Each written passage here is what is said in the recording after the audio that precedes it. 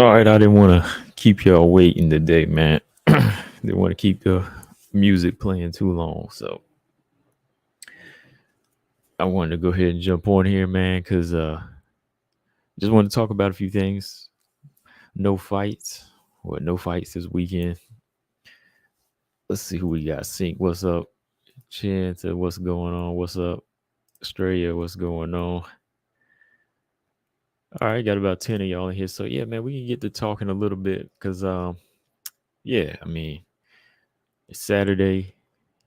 No major fights. I think all we have is Combate later on tonight, and I'm gonna try to get that in tonight. I might check it out. See, Ephraim, what's going on? Sink said you're not watching Combate. Yeah, I'm probably gonna watch it. I don't think it starts till what another 4 hours. So we'll see how that goes. We'll see if I'm still wide awake. Yeah, I'm gonna check it out though. I'm gonna definitely get it in. As far as watching it, getting online and doing it. We'll see. We'll see. Oh, Ulysses, what's up? Running Rini. So you got about 14. Y'all make sure I hit the like button. We can talk about some of these fights I haven't really been focused on, and they're right around the corner. So yeah, let's see. We're gonna talk. We're gonna talk this Araujo Grasso. Got to talk Araujo Grasso. Got to talk Dern and Xiaonan. Got to talk that fight a little bit, and then we're gonna talk about Carla and Weili a little bit because we haven't really heard too much. You know what? Honestly, I haven't really heard too much promotion from even the champion about this fight. And that's what's kind of sad. You know what I mean? Like, I know some people are low key, but I really want to hear even the champion talking about this fight because Carla got to Carla got to win some fans back here. Carla's got to win some fans back on how she won this belt. So it's all on her, not just Weili, to promote this fight, right? You gotta talk it up, man. You gotta talk it up. And then we're gonna talk about flyweight levels. Because we still got some people out there not understanding levels to this flyweight division. Any division really, but you know what it is. That's why I'm showing y'all this belt right here. Once again, look, 1, 2, 3, 4, 5, 6, 7. One more ruby there for Valentina. And to get that and to avoid Valentina getting that 8th ruby, you know what? You got to be on that level. You just got to be on it. And I mean, when you look at the division right now, I mean, you can talk about a lot of these fighters even on the come up, but they still far from it. They still far from it. Straight said, is Floyd going to KO this opponent in his exhibition? Might go their way this time. Nah, he might go in there and carry his opponent, and then they might just find a point where he can stop him. Weight's not a big issue with these exhibition fights. So Floyd might just go in there, come in there like 160, or like 155, 160, and go in there and drop the dude. How big is that guy anyway? Ain't he kind of small? I remember he did that exhibition with a Japanese guy. He was like, man, that dude didn't even last a round. No, this dude's about the same size as Floyd, same height. So Floyd, he out there getting that Japanese money, right? With Rising. Ain't no knocking that, I mean, it's always a guaranteed million for him, or millions. If that's what he want to do, stay in the world of boxing. Okay, so Shinsa, who do y'all got for Dern and Xiaonan? Yeah, let's start with that fight first because I haven't really talked about it too much. I'm with you, Chin. I can't really decide, man, because both fighters have weapons that can cancel each other out, cancel their opponent out, right? But they both have weapons that can cost them the fight severely. Even more, I won't say more so for Jan because she has been working on her wrestling. But this fight here is really a pick'em. It's really a pick'em. I was more confident picking Carla versus Jan because Carla's just that good of a wrestler. But ain't that crazy? Like we talk about Mackenzie Dern and her submission ways, you know what I mean? Her ability to submit you and her black belt and everything. But that's just one element, you know. Jiu-jitsu is just one element, man. It's not like this huge chunk to MMA. There's more to it. And Mackenzie Dern suffers when she can't get these fighters down, right? Like you look at some of her fights, when she can't get you down, she's wearing down. She's getting, I won't say she's frustrated, but she almost loses, can't say she's losing the fire in there, but she's kind of losing that technical focus and gets a little bit sloppy, even with the hands. Like if she can't take you down, she just starts swinging. She just starts looking for moments where she can land something big. But yeah, if she can't get you down, like just straight off of a right hand, then it's not really gonna go in her favor like that. Like even when she is down, I mean, look at how Marina Rodriguez survived. So we gotta look at all of that. We gotta look at all of that, man, because we think, even myself, I'm guilty of it too, saying when she's down, when she gets you down, that's it. But if you've been working and getting stronger, and your wrestling is getting to that next level, you can give her trouble, because she didn't really, she didn't go in there and like dominate Tisha Torres. Now, some people think she went in there and dominated Tisha Torres, but she didn't do that. Tisha is strong and she's a wrestler, so Tisha survived those submissions the same way Marina did. I think Marina did a little bit better actually, because Marina only had one rough round, but Tisha had one where she almost got submitted. But again, if you can counter her her grip with your strength, then you're good to go. But that's just something, Mackenzie has to work on, is her ability to get these takedowns. Since I'm gonna go ahead and pick Jan, because I don't think she'll allow herself to be on a 3-fight losing streak. Okay, so I can't really decide. Dern isn't a good wrestler, but she can submit Jan, while Jan has the ability to pick her apart. The thing is, she don't quit though. Like even if you picking her apart, so Jan's gonna have to come with more than just combinations. She's gonna have to hurt this girl. Straight say I got Dern because nobody else is picking her. Always a good reason, right? Sink, what's up? He said my pick is Jan. He might pick Jan. He said I'll always see Mackenzie Dern work on her boxing on IG, but never see her do wrestling. Jan has alpha male to work with. Yeah, she has, man. Like that's what's gotten her better. Hopefully it translates into this tough fight, man, because she's gonna need it. She's gonna need it. And if Jan's wrestling is better than Mackenzie might be in trouble.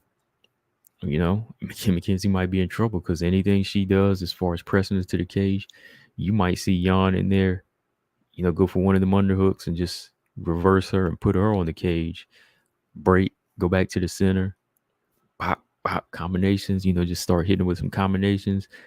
When she dive in again, boom, Jan's out the way. See, that's another thing, Jan's preparing for not just the wrestling, just the grappling aspect. Like she's putting it all together. Like that's what some people don't understand. Like there's wrestling and then there's grappling, but as a mixed martial artist, they have to be mixed. And she wasn't really getting that before. She said she didn't really know how to put it together because her team or alpha male wasn't helping her mix that together. You know what I mean? They were always doing everything separate, she said. And it was hard for her to get that down. I'm gonna pull up. Let me pull up one of these interviews here. Well, let's look at this. I'm looking at her Twitter. It says Xiaonan is looking sharp at alpha male. She's working on her hands here. Her hand speed has never really been an issue. So, that's good. But I'm just trying to find this one article. I don't know if some of y'all were on that live, but I talked about it a little while back. Hold on. But that's true. Yeah, you always see Mackenzie working on her boxing. That left hook. She be working on that left hook, but you don't really see her wrestling too much. Maybe that's their secret weapon they working with. I don't know. Jen said even though she has Tisha and Marina in trouble, she couldn't actually submit them. So y'all may be able to survive. Right. Yeah. Like I was saying, Tisha did really well. People not giving her enough credit for that. She did really well. Some people thought she won. I gave it to her, Singh said Marina had trouble staying on her. Said Jan's hard to track down. Really good footwork. Really good hand speed too. And if she can keep them rounds nice and long, she should be good to go. But never count out Dern. Ravioli, what's up? I'll take Dern. Jan is helpless on the ground. I don't know if she's gonna be like totally helpless in this fight though, Ravioli, because if she has been working and getting better, there should be no reason that we shouldn't see that level of improvement translating this fight, because Dern's not the best wrestler. So there should be no issue here with her getting let me see, getting a victory and getting this fight the way she wants. Let me see, man. Where is it?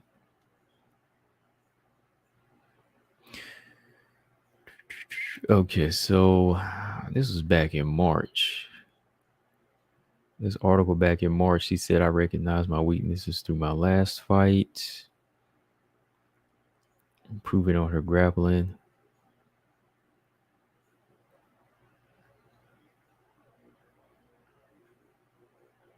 I don't think this is the one.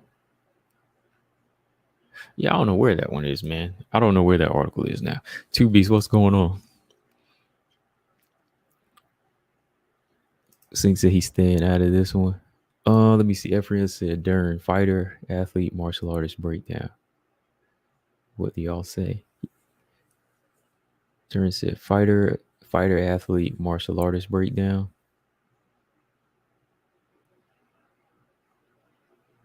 What do you mean, Ephraim? Is she? Is she all? Oh, okay. I got you. Okay. I'd say fighter and martial artist. I really wouldn't say she's like an athlete. Like she doesn't really seem too athletic. Ever, I'd say martial artist because she is a master at BJJ. So that's one. Yeah, that's definitely a notch right there.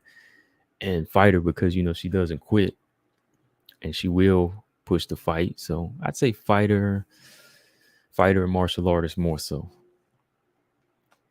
Because athletic seems a little off balance sometimes. Even when she throws her punches and she's trying to close distance, still not really sharp on her feet. Like, so I give her fighter, martial artist, man. What do you give her, Ephraim?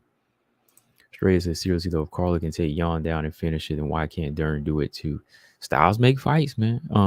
Dern had trouble taking Marina Rodriguez down multiple times, but Carla took Marina down multiple times, right? If I remember correctly, right? Carla took her down. Carla took Marina down a number of times, but Mackenzie Dern had trouble because it's all about how you get your opponents down. See, that's the issue, man. Like Carla is a wrestler. Her thing is to take the fight to the ground. Mackenzie Dern is usually good with submissions because that's where the fight usually starts. And she's used to those grappling tournaments because that's how they usually start, closer to that position. But in a fight where somebody's throwing jabs and moving and kicking you in the head and pumping the jab in your face, you're gonna have trouble. You're gonna have trouble, especially if you don't have that level of wrestling. Everyone says Xiaonan's footwork and lateral movement has improved a lot. Yeah. Chin says styles make fights. Just because one fighter can do it doesn't mean the other can. Carl is a pure wrestler. Exactly. Dern is not, right? A plus BJJ doesn't mean you can get the fight down and do what Carl is. Exactly. Yeah, straight A. No lies. She ain't lying. That's exactly what I was saying. That's exactly what I'm saying, man. Like that, the level that Carla shows with takedowns, it's something she's worked on throughout her whole career. Mackenzie's always kind of had that trouble. She's always had that trouble. Now, when she gets it now, it's a different story. When she starts, getting in that position to twist you up, hey, that's her realm. But getting there is an issue.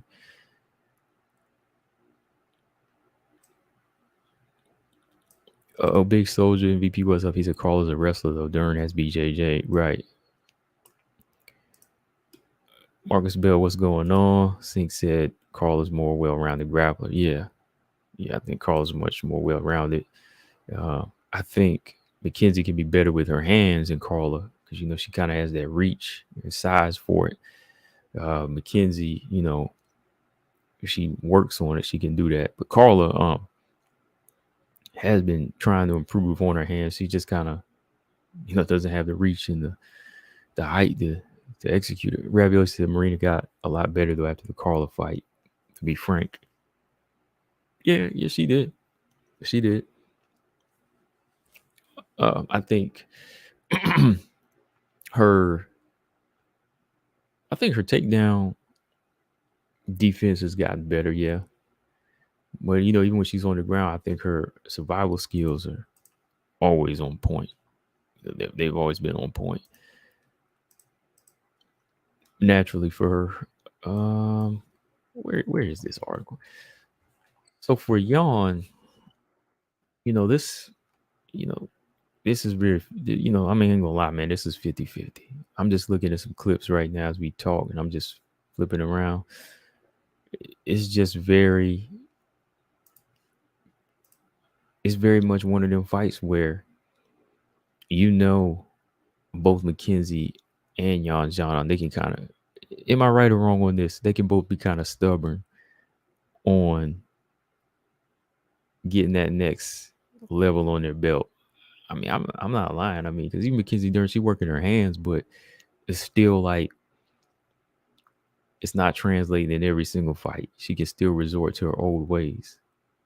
And sometimes Xiaonan, to me, yeah, she'll turn angles, but sometimes when somebody comes diving in on a level, it could have been avoided because she'll get a little too confident with combinations. When she throws more than one shot, she can be open to be taken down, right? When that second or third shot misses, boom, she's down on her back. And that was like a hard lesson learned in the Carla fight. And that's what makes this one hard to just say, oh, somebody's going to step out of the box. I really think they're both on the same level in their own ways. Big Soldier said you can become a killer like Zhang Weili.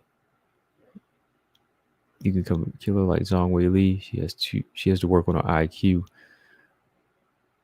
and confidence if you want to try to get there. You know what I mean? James Press, what's going on, man? Yeah, but really, Dern and both Xiaonan, a lot to consider before you can just say, oh, Dern can submit her, or Yan can just go in there and take her out with the hands. I don't see it that way. That's why I don't even know if I can pick in this fight, man. I really don't. Because however you pick, it's really going to come down to just somebody saying, well, This person just used this one strength, and this person here wasn't ready for it. Like if Xiaonan gets on her back again and just reverts back to her old self, of course Mackenzie Dern could get it. Mackenzie just goes in here chasing, and Xiaonan just keeps pumping the jab and the combinations on her. It's going to be her fight. But she could be that second coming of Joanna, man, if she really, works on that takedown defense and puts those levels together. If she can master that scrambling and control with her back to the cage, she could be that second coming if she just puts a little bit more confidence in her game. But hopefully, Uriah Faber, they help her do that. Running Rini said, James, heard you with coach. You did good. I was like, BJ, let him speak. He said, yeah, took care of BJ and coach together. Triple threat match. It made easy work. It was a good one. Yeah, I was in there. I was chilling and entertained, but I'm about to get BJ too. BJ talking about James interrupting. BJ be interrupting too. I told him that.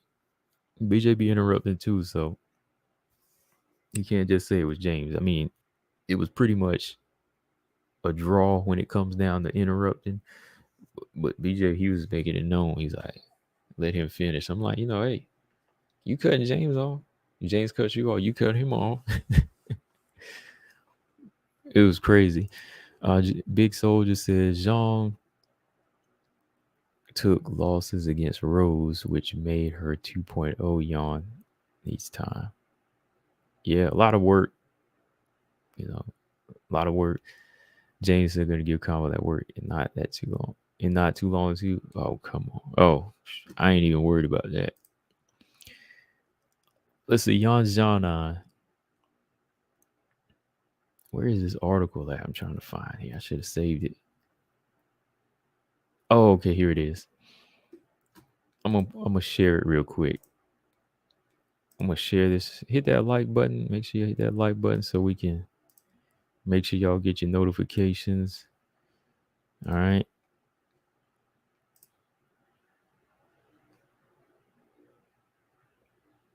And here we go. Hold on. Might find this interesting. Even YouTube beast, as far as Xiaonan working on her skill set. Let's see. She said the primary reason I made the decision to come to Team Alpha Male was I saw the improvement. Song Yadong and another UFC fighter, and he improved quite a lot since he started training together with Uriah Faber. So I decided to come here and start training with Uriah. She said that's the main reason. She said I think they're understanding that MMA opened their eyes, especially when they start learning new techniques every day. Some of these new techniques I've never seen before. So Uriah, his passion has been teaching him because he comes to the gym very early and he's the last one leaving. That's what I learned from you. She learned in that grind. Okay. So there was more to another one.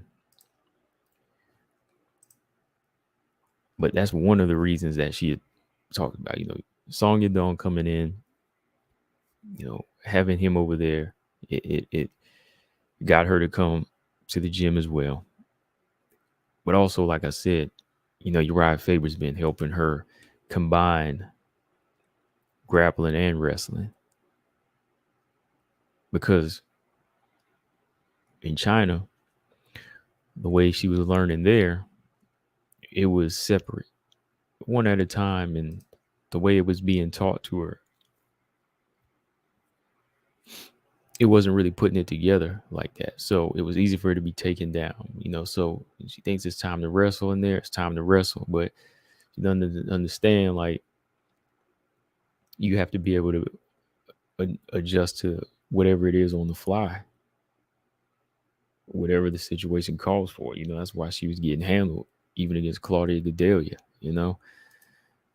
So yeah, I just thought that was interesting. I don't think that's the same exact article though. I really don't think it is. Hold on. Hang on one second. Yeah, I don't think it is the same one. James said it becomes repetitive a bit because I always go down to the goat, the real goat. Other subject I can talk, but I'm less passionate about others. Yeah, well, yeah, it will get repetitive, James. I'm just saying. So you know where I stand on it about the Nunez and Shevchenko. So is it worth catching a fade over that? Is it really? Singh said, think about it this way. Dern has 25 minutes to get Yan down. Dern got Marina and Torres down in her fights. Do you trust Yan's self-defense over Marina and Torres? That's a good question. That's a good way to put it. Do I trust it like Dern and Torres? No. That's the best way to put it because I'm going to say no. I trust Torres because I've never seen her finished on the ground ever. I trust Marina because even though a lot of people, we say, oh, she can't do this and that on the ground, they didn't. There's a lot of people that didn't pick Marina to win. Everybody thought Dern was going to submit her. I stuck it out with Marina.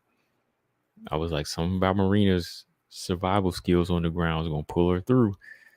I had that much trust in her. But really, like Yan, like I said, it's 50-50. It's just going to come down to what she learned in the fight. It's gonna be something new to all of us that night. You know what I mean? It really is because comparing them again, Yan, Marina, Tisha. Tisha's just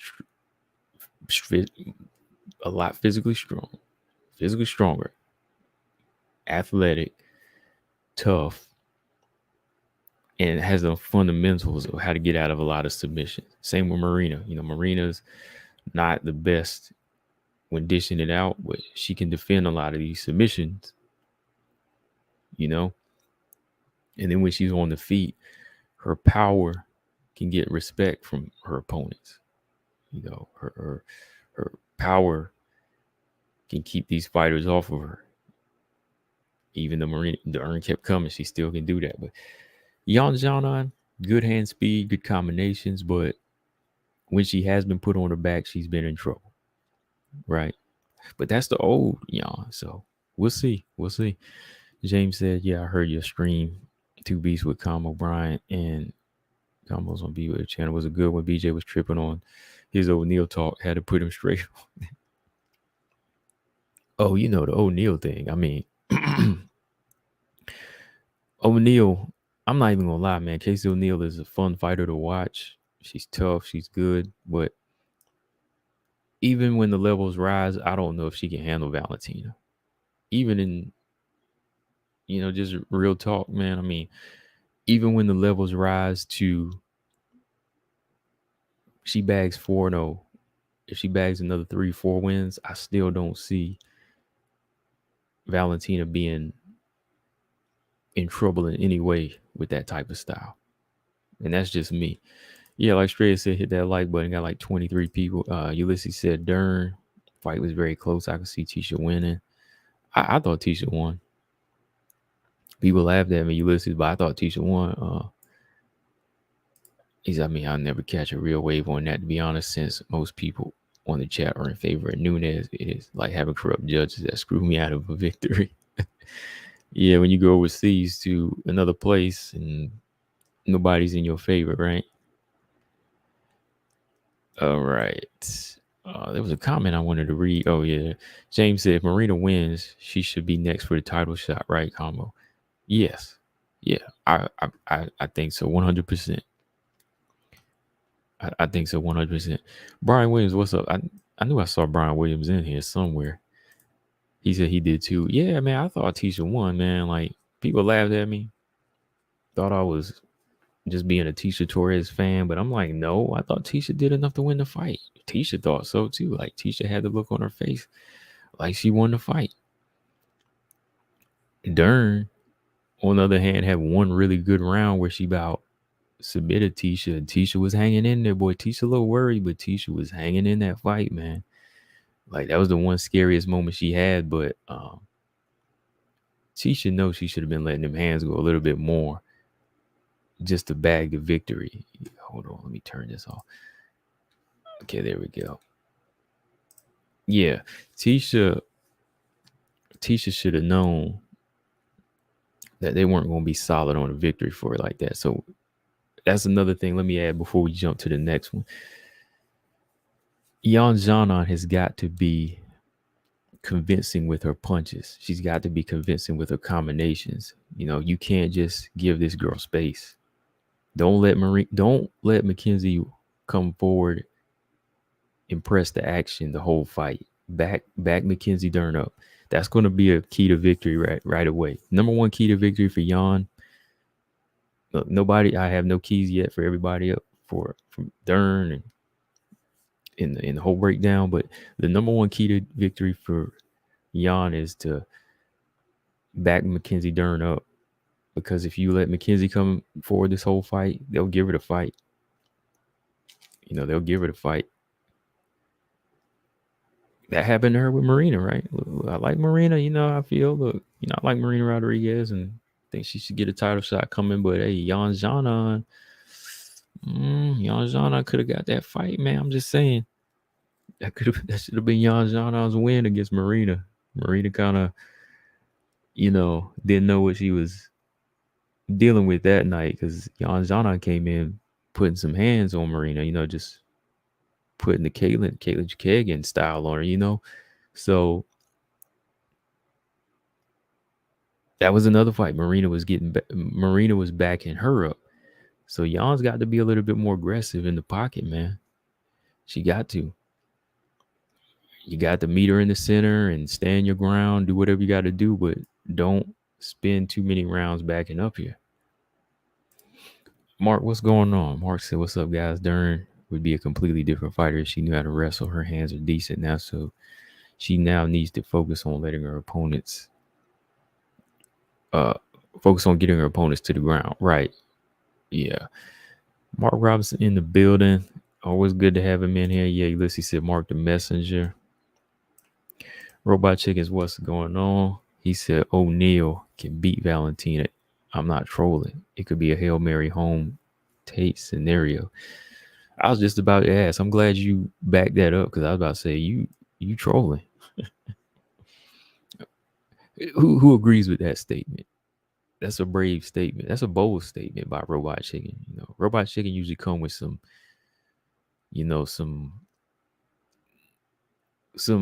facts and some statements to consider. So, you know, Robot Chickens, I'm not gonna laugh at that statement or argue with him, but what do you think about it?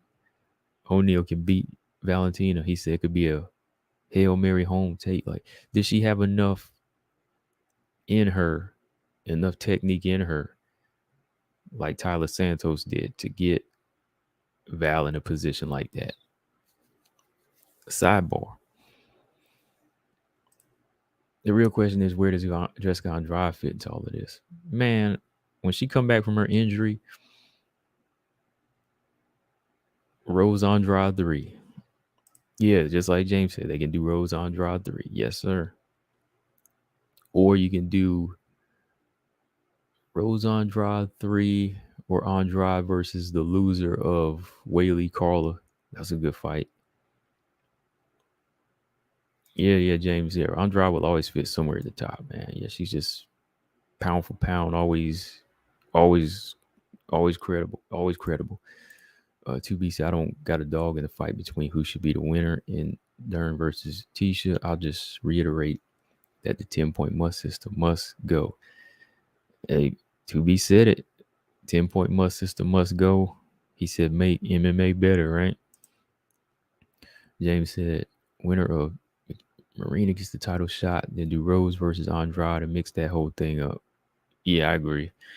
You know, give Marina her shot, and then it decide your next title eliminator, mix it up somewhere in there. Robot said Jan wants Rose too. That'd be a good fight.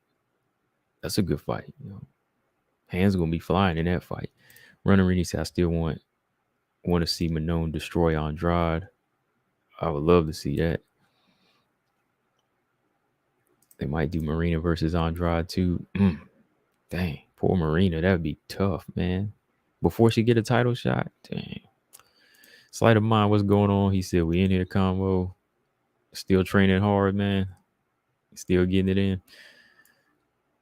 Ryan said Yon said she learned from that fight that she has to finish strong, not to take it easy just because she won two rounds. Exactly. I hope she did, man, because backing up is not going to help her in this fight. Whatever the case, she can't back up in this fight. I'm serious, like, and I mean, like, you can step back, but I mean, you can't be backing up the majority of the round or for 2 minutes long, because if you do, they're gonna say, "Oh, that's effective aggression by Mackenzie Dern. We gotta give it to her." Hang on one second.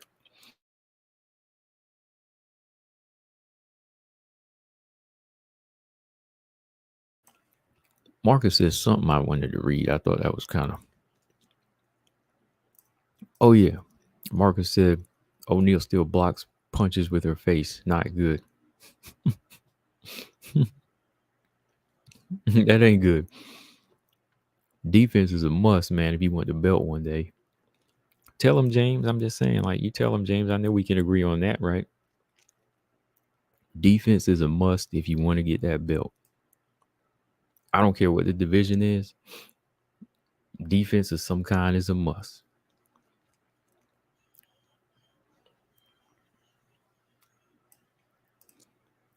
That's about the only way I see O'Neal getting a W. Yeah, you're right, Ephraim. Yeah. It's the only way you can see it happen. Brian said, does O'Neal have the technique? No. And I don't think she will even in 3 years. Side of mine was, he said, anyone can beat anyone, but the chances of that are more in Shevchenko's favor. But all it takes is a punch and anyone can be knocked out. But Val has the tools to prevent that better than O'Neal does. Right. Whatever the case may be with Val, she'll make the fight boring before she takes a crazy chance. You know what I mean? Like, there'll be no openings like that. There'll be no openings like Nunes had in some of her tough fights against, legit competition. See, look, Nunes still got a great resume, but some chances she took against some of the tough competition in fights, she didn't stay across the board in every single fight. But, she should have, because her competition is on another level. So every single fight, you got to be that way. But even whenever the competition ain't on Val's level, and we already know that, she's always still on her P's and Q's. Even like with Lauren Murphy, people could boo in round 2 and 3, but she still kept it. She still kept it tight. She still kept it tight. That's why there was no way Val was ever going to be in trouble. There's never room for a Hail Mary. That's the whole thing, even about great defense. You never leave room open for a Hail Mary. Slight of mine said O'Neal doesn't have a consistent defense and reaction time to be effective against Val, and she doesn't have that proper technique. Right. Everyone said O'Neal is a top game bully, and I trusted to take her far in the division. Can even take rounds from Val, I bet. But to really get the dub, I really think she needs to catch Val on a bad day. I think even to get around, it would have to be a bad day for Val, though. I'm just saying. Yeah, Andrade versus anybody, I'm down. Robot Chicken said, I think O'Neal's got slick enough grappling to pull it off. Okay. Young Zana said, I can imagine. Oh, I mean, Zaman. What's up, Zaman? So I can imagine if Shevchenko comes to fight in bad shape, her cardio looks suspect in recent fights. She will be 35 plus. That's old for a small woman who depends on speed and cardio. It's obvious. Oh boy.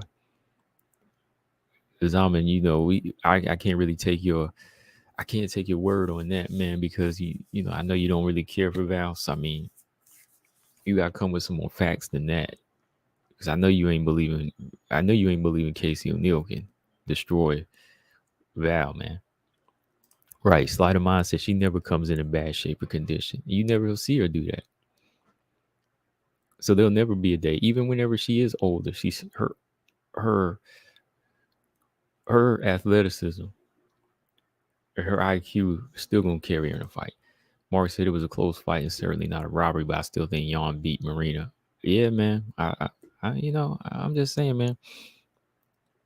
But I still think Jan beat Marina. As someone said, Jan should be mad and come in with a vengeance. I expect to see the version of. Yeah, I want to see her not take crazy chances, Mark. But like I was saying, you got to walk your opponent down. She's got to walk forward this time. She can't be backed up. When she's backing up, she giving them rounds, man. She giving them rounds. So that's what it is. Okay, so yeah, we talked a lot about this. I mean, a lot of stuff to talk about with these two, but I want to. Yeah, so we get caught up in this conversation sometimes. That's what it is. But that's how it is. You love the fight game. You get carried away with it, and I'm not on a time limit today, or most days I'm on here. But let's pull up. Let's talk about this fight here because I haven't talked about it much. Hang on 1 second. First off, early pick. Who y'all got? Who y'all got for Dern Xiaonan? Ever since I want to see O'Neal lock horns with Tyler Santos on the way up. Definitely, man. I definitely want to see that. Slider Mind said Casey can make it to the top 5, but she's just not beating Val. Right. She can make it to the top 5. That's more so believable to me. But who do y'all got early on? Jan Dern. Yeah, y'all hit that like button. 23. Yeah, 23 people. Let's do 20 likes. Ain't asking for much.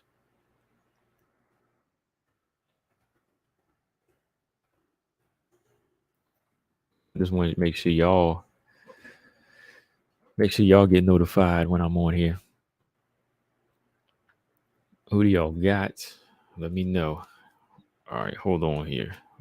Let's jump to this next fight. Hold on.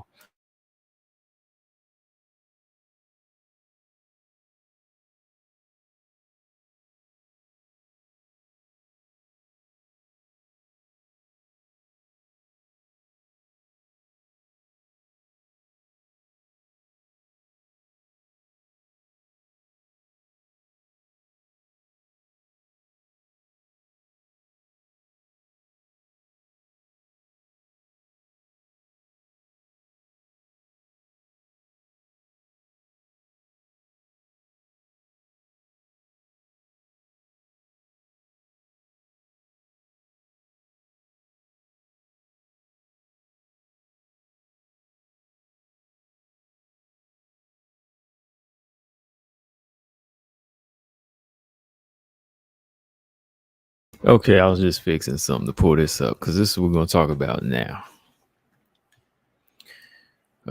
This is another fight I'm torn between. Tonight is just, I had to put these two fights on the same schedule because on the same live because I'm torn between both of these fights because I've been watching both Grasso or Araujo fights, Dern and Jan Xiaonan fights, and I can't figure it out, man. Like, I mean, I'm not stressed. It's just as a fight fan, this is what I do. I'm trying to understand, what's going to be brought to the table even before the fight starts. That's just how it is. Anybody that loves the fight game, that's how they do. But let me see. Okay, Marcus Bell said he's got Jan. 2B said the 2B's pick all day. He ain't got nobody. Okay. Running Rennie said I'm sticking with Jan. Brian Williams said he got Jan.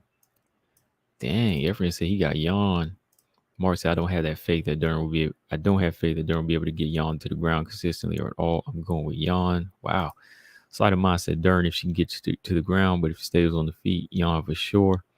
That's pretty much the answer I'm looking at right now myself. Todd Johnson, what's up, man? He's hitting that light. Who you got? Jan or Dern? Ulysses said Dern, unfortunately, but not sure. Strea's got Dern because he said he's just giving her love. Brian said, I think Jan will be a little cautious in the first round, but then she'll pick it up. She needs to, once she stops a takedown or two. Yeah, when she stops a few takedowns and she know when her jab starts landing and her hand speed starts picking up, but she got to watch the right hand though. Jan, Zama said that's a lottery. Let me see how I will bet Jan plus 180 easy and a little hedge Dern by sub. Sing said, I don't know. Hey, it's like that, man. It's 50-50. Daniel H, what's up? She said, I'm picking Jan. Dern's takedowns are suspect, but Jan's takedown defense isn't much to bank on. Hard one to pick. Told y'all this is hard, man. It's hard. Marcus said, I'm rooting for Grasso to get it done, but I think Jan Araujo will get it. Yeah, well, let's talk about this fight. Let's jump to this fight now. Let's switch gears. I'm just going down the list here. James said, wait, Carla stopped Jan? Heck yeah, man. She stopped it. That was last year, back in June of 2021, right? I had to change my pick on that because I said Carla by decision. But somebody asked me again. I said, you know what? Carla might stop Jan. Carla's going to stop Jan early. You know, she going to stop her because when she get it to the ground, Jan ain't good on her back. Yeah, James, you got to catch up on this stuff, man. Todd said Dern. He said Dern is too dangerous. 6, what's going on? He said Jan by armbar. Running Reed said it was bloody, brutal. Yeah, that Carla fight was brutal, man. To be said now that this fight, I'm getting out of the way. I can't go against my girl Grasso. I root for her even if she makes it to Val. Yeah, stick with your pick, man. Stick with your pick. Brian Williams said everything Dern does is sloppy except for BJJ. I can't disagree. I mean, even her clinch game can be sloppy. Like once she's very open. Dern is very open to put that elbow in her neck. You know what I mean? Like to use your forearm for separation. She's very open to that. Even when she's trying to clinch, she's going for underhooks. Yeah, hard picks mean it's usually going to be a good fight. All right, so let's go. Viviane Araujo versus Alexa Grasso. This is a 5-round main event, y'all. 5-round main event. Sleight of mind said Grasso is going to tear it up on the feet and try to mix it up, show her levels and progress on the cage and ground if necessary. Trust me. Okay, I'm trusting your word for right now, sleight of mind. But this is a good fight, man. This is tough. Alexa Grasso is riding a nice little win streak now, flyweight. The confidence builders. She's defeated what's her name? Ji-Yoon Kim, JoJo, Macy. Yeah, about 3 fights. 3 fights since her last loss to Carla. Right? So undefeated at flyweight.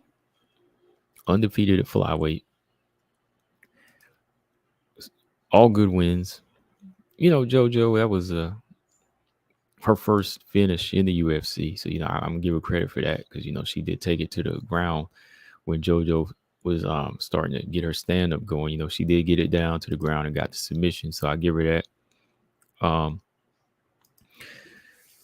But something still needs to be seen in Grasso. You know, it's the next level now. It's the next level, and we're ready for it. And this is the perfect opponent. Either her or Andrea Lee or Monona. I would have taken any of them fights. You know, somebody with a lot more tools, a real flyweight that knows how to use their size and throw it around. And Araujo is that. You know, I think Araujo is that chick that's gonna be the one that tests Grasso, and we'll see if Grasso has it, right? Araujo, she hit the scene strong, you know, hit the screen with this new style, awkward style. There's just some things that have been missing about her. Like she has a lot of things that can make her the complete package, but some of the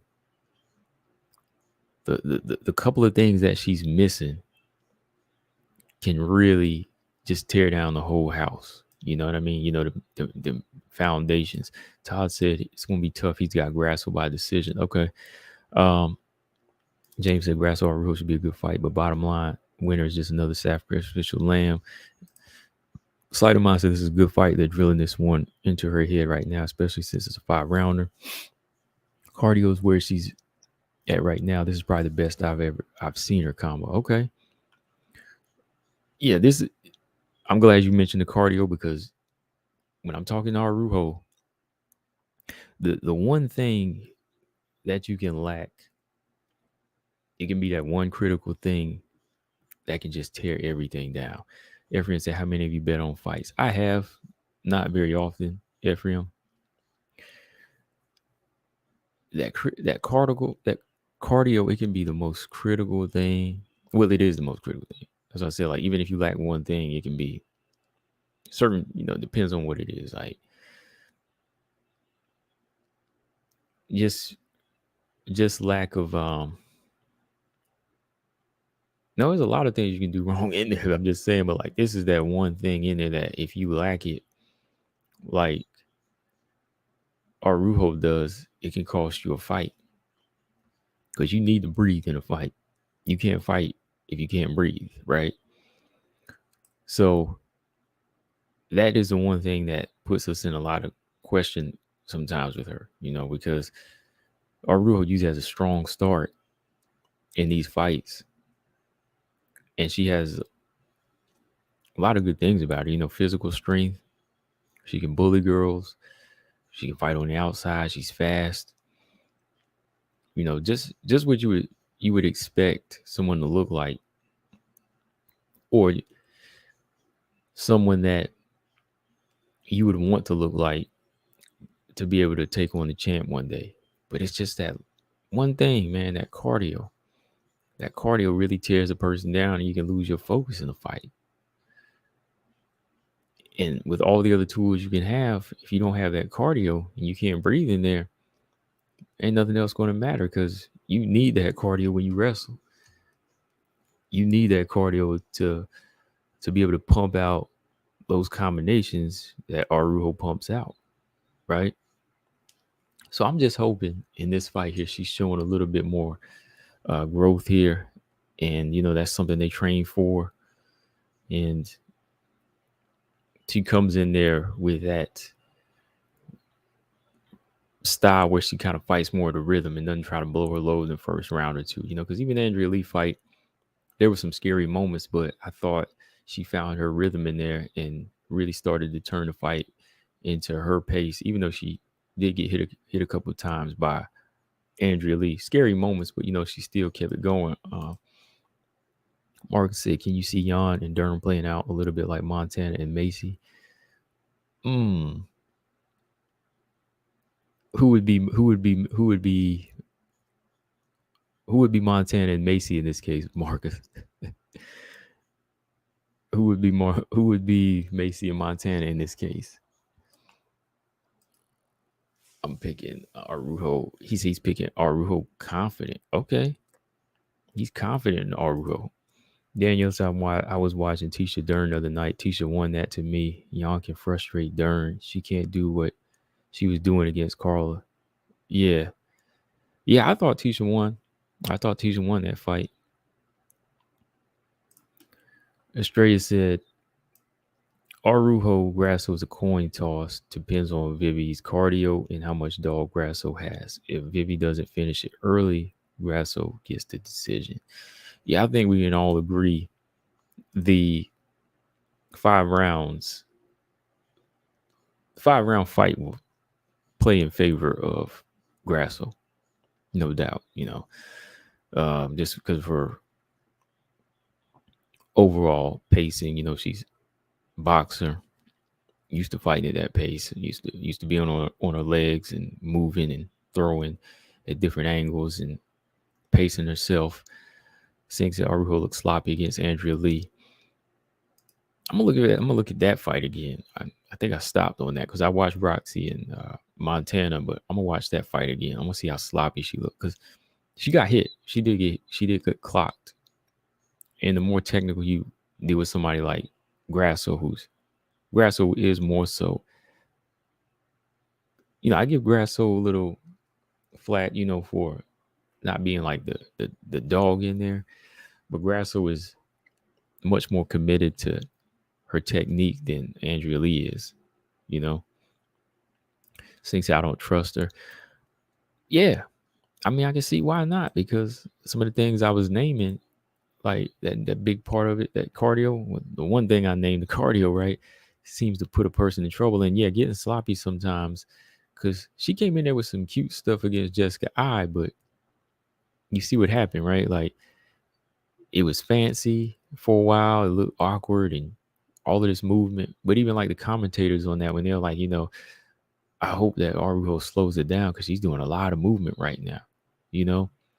And then it kind of cost her down the stretch. So Araujo is going to have to be doing something different in this fight, where she's using the speed in a much more conservative way, picking her shots, staying in front of Grasso, but trying her best to time Grasso and use speedy counters, but save a lot of the movement. Save a lot of the movement for the clinch or the takedowns, right? All right, let me go through some comments here, because I'm just looking at footage and talking here, but I see y'all got some things to say. 2B said, how do you rate? Oh, this is a good question. 2B said, how do we rate Chikagan striking compared to Grasso, seeing as how Caitlin, not being a heavy puncher, got the decision? Oh, well, I gotta rate Chikagan's higher than Grasso right now. I'm sorry, it's a lot of mine, but I'm just being real. I gotta rate Chikagan's over hers right now. I mean, I favor Grasso's more because I love boxing. I think Grasso's punches are prettier, and her overall stance. But Chikagan's overall striking technique, her whole overall spectrum, I have to rate it over Grasso. I mean, the girl hadn't stopped anybody, but she's decisioned all of these fighters. She's won all her fights. She's won all her wins are by decision, and she has to owe it to. She owes it to her striking. So, yeah, 2Bs. I'm gonna rate Caitlin Chikagan striking higher. I'm just saying, yeah.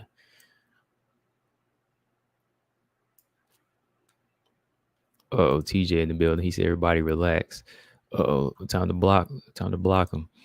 Slider Mind said, "Grasso can go all day. She's built like that, and that's how it's done over at Lobo. She's gonna be able to go all day, and that's gonna discourage Araujo, seeing your opponent keep coming.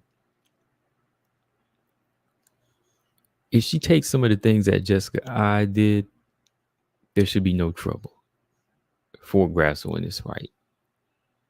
But for Araujo, if Araujo can make Grasso lose her footing and make her timid when she lands a few of her hard jabs, then the fight can play in her favor. She puts a lot of pressure on Grasso here, and she fights in those clinch spurts, and she shows her strength early, which, I think, naturally, and I think Viviane Araujo is very strong. If she can make that strength presence known early and keep it in close quarters, Araujo should have no problem. But even like Sink said, it's hard to trust it because, I thought Araujo was going to beat Chikagan this time around. I thought, she was going to be one to beat Chikagan, even Jessica I. But when those fighters with good striking and boxing understand her movement and her timing, they take her into deep waters. James said, your girl said that she has better cardio and is more technical than the one. That's not laughable. It's true. Hey, it's confidence, man. I know what Manon said, and I'm with it 100%, James. So, hey, Araujo's techniques are gets questionable after a while. Let's talk about that too then. Yeah, let's talk about that because T, what's going on? T in the building. I'm flipping through here and y'all be moving. Y'all gotta slow it down for a second. Because y'all got some good points here I want to talk about. Because CELIMAN said this about her technique, it gets questionable. And that kind of goes into what Sink said, why he don't trust her. You know, the cardio being untrustworthy, a questionable technique. Seems like she's racking up points against her, right? Let me see what else you got to say before I get into what I'm gonna say. Grasso is very calm in there. It's scary how focused and calm she can be once that cage shuts. She's typically always able to make snap judgments and think properly when she's in there. He says she does have moments where she makes odd decisions or mistakes, but that's everyone. Okay. Mark said this fight will let us know if Grasso can level up. Grasso knows that this is her toughest fight to date. And it doesn't, and it's training like it. Yeah, according to CELIMAN, she's training like it. If Grasso wins and Manon doesn't stop Chikagan, she gets the title shot. I can agree with that. I think that's why they're pushing this one as a main event. That's why they're pushing this one as a main event, because I think whoever wins this one, this is going to be it. Whoever gets a stoppage in this fight, it's going to be them getting the title shot. I think if Manon doesn't stop Chikagan, Viviane Araujo can submit Grasso. I think she definitely can take her down. This is tough. My heart is with Vivi, but a longer fight favors Grasso. I mean, really, yeah, I can't disagree with that, man. Like, y'all making good points. And the more I look at the 5-round fight, I can't help but lean towards the natural boxer, the natural kickboxer, Grasso. But it's some of these other natural abilities that Viviane Araujo has that could always get her a fight. Now, you want to talk home run, Robot Chicken. This is a situation where you could definitely see a home run thing happen with Araujo because she's always dangerous and she's not too far behind. Let me see. I wonder if I can share this screen because we're gonna type this thing up together. Hold on. Chrome.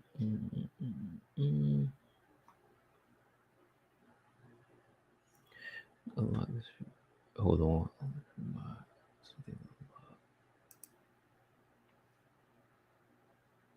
Oh, hang on.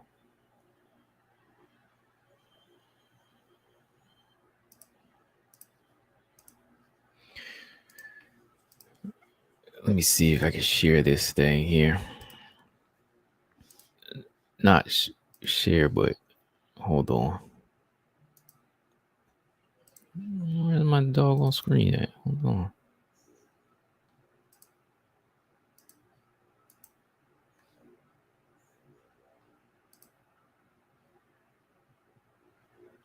One second. Hold on.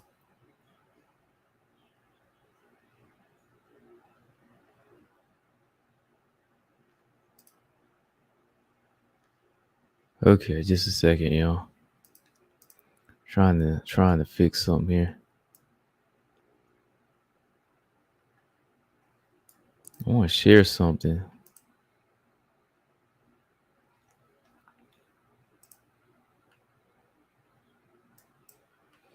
Wait, to fix it, you can unlock this screen by selecting a lock.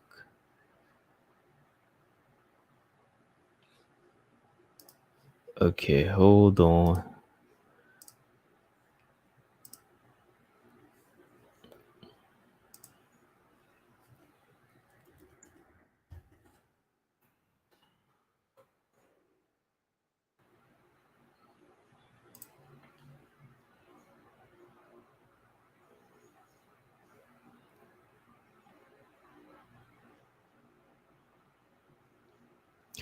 All right, hold on one second, y'all.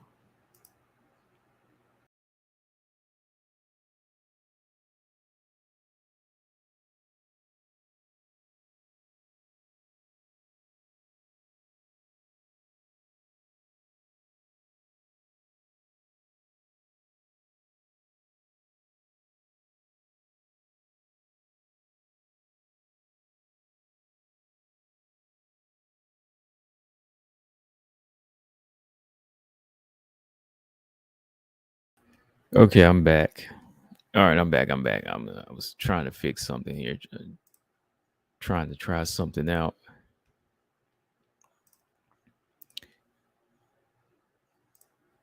There it is. Okay, where is it? Okay, what do y'all think here? How's this match up? Let's see. There it is. Okay. Mm, mm, mm, mm, mm. Okay, so Sleight of Mind said Grasso would be able to counter Val's stand up. Ooh, that's a big statement right there. So Manon couldn't stop. So Manon couldn't stop Maya or Silva. I don't know if she can stop Chikagan. I think she can. You know, you think about who you're talking about when it comes to Maya and Chikagan. Now, Maya got a good chin, and she's got a very strong base about her. You know what I mean? She's not somebody to just take down and handle and dominate. It's her IQ that I'm always questioning. But Maya is tough and she's built like that, two beasts. But Chikagan, you hit her in the right places and you can take her down. And if you have the strength to handle her, you know, Ebos almost showed that, right? Like Ebos could have submitted Chikagan a couple of times, right? You know, she can kind of be handled in certain positions. So it's not it's not really it wouldn't be unreal. It's definitely possible for her to stop Chikagan. TJ said Chikagan isn't as durable as Maya or Silva. Right. Yeah. I think, okay, I'm going to type this out. So, looking at Araujo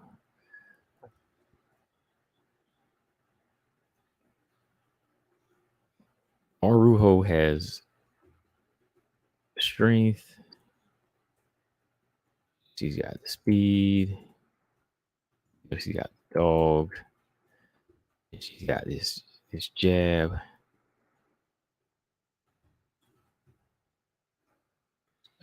She's got this ground game, right? She has a lot of these natural abilities, right?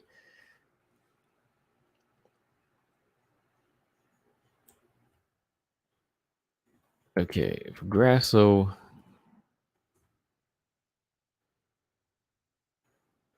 I'm gonna definitely give Grasso the IQ here, and I think she has timing and speed.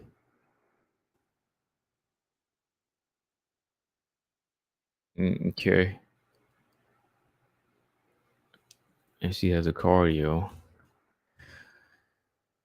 What else does Grasso have over Araujo? Because these are the things I think Araujo has the advantage over of Grasso. I think she's got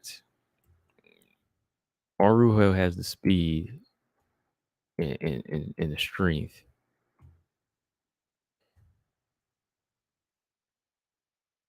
and definitely a dog and a jab, very good jab. You know what I mean? Like I think Grasso's boxing is better overall. It's more well rounded, but Araujo, her jab is definitely a fight. It can definitely play a big factor in this fight. It can definitely still play a big factor in this fight. In her ground game. Okay, and her ground game is a big part of it. These are all big parts that can help her win the fight if you put all that together and if she knows how to, you know, work it out through her. If she knows how to really work it into her cardio and fight at a good pace. And Grasso, I would say, has IQ. Yeah, two beats. I'm just breaking out the text here, man. I'm just because this is one of them fights where I can't help it. I got to go through it like that because it's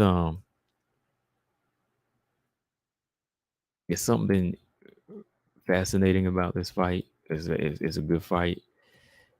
You got one who is natural. You know, Grasso, I'd say she's the more technical fighter here, but Araujo, I think, is more of a natural ability fighter. Even her just being from Brazil, you know, she's got that ruggedness about her. and that's what carries her in fights. Oh, Ulysses said this is good. Yeah. Mark said Grasso has the efficiency, which is not exactly the same thing as cardio related. Okay, so she has a cardio. She's also said she has efficiency. Would you consider her efficiency to be like her ability to pick her shots and knowing when to fight hard and when to take a step back?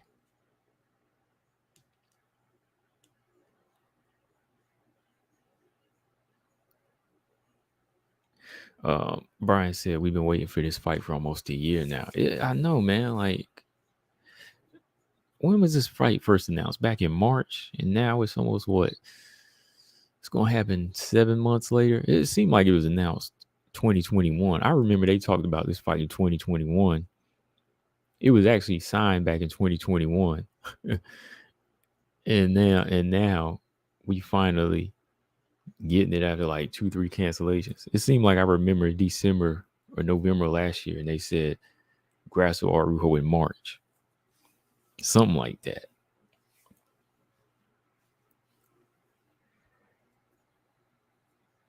Well, let's see. I think a lot of the stuff I'm naming here that Grasso has. Oh, even further back, January. Yeah, okay, yeah, January. And then it switched to JoJo, right? Yeah, he said they were supposed to fight in January this year. Dang. And then the announcement was in November. Yeah, I remember the announcement being like a year ago. Okay. Okay, Ulysses says wrestling. Okay. So I'll add that to I'll add that to ground game because that's part of the was one of the elements that's gonna help her.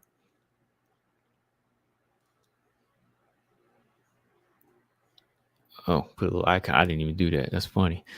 Um Mark said efficiency as compared to Araujo.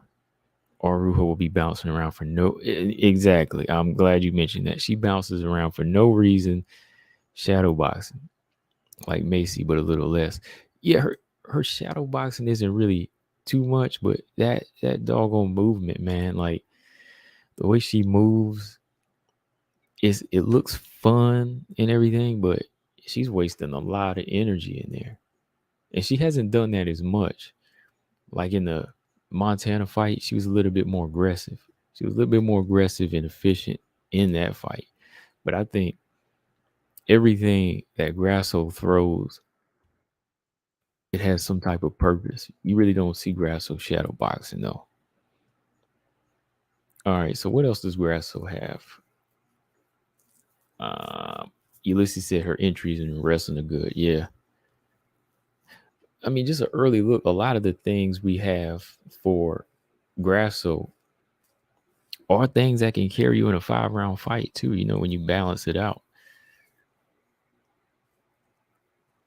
And I ain't gonna disrespect Grasso like that. Look, I might not say she's a full-on dog, sleight of mine, but she got drive.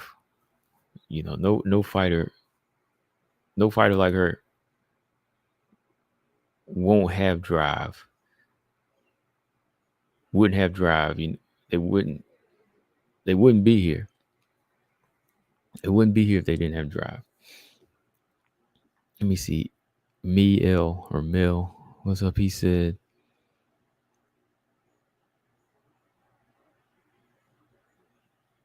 I think Araujo has a good ground game and strength, but don't think she'll do much.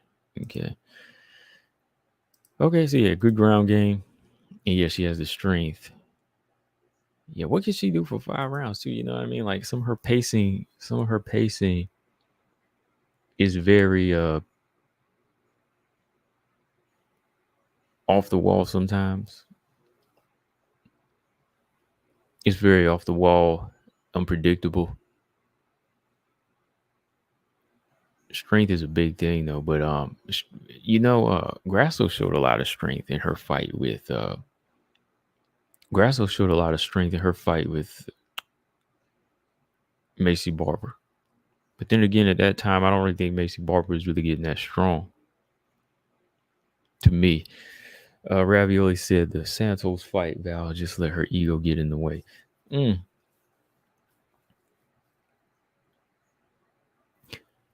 Mel said, Grasso was getting outstruck by Grasso. Yeah, man. I talked about that the other day. I see you new over here, Mel. Yeah, I discussed that. And that's why she switched to that level of getting down to the ground and submitting her. Because I'm a JoJo fan, and I was calling it down the middle, of course. But when JoJo starts landing, I'm looking at her shots. You know me, so so when I saw that first round, JoJo was landing punches. Yeah, JoJo was landing shots. So with that being said, don't think Araujo won't be able to land, and Araujo is faster than JoJo. It's all about how much work she can be efficient with, like you say, Mark, but she can't over spill. She can't overdo it. TJ said, has Grasso ever dropped anybody? I know she beat the snot out of Karolina Kowalkiewicz, but I don't think she ever dropped her in that fight. She hurt Carla, but she didn't drop her in that fight. Who else? Jinyu Kim, she didn't she didn't stop her. She didn't even drop her. No. Just a lot of accurate shots landed, but nobody dropped. Combo, we have all of opinions, but I'm just speaking off what I've seen. I've got work in with Grasso. I've seen the effort and commitment. I've seen the drive and the quick progression. He said, y'all be honest with that when Grasso was getting outstruck by Wood, but that's a huge thing that was gone over at the drawing board afterwards. Okay. Yeah, I remember that part, but when it come down to it, she still won, right? So, hey. But yeah, I remember JoJo was winning that battle. JoJo's still a natural striker, but when it goes to the ground, it's still fish out of water. Grasso might have the clinch technique advantage over Araujo. Grasso wasn't really stronger than Macy, but her clinch was just much better. Yeah, okay, that's a good point. Good point. Yeah, her positioning was always, she was always one step ahead in the movement. Yeah. And that technique might work in this fight. We'll see, unless Araujo goes straight bull on her. I'm tempted to pull up that Andrea Lee fight right now. I'm looking at a little bit of.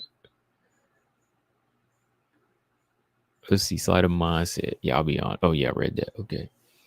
Mel said it looks really bad for Grasso to get outstruck and out leg kicked. Grasso wasn't landing anything. Almost had a close competitive striking fight with Jinyu Kim. Grasso better not clinch with Viviane. Ooh. He said he better not clinch, Mark. That's something, man. Yeah.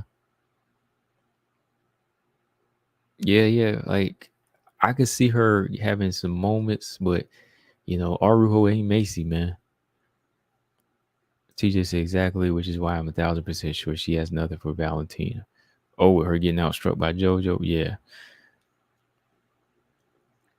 Oh, man, don't make me pull that fight up, man. He said Lee dropped Viviane bad. She did, man. Ernest said, see combo what I say about Emerald. Oh, yeah, I saw her. I saw her get signed. Hey, she got signed. That's how it is sometimes, I'm not in her corner, so it was expected. I was hoping she wouldn't get signed or she wouldn't sign yet, but hey, that's what it is. Still don't think she's, like you were saying that night we were talking, a booty chick, though. I was, stand by that. But yeah, her getting signed, hey, it is what it is, right? Tabitha Ricci got signed. Yeah, that's what it is. TJ said people talking about a Santos rematch, but I'm thinking that her situation where her coaches has doomed her already. I'd hate to go into that rematch with the coaches that made me look like a champ. Without the coaches that made me look like a champ. At this point, it's all about her. I mean, you're a fighter. You got to get it, man. He said they both dropped each other in that fight. Man, y'all gonna make me pull that fight up. We got 31 people. Make sure y'all hit the like button. Because, no fights tonight. We just talking about a couple fights coming up. Slight of Mine said, yo, pull the Grasso JoJo fight up. All right. Who want me to pull the fight up? I mean, regardless, I'm going to pull the fight up anyway. So, and of course, I can't share the screen, but let me know what you want to look at in here. I can call the whole round because it's not very long. However, we got to do it. But unfortunately, y'all know I can't show footage. Ernest said, I want Grasso to box Araujo. Ernest, it's disappointing knowing that Jacqueline did sign. I was hoping she didn't because she about to learn there's levels to it. Like I said, where she was at, I was fine with, okay? Let me stop sharing that. Okay. I was fine with that, Ernest. That's what I'm saying. Like when she was there, I was hoping that she would stay because she got a lot of finishes, but that's not enough really for UFC material. See, Dana don't understand. Like, you can, to me, Teresa Blader was a better investment because if you've seen a fighter go 3 rounds, you know how they look and how they can go into deep waters. But when you start dealing with a fighter that finishes every fight in the first round, how do you think they're gonna look against somebody that's been there before, that's tougher and that can take you into deep waters? That's why I really didn't want her to get signed yet. Mel said, I was just saying, out of the people you listed, Araujo has the tools to give Val some competitive competition, competitive moments, but her defense is horrible and cardio is horrible.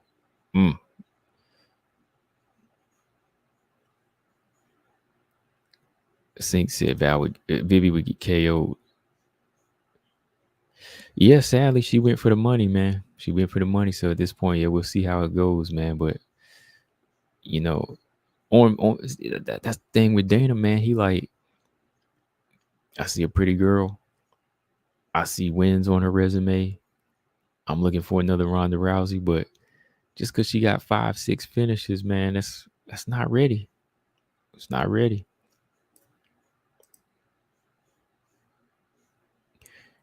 Robot Chick said, Araujo isn't a 5-round fighter. I don't see Vivi having that cardio to out wrestle Grasso for 5 rounds. That's why I was putting all them points up because I'm like, we got to kind of go down this list, Okay. All right, let's look at this Grasso fight, y'all. Okay, Sleight of Mind, what is it? I'm gonna just call the fight. What did you want to see? Darby Crash, what's going on? He said, what we talking about? Are we talking about Grasso or Araujo? Having a big discussion on how it plays out. Now I'm about to look at Grasso JoJo. I'm going to call a fight tonight as well. Here we go. So Grasso is 28 here, taking on 36-year-old JoJo. And yeah, we just want to see the striking moments here too. I just want to see the striking moments.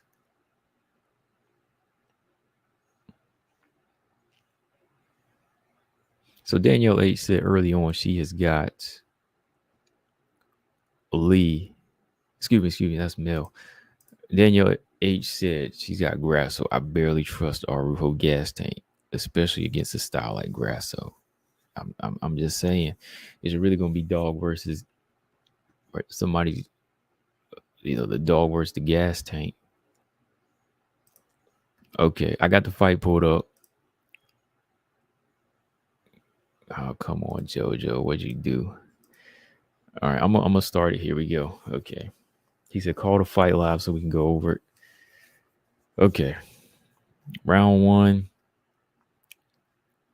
Now, touch gloves. JoJo is backing Grasso up. Oh, right away there. Hold on now.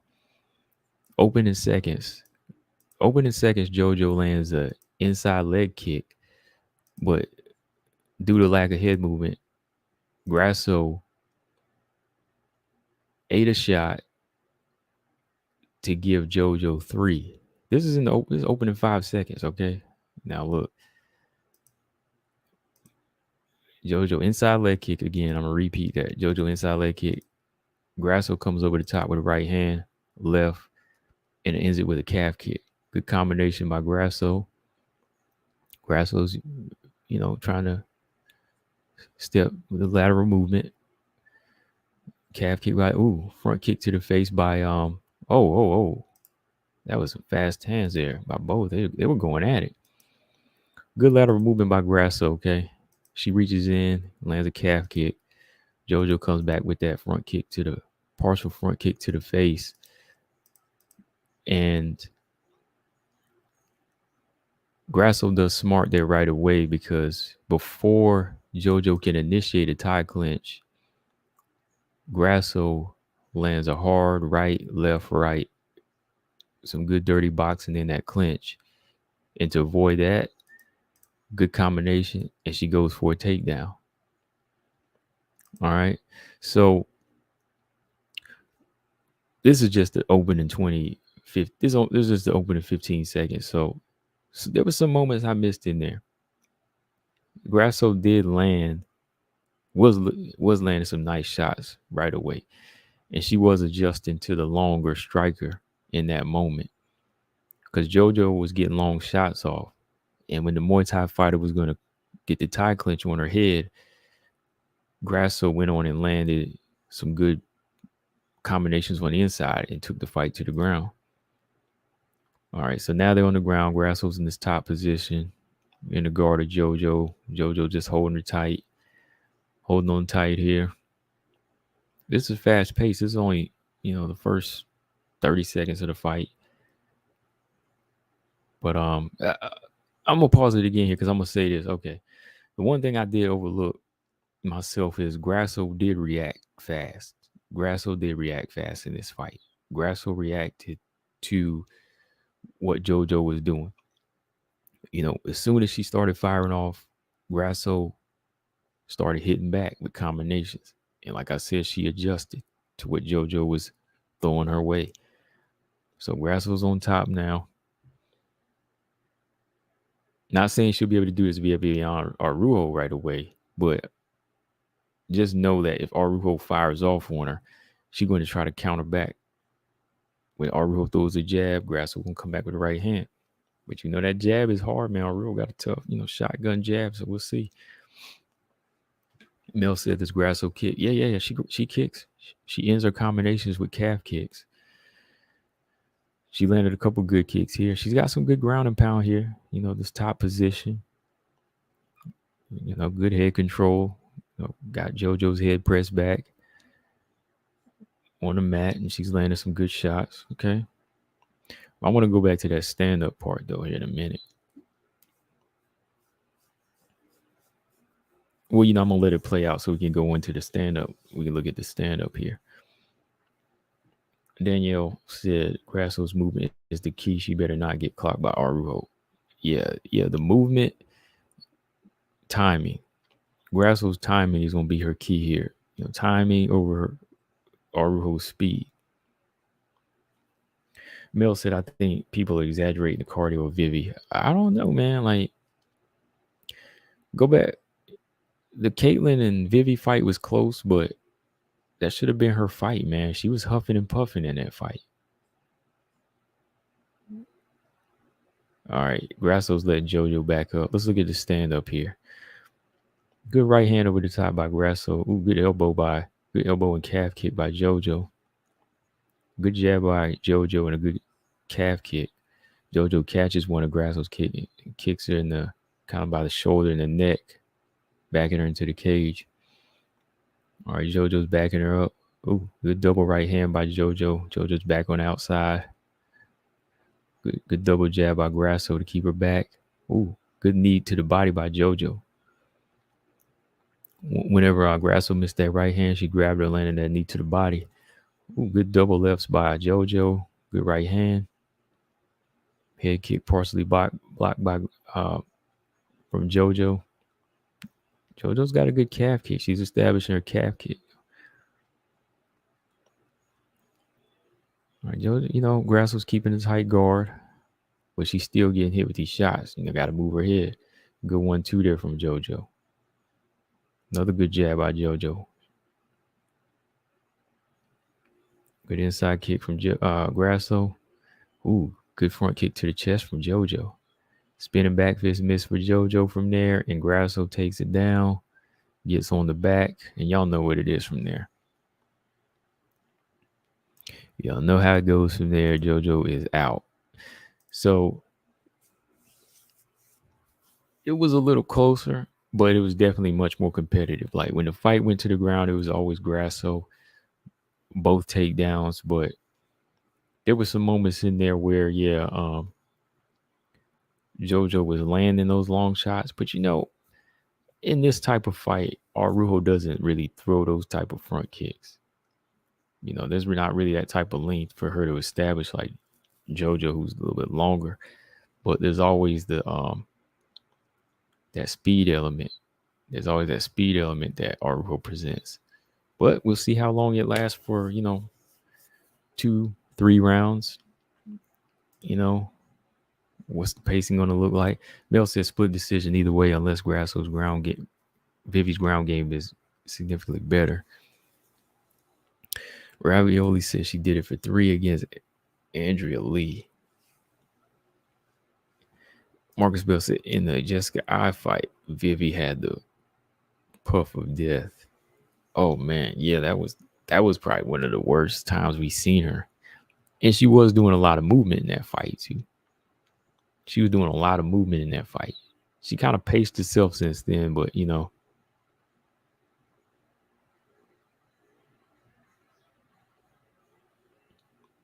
Mel said, I definitely think Grasso can just outpoint Vivi. I think a competitive fight.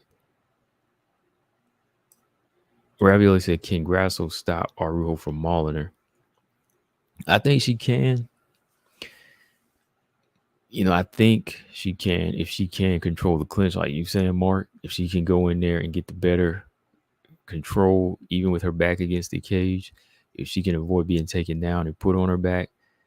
But we'll see, because then we'll see how much Araujo offers in this position. Like when she's on top, we're gonna see how much she has in the tank. 2B said she didn't gas in the Lee fight. She was wrestling a lot. I want to look at that knockdown in that fight. Hold on. I want to look at that knockdown. Hold on. Just a second. I'm going to pull it up. Grasso versus Andrade would have been awesome. Ooh. Oh, man. I don't know about that. I mean, awesome. It's not going the distance. Andrade. Oh, my goodness. You trying to get somebody hurt. Mel said I would rather see Andrade Grasso as the main event. You think this fight sucks? Man, this is a good fight. I actually think this is a much fairer fight, Mel.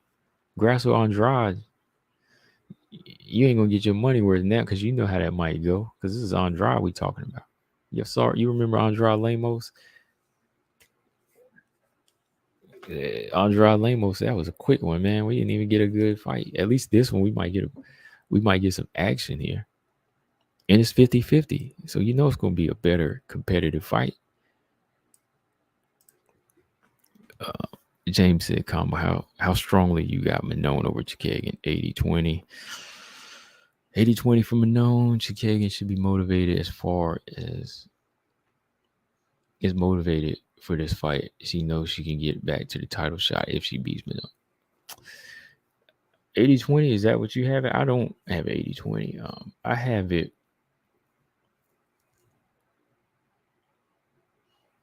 65-35 for Manon, 60-40 for Manon. Because Caitlin's still number one contender, and she's there for a reason. I mean, if I downplay Chikagan right now, I'd be sounding like one of these haters. You know what I mean? 60-40. Chikagan's got a 60-40 chance. Or if you think 50, if you say 50-50, I'll agree with anybody saying 50-50. But even though I'm a Manon fan, I can't just say 70-30. For me, I'm just being honest because even Chikagan, even Manon knows Chikagan's a tough task. So I just gotta be real with it. James said combo house. Oh yeah, I read that. Mark said, I think it's very possible that Araujo would show Grasso zero respect until Grasso does something to demand it. Out the gate, I think Araujo will aim to bully Grasso, but only for a minute until she gets tired. If she comes with a bullying tactic right off top, I could see Grasso catching her with punches. And that's going to make Araujo slow down. Yeah, Ravioli, I agree with that. 65-35.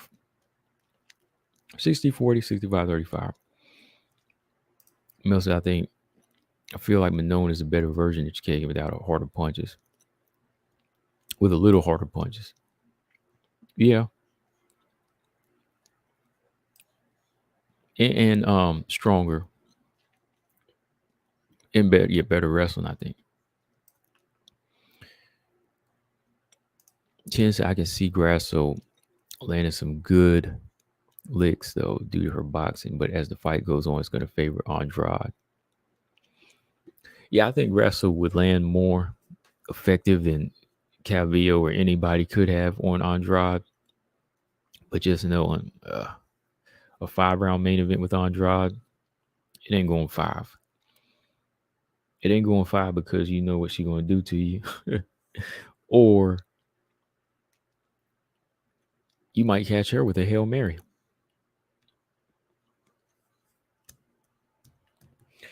Okay, so Brian said Grasso can frustrate Vivi with her footwork and angles. Yeah, the minute Mel said 70-30 from Manon. Okay. I mean, for me, I just can't yet. Even though I'm going for her in this fight and I'm picking her, it's going to be a task. And I love to see Manon win the fight because I just want to see somebody new too. And I'm a fan of her style and everything. But yeah. Sink said Alexa's a pretty girl. Andrade would dog her. Well,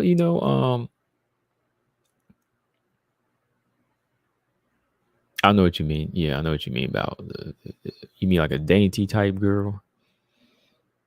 But she's not that delicate. Rose is a little bit more delicate. But even Rose was able to get a victory. James says so Chikagan has a solid chance to F up her plans. Oh yeah. Yes. That's why we want to see this fight, James. Yeah, man. Yeah. She definitely got a big chance. Chikagan's, the number one fighter. Second most wins under the champion, right? So she's got a very good chance of screwing up those plans. That's why we want to see this fight. And that's why Manon wants to finish her. Because she knows that finishing her makes a big statement. Chikagan is the second best flyweight in the division right now. She's the second best flyweight in the division. We can't deny that. Brian said Grasso can frustrate Vivi with her footwork and angles. Yeah, tying that into what you said, Mark.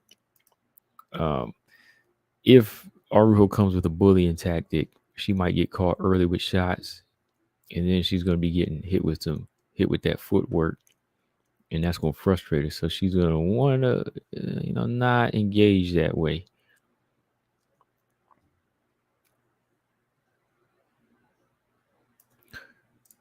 Robot Chicken said Alexa has a defense to make Andrade look crazy. I'll pick the clean boxer over a brawler.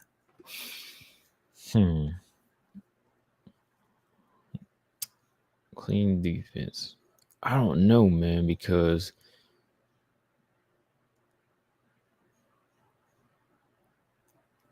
I don't know if her head moves enough, and her jab is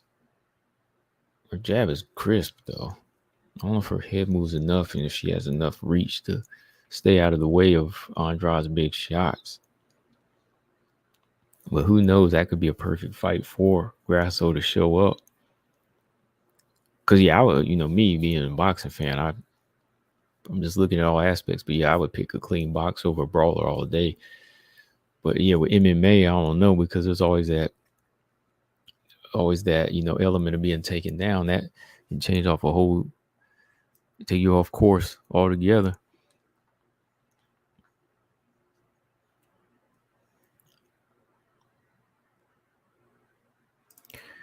Mel said, really confused that Andrade has crazy cardio, but her fighting style requires so much cardio. Oh man, she's a freak of nature, man. I mean, she's a farm girl.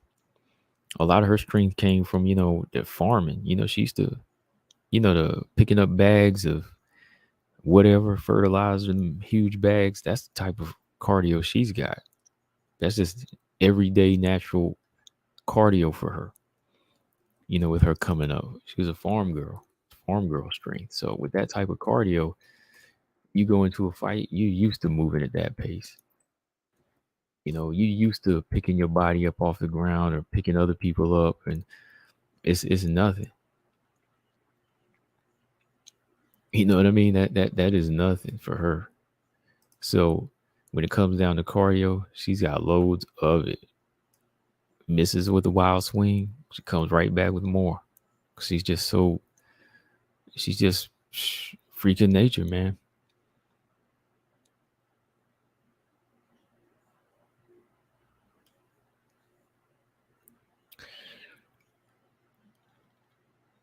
Okay.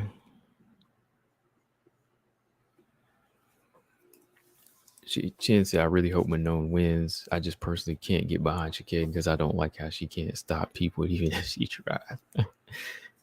I'm with you on that. I hope Manon wins. I still like Chikane. That's just me. That's my opinion. I do. Like, the fact that she can't stop people is not funny, but it's the fact that nobody can, the ones that she's beaten, they can never figure her out. That's the fascinating part for me. Like the people she's decisioning, like even Araujo, JoJo, and Jennifer Maya. The fact that y'all can't handle that, it fascinates me, because she can do whatever she wants there, and you still can't finish her.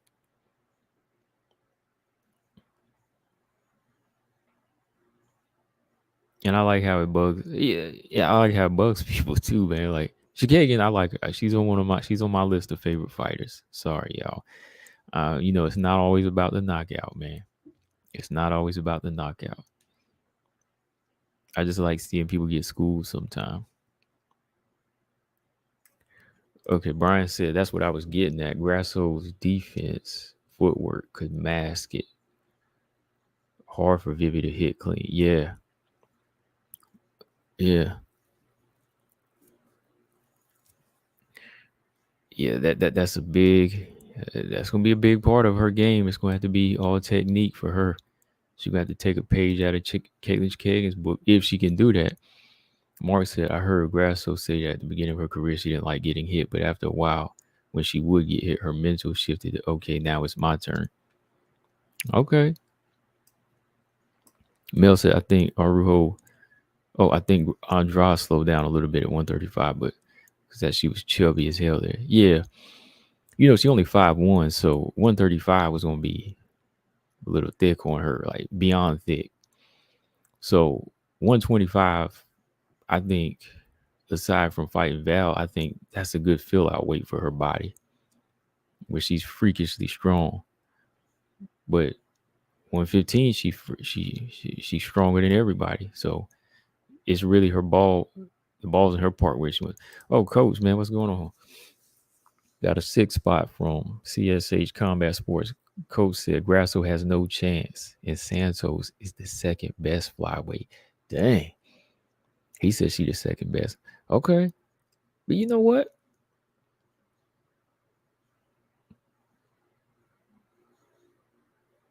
She did better than Chikagan, yeah, so I can't argue that. That was, yeah. I mean, you can't look at the rankings. You can't look at the rankings, yeah. Santos is the second best, yeah. I mean, Caitlin's on the 4-fight win streak right now, but if you look at what Santos did, Santos is the one. But it's kind of close though, because Chikagan is still beating all these other girls and making them look bad. But we know her style can't match up to Val already. At least we know Santos stands on some ground. Man, Coach, I'm listening to y'all's debate yesterday, and it was good. It was good. I was entertained while I was eating. I was definitely entertained.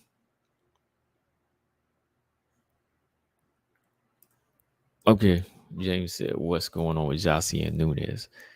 I like to see Andrade and Josiane fight." He said, "I say they put her against Amanda for the title right away." Dang, I don't know if she's ready for a title right away. I don't know if she's ready for the title right away.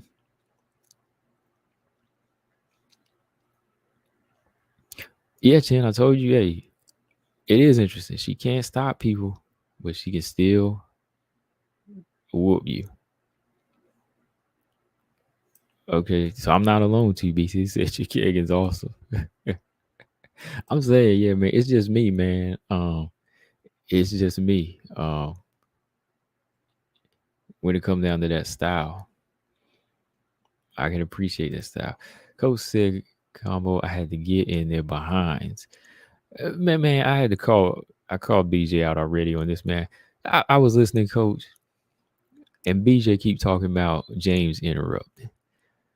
He was like, "Stop interrupting! Stop interrupting!" I'm like, You interrupt all the time, BJ." I was like, "You interrupting James when he talking. You were interrupting Coach when he was talking. You gonna tell everybody to let him speak." I'm like, you cutting Coach off." And he know it because I already told him that. I'm saying it here because I said it to him already. I said it to him first. I was like, "BJ, you be cutting people off like a mug, man. You be cutting people off when I'm on you, man. You be interrupting me. You interrupt Brian Williams when he talking. What you talking about?" But you over here talking about, hey, you cutting me off. Robot Chicken said, "Great show. Hit the like, everyone." Yeah, man, hit the like button. I like 25 people still in here. Brian, there was a clip. There was a clip where Brian was. I had to keep playing that clip back. I had to keep playing that clip back where Brian was like, "BJ, you took that whole Minone interview and twisted it up." And Brian was like, "Yes, you did." I keep playing that clip back, Brian. It's funny, man. Because BJ was so confident in the fact that Minone didn't have confidence. Confident in the fact she didn't have confidence. And when you heard the interview, I already heard, you know how I felt, but as soon as you heard it too, it was 2 against 1. And he twisted them words up. He twisted them words up. Coach said debates are one man for themselves. You have to be an alpha male, search of dominance to be successful in them open debates. Yeah. Yeah, he be pushing, man. He be pushing in there. But sometimes it just gets so jumbled up. I be like, man, who is talking? Because I want to hear them points across,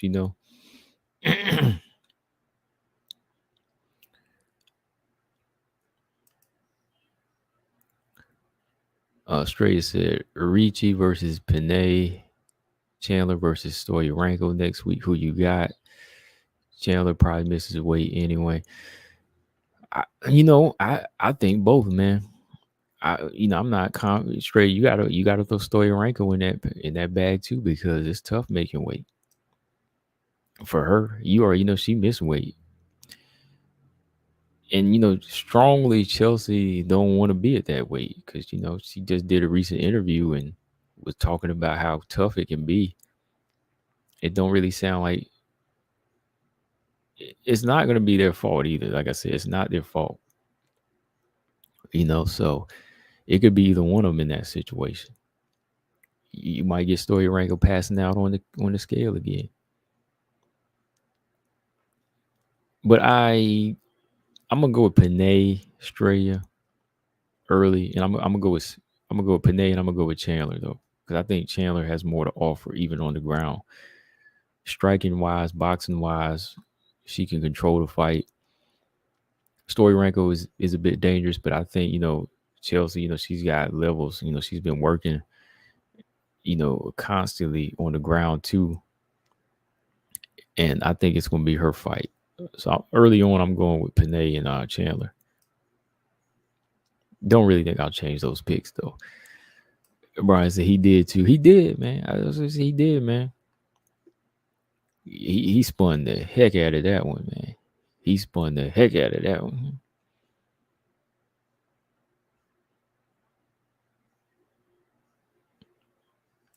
You know what I mean? Yeah.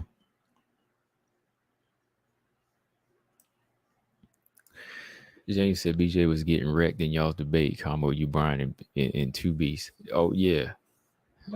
I mean, I thought I made quick work in like a couple minutes. I think I thought I made quick work in the matter of in the matter of a couple of minutes with my facts I brought. You know what I mean? That's why I said, like, for me personally, when I debate, I'm gonna just bring it with the facts, and and that's it. Turning the volume up to your voice ain't really gonna win your debate, especially if you ain't saying nothing. You know what I mean? Like when BJ was coming with that whole narrative about Manon's confidence, I'm gonna shut that down. I'm gonna shut it down simple, because I like I said, I brought the timeline. She didn't pull out the first time. Chikagan pulled out, Andrade pulled out, then Manon had to because she was overtrained, the knee injury. So trying to put the blame on Manon, just you can't do that unless you got the facts and the timeline. You know what I mean? So I put that noise over. I put that one out. Mel said, "Is Manon your favorite fighter?" So one of them. One of them.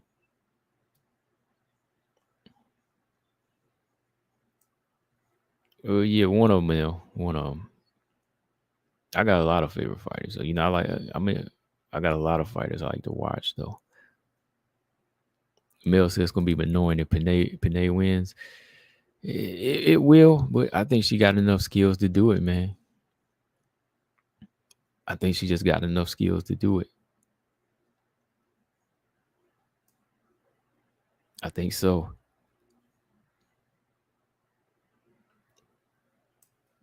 Yeah, coach said we argue with sports. Yeah, that's cool. Yeah, it's fun when everybody can just do the debating thing. Because I listen to some boxing debate sometimes. Too much name calling. Too much name calling. I mean, if it's always fun when everybody's getting loud and that's cool, and they showing their passion for it. But when you start name calling, that's what I'm saying. Y'all weren't doing no name calling. That's why I respect it. And even when we do it, when I do it, um, it's always on the line. But sometimes in boxing, I'd be like, dude, these dudes here too sensitive, too much name calling.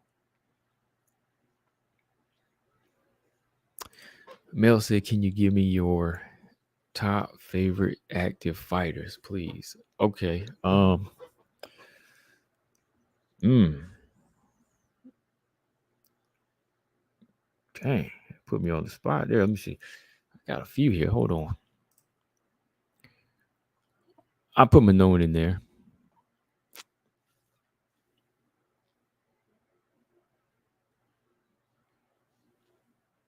Let me see. He said only top three. Dang, only top three. Top favorite three fighters right now. Mm, okay.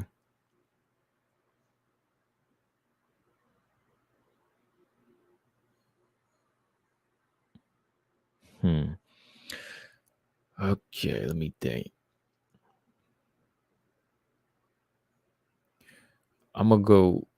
I'm gonna go across the board. Okay, from not. I'm gonna go across the board, not just with the UFC because I like all WMMA. For Invicta, I like Tanisha Tennant. I like the technical style of Tanisha. I enjoy it as of right now. And let me see, Manon. Yeah. Let me see.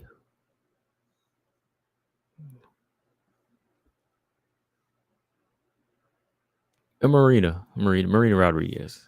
I'm gonna say Tanisha, Marina, and Manon. It might change, but I'm gonna go with that, Mel.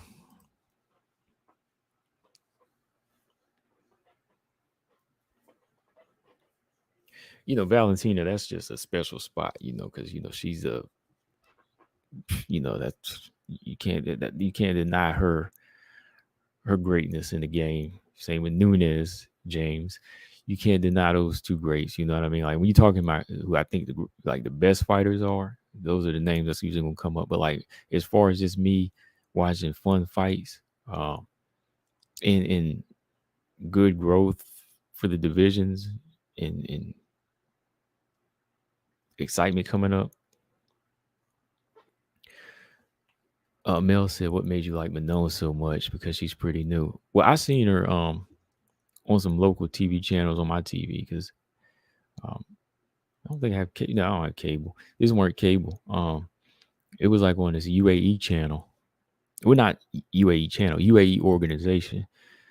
UAE is like another fighting organization, and I seen a few of her fights on there, and I seen a few more on YouTube. I just started looking her up, and I just like her style. I'm a big stand-up fan, and she used to fight in this like European tough house, and she wound up winning that tough house, Mel, and she got a belt that way.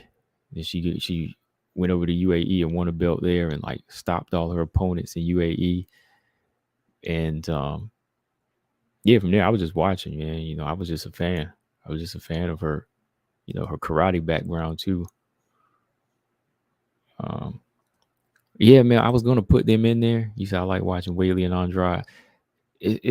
I hate to be the same list all the time. I just hate to be the same list all the time, but I can't deny them either. Like uh, Weili is there, but Andrade is there too, man. I mean, Andrade Carolina, that knockout is a thing of beauty, Andrade putting that beat down on Claudia Gadelia, all of that is good stuff, man. So, but like as far as like you said on the come up, who can get the crown? Yeah, I like Marina and Tanisha one day might get in the UFC, but yeah, Manon, yeah.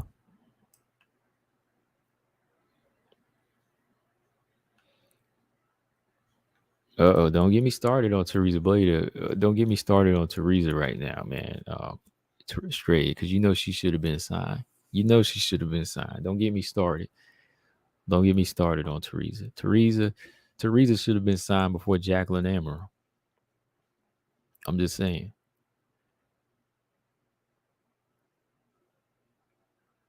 Teresa should have been signed with Jacqueline Amaral.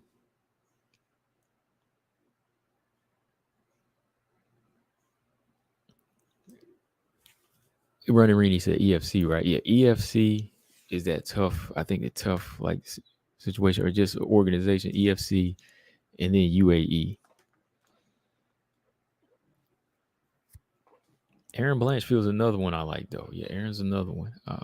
Mel, did you name your fighters? Who you got, Mel? Like Mel said he like watching Weili and Andrade. Who your top three though? Put your top three in there. Running Rini says you got Weili, Manon, and Lamos. Those are good choices. Lamos, man. I, I would like to throw her in there. Chin said Weili, Marina, and Andrade. Boy, Andrade is a reoccurring when you can't deny that greatness, man.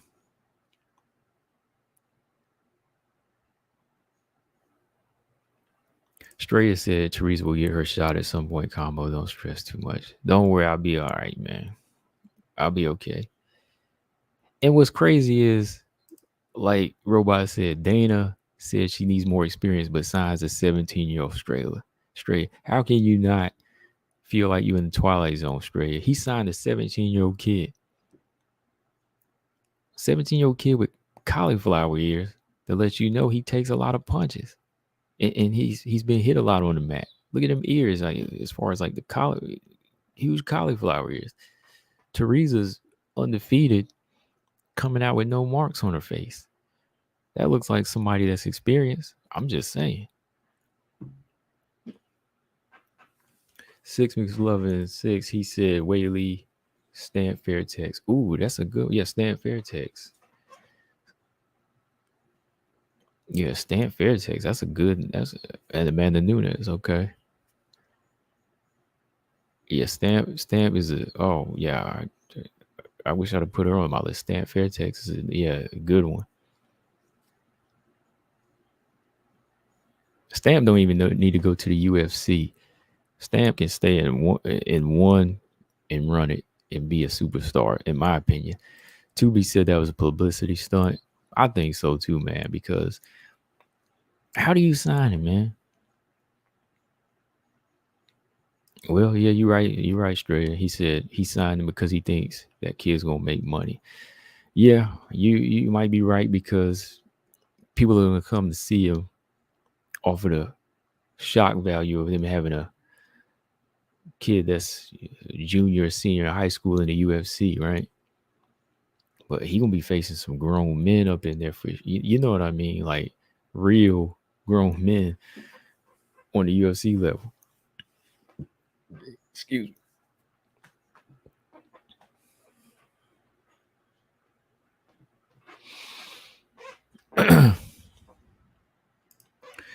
Mel said Rodriguez is really active too, so she's up there.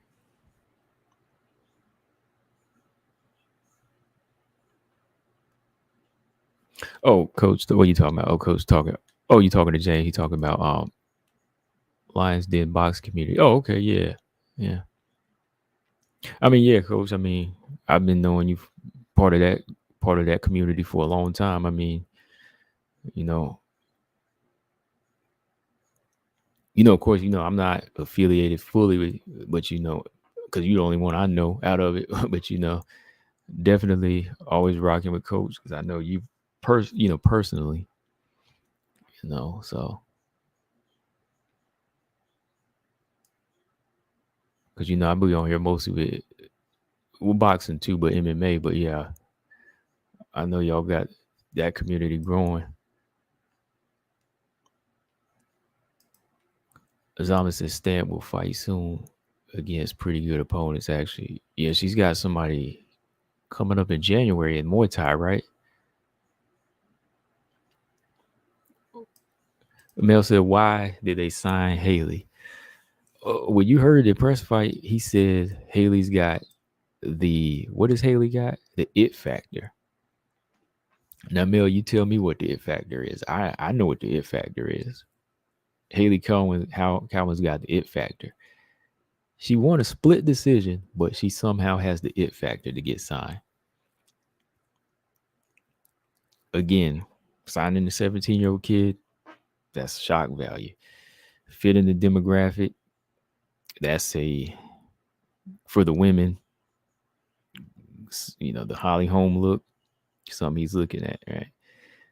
Uh, Ernest said, "Are you streaming the Combate fight later tonight?" I might. I might. I was thinking about that. What time does it start? 11. I was thinking about it.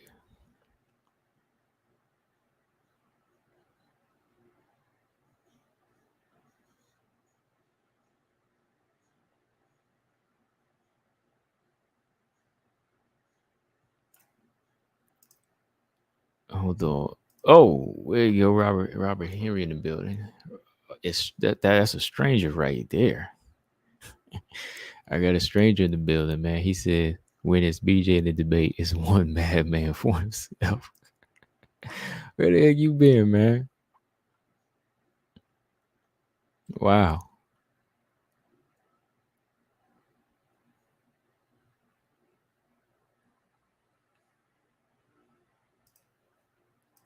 Oh, wait a minute. Oh, James said, okay, James said first, I wasn't sure you were black. Oh, for real? Wow, that's, I never heard that before. Yeah, you definitely ain't from here. He said the only white accent is like, it could be like, what is it, British?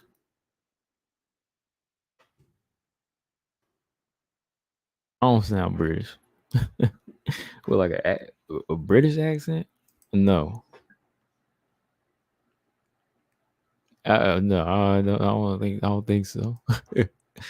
So I said Grasso has classic um, boxing style mixed, and she trains in elevation constantly. She's from Guadalajara, Mexico. She puts on clinics. So Grasso, that's another for Grasso. Todd Johnson has Grasso. Okay.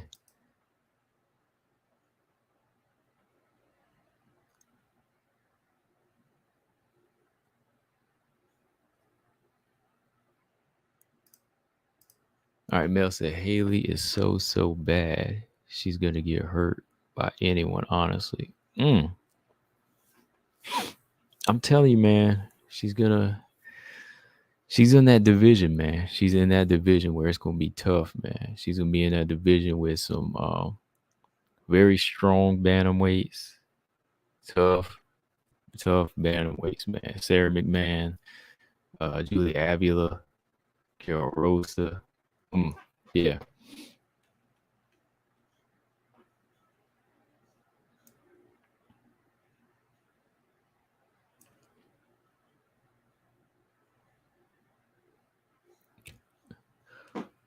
yeah, that is Anissa Mexon versus Stan Fairtex. It's gonna be mixed rules, Muay Thai and MMA. That's gonna be a good fight, man.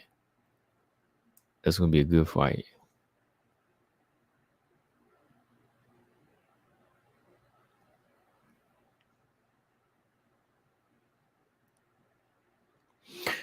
I'm trying to look at the schedule here. Hold on.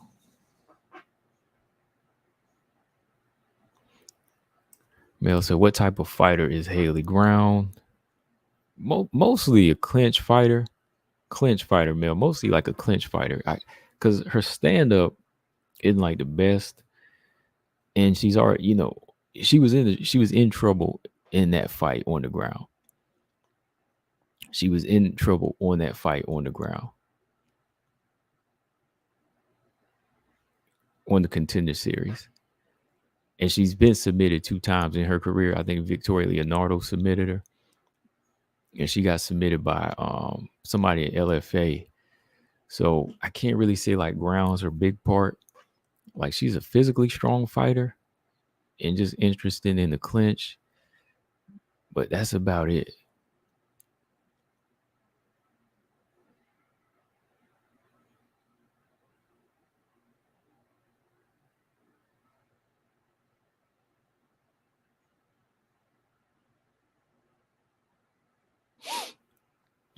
Martin said, I'm back. I was driving. He said, his favorite is Loopy, Marina, and Lamos.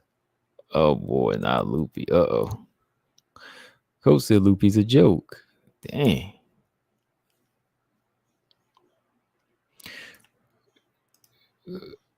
Okay, Coach said I'm doing a stream on that. You got to, man. If you're talking about Teresa Blader can't get signed, somebody explain that to me. Like, I know there's a lot of arguments people going to make. They're gonna make a lot of arguments. Mel says, so someone can just be a clinch fighter? Yeah. I mean, if that's your basis where you can just like press somebody to the cage, foot stomp, maybe land some knees on the inside. That's really what I can call it, man. I can't say she's a pure striker from the outside. Can't say she's like a master of jujitsu. I've seen her have more success in the clinch. Somewhat wrestler. Let's put it that way. Clinch / wrestler. Yeah, but Teresa Blader can't get signed. I think that's. I know straight. You can't stress over, but I'm just saying it's like I don't understand it, man. Like I don't understand it. Like what's the deal? Like why can't why can't somebody this young be appreciated with the work that they put in? Not just being young, but the accomplishments that you've had at this early age. You know, she's already been putting in the work to surpass what some of the fighters he signed are doing, right? So that's the whole purpose to me of elevating. Robot says, so why deprive her if you sign a 17-year-old? That doesn't make sense. It don't. Especially when, again, Teresa is putting in the work. You know, she's putting in the work to be a better fighter than the rest. I thought that was the name of the game, you know. You don't really need all this so-called experience if you know, or you don't have to have this level of experience that he's saying if you know how to surpass other fighters. That's what I'm saying. Because obviously they will bring Blade as soon as replacements on short notice. They probably will. They probably will do that because he's going to feel bad about it now.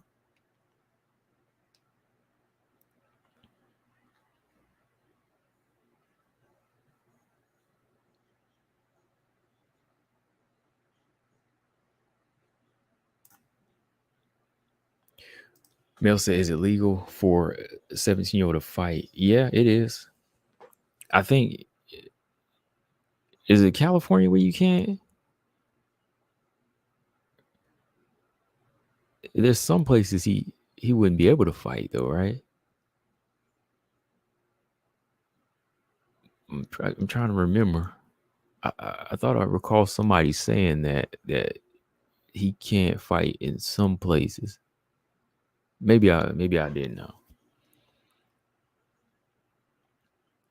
James said later I'll hop in some other time. All right, yeah. I mean, whenever you're ready for it. I mean, you know.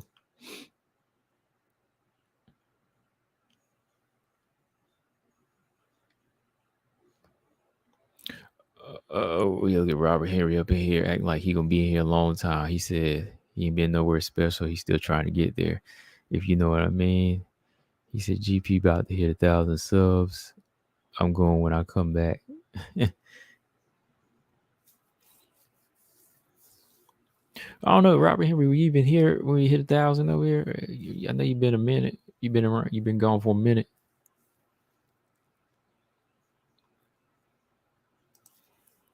Straight said Teresa just needs more experience at entertaining. Well, entertaining Dana, I would have signed her. Yeah, that's what it is. You know, it's the Dana standards. It's the Dana standards. It just, you know, irks me.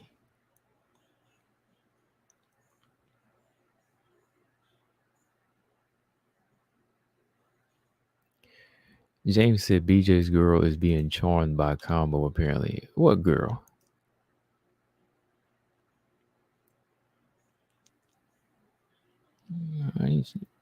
Who am I charming?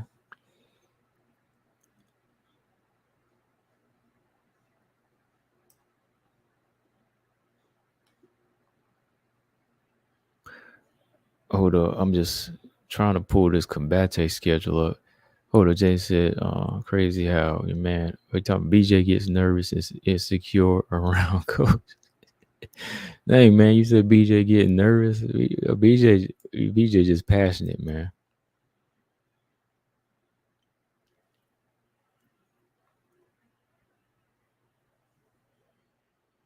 Let me see.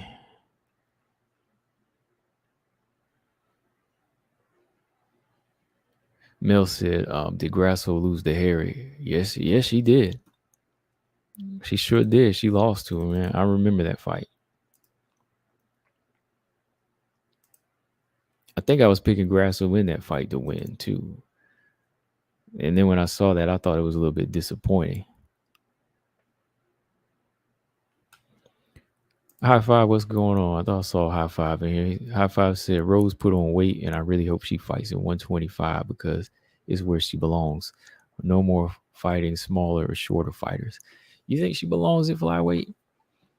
She's long, but she is not thick. You know, she doesn't have like a very big frame about her, you know. She doesn't really have like a lot of muscle either. Like Xiaonan on the other hand, you know, she gets a little bit more weight on her in her off days. You know, she's a little bit. You know, Rose is kind of thin. See, if you look at Xiaonan, she's got a little bit more muscle to her. You know, that lean muscle, and then whenever she's in her downtime, she starts to bulk up a little bit. But Rose, I don't know about Rose being at 125. Like in high five, you know, Rose, she can still lose to some of these strawweights out here. Some of these strawweights can still beat her. They can still get in on her, you know, like just give them time. Marina, Lemos, they can match her in size. Even Weili, you know, if her and Weili fight again, yeah, they could do it. You said she can easily move the 125. I'm sure she could easily move there by just putting the weight on, but have success. See, Joanna was much more durable at 125. I mean, you don't go 5 rounds with Valentina like that and not be built for that weight. I mean, if you look at the type of frames these fighters have, you got to really look at the frame too, man. Like Kagan, from the eyes, you know, when she's in there, she might look thin, but she actually has some weight to her that helps her in the division. Lauren Murphy, same deal. You know, Lauren Murphy's built. She's built wider, broader. Rose, I don't think weight's really her issue at fighting at strawweight. I think hers is more just mental and committing to a fight. She's thin now. Like I know even though she was in there with Weili, she was looking kind of bigger, but maybe just like in size somewhat because she's just taller. But I've never really thought of her moving up to 125 like that. Running Reedy C, I don't think she stands a chance. She's very thin. Yeah, she's thin. You said people will look a little more drained, but she's fine. She looks fine. Yeah. Mel said she needs more muscle. Yeah, she would need more muscle before she would be able to compete at that weight, you know?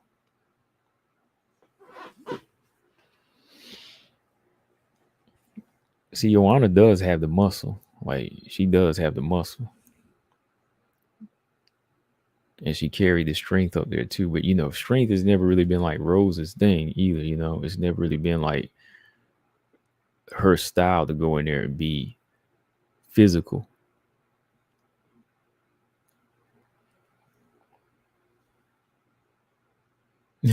Rob Henry said the it factor is whatever Dana wants it to be or whatever he says it is. Yeah, he'll stay moving that goalpost, man. Straya said Rose wouldn't have that reach advantage at 125. I'm not sure she survives for long.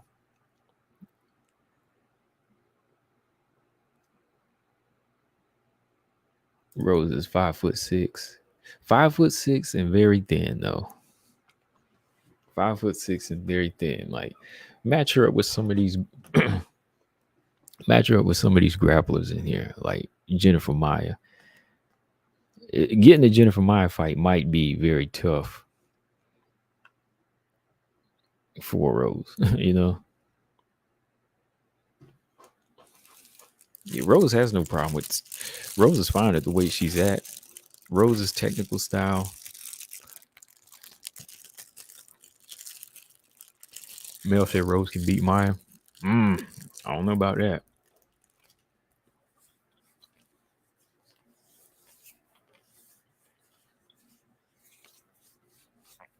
And I'm picking the least out of the bunch, Mel. And I don't even think she could beat her.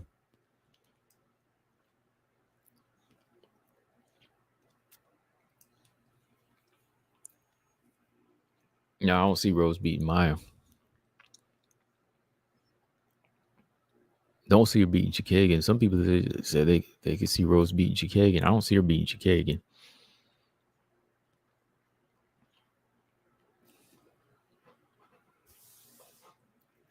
James said Murphy might be too much for Rose. Yeah, I think so too. Yeah. Rose is too much for it, man. I mean, Murphy's too much for Rose.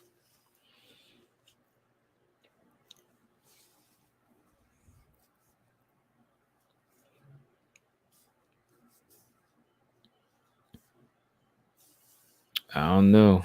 I don't know.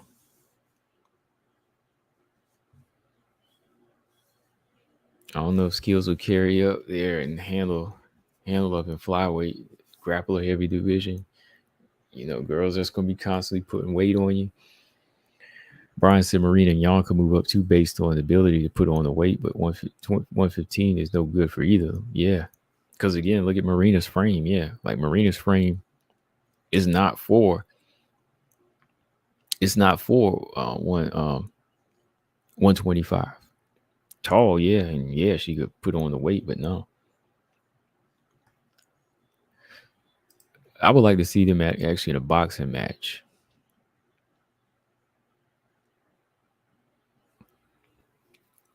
Yeah, Rose and Grasso. It would be fun to see them in a boxing match, like just a pure boxing match. That would be a good fight. Yeah, yeah. Mark said, she's very susceptible to getting ragdoll.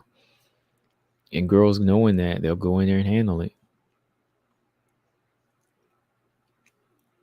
I don't think 125 is good for it, huh? Mills, I don't really like Rose, but her skills are better than the majority of these girls. I think her skills are really good for 115 because these girls don't have to have great skills. They have good skills plus the size. Good skills plus the size. You know, that's going to be trouble. You said how many grapplers? Let's see. Okay. You got Lauren Murphy. You know, she's physically strong. You know, she can handle some of these girls on the ground. She can get good takedowns. You got Lauren Murphy. Caitlin Kagan, she's a brown belt. She's got underrated takedowns. You know, got a good guard. Viviane Araujo. That's another strong one you got to look at. That could get her down and ragdoll. Jennifer Maya again, you know, because Jennifer Maya going to know that this girl's smaller, so she's going to take that chance. Then you got Andrea Lee still, you know, Andrea Lee's jiu-jitsu, judo background. So you got a lot of these girls that know they have that strong base, man. All of them girls in the top 10 with that strong base, you know, they can ragdoll Rose. Because as long as they're stronger and they have that size advantage over them,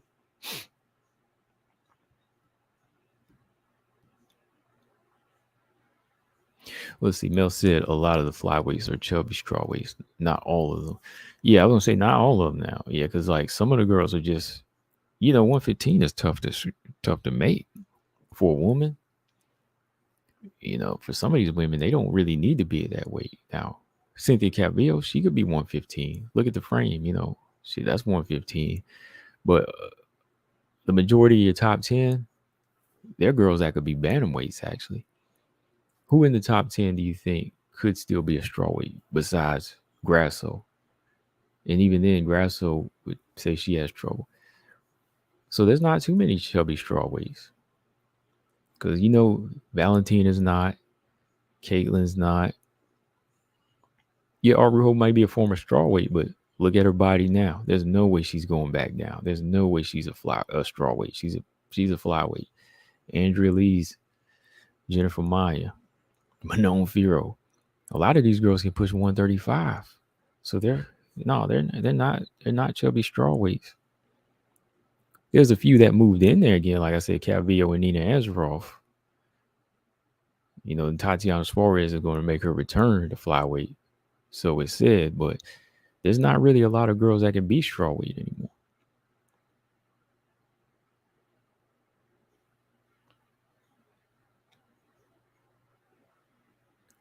At years ago, yeah, it had to been years ago now. Definitely not now, because she fought at the highest bantamweight. Caitlin Kagan Mel, yeah. And yeah, I remember Barbara was a strawweight contender series. She competed at strawweight there, right? But look at her frame now. So a lot of them were strawweights in the beginning, but as they got older, they grew into that body. So it's not necessarily that they were just blown up. They're just at the weight where they need to be. Andrade obviously can hang at 125. Yeah, she's kind of like the only tweener to me. She can do either one, man. Like, again, freaking nature. And Santos, that's a 135 or two. Yeah, James, she can make 135. So, she ain't a blown up strawweight. So, yeah, you look at the top 10 now and top 15. Ain't really many girls in there that could make strawweight.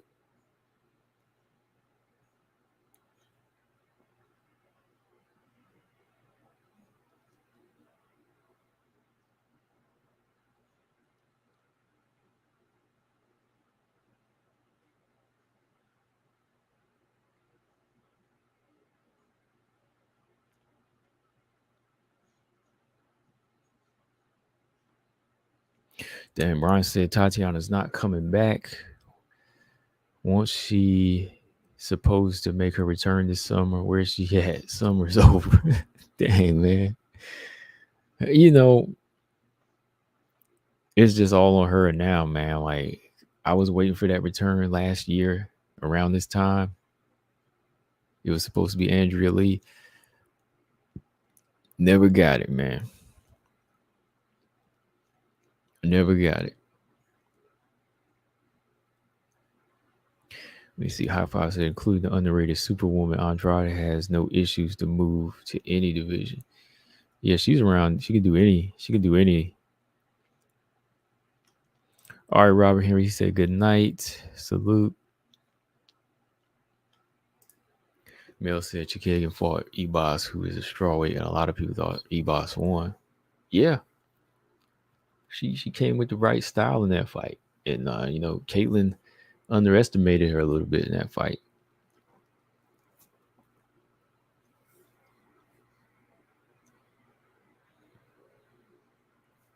Ebos got some good judo tosses on Chikagan in that fight.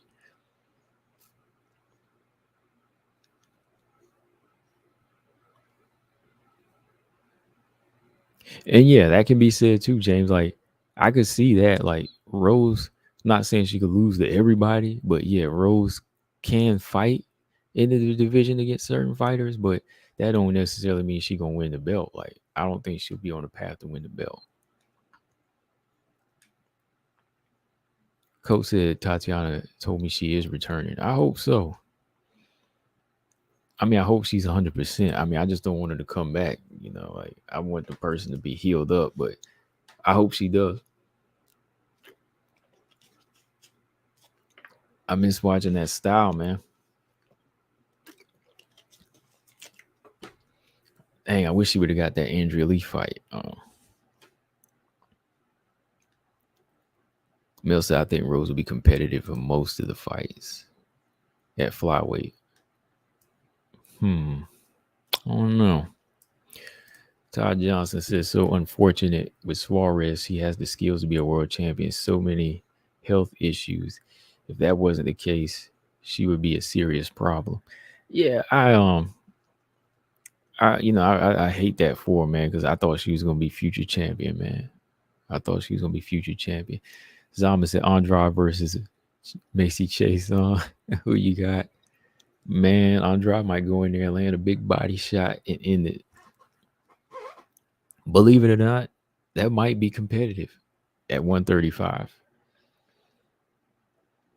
Believe it or not, Jan Drive would probably have a good chance. She's what, 10 inches shorter, but shoot, you never know, man. 5'1" against what, 5'11"? That jump would be crazy, man.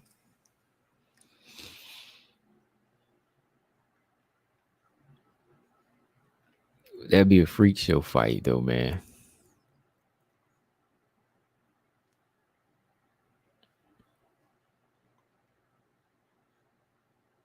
Ulysses said Tatiana was the biggest what if in MMA history. Yeah, that would be. Yeah, she's on to such a great trajectory for a while. Singh said Aspen Lad pump fake McMahon so many times. Feel bad for her dog. All that wasted time and wear on her body for nothing. I mean, yeah, man. I was, Aspen Lad, young too. See, McMahon, she's already 41 and she's still making weight. You know, that hurts on her part. Pine K said, who should Andrade fight next? I still want to see the Rose 3 fight, man. Rose 3 would be a good fight. Rose Andrade 3 is still a good fight. Dang, Pine K said, I think Rose can beat everyone at flyweight except Tyler and Valentina and possibly Manon. Ooh. Ooh. I disagree with that.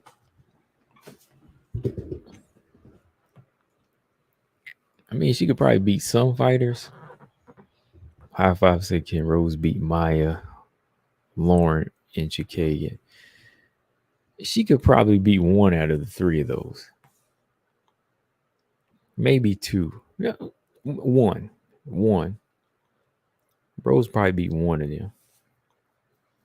Rose probably gonna beat just one of them one out of those two. But Rose ain't beating no Manon.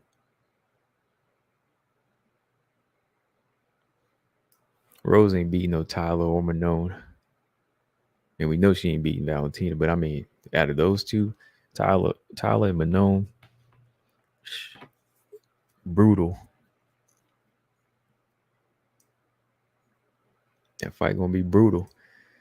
Darby Crash said, do you like Ebos or Cortez in that fight? I really like both of them. Wish they fight someone else. Off of Cortez's style, man, like she's able to neutralize. Go look at her resume. She got a good resume. And Cortez is a little bit more patient than you think on how she gets some of these victories. I wouldn't be surprised if Cortez won. I don't know fully who I'm going for, but Ebos is good on the ground. And I think 125 might be her home because of the chin issues and the chin and so on. But she fares better at flyweight, I think, maybe strength wise. Todd Johnson said Combo was so right about Caitlin. She puts on absolutely clinics against the best in the world. I love seeing very skilled fighters show their levels. Yeah, I do too, man. Like, I enjoy it. She's number one there for a reason. And, I put her on my list. So Zalman said Rose outclasses Maya. Easy work. Easy work? Okay.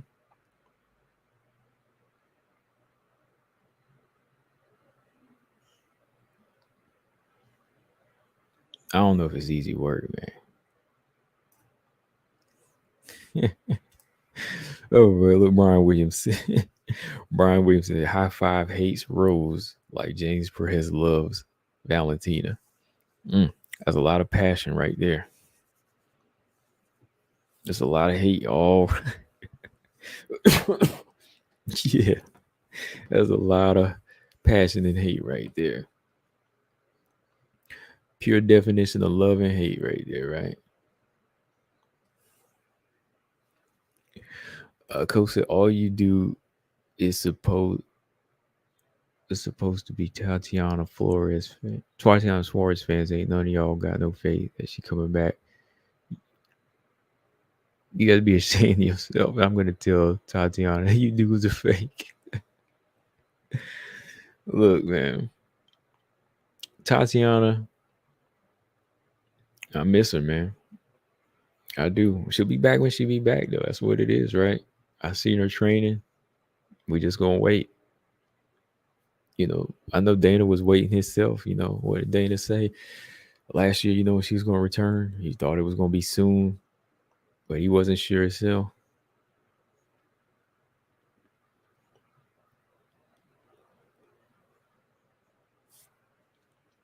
Mel said that's so much hate. I doubt High Five cares that much. Andrade versus the winner of Dern. Yawn, that's a good fight. I like that fight, or I like Andrade versus the loser of Carla Weili.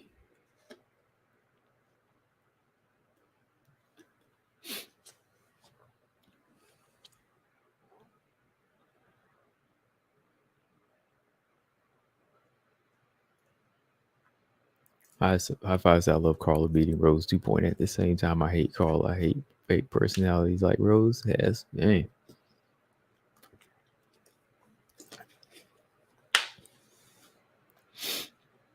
G. Kagan is a sport killer here with excitement.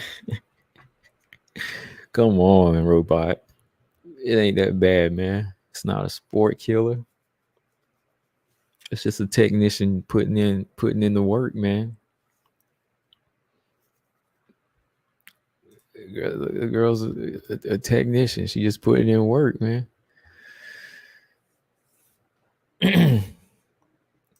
James said, "You want to know how great Bullet is? Bullet is going up to 135 and beating every bigger girl is the equivalent of Carla going to 125 and beating flyweights.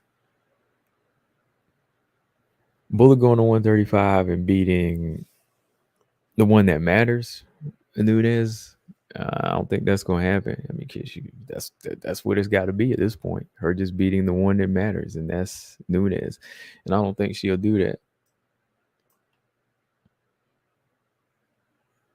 Oh no, Todd. I'm Todd. Oh no, Todd. I'm going with Chelsea Chandler, man. Chelsea gonna draw some blood on her in that fight, man. There's gonna be some blood in that fight, man. I gotta rock with Chelsea on that, Todd. Story Ranko, she bring the excitement, but hey, I'm going with Chelsea on that one. Robot Chicken said Meatball versus Andrade in London. Who wins? Andrade by obliteration.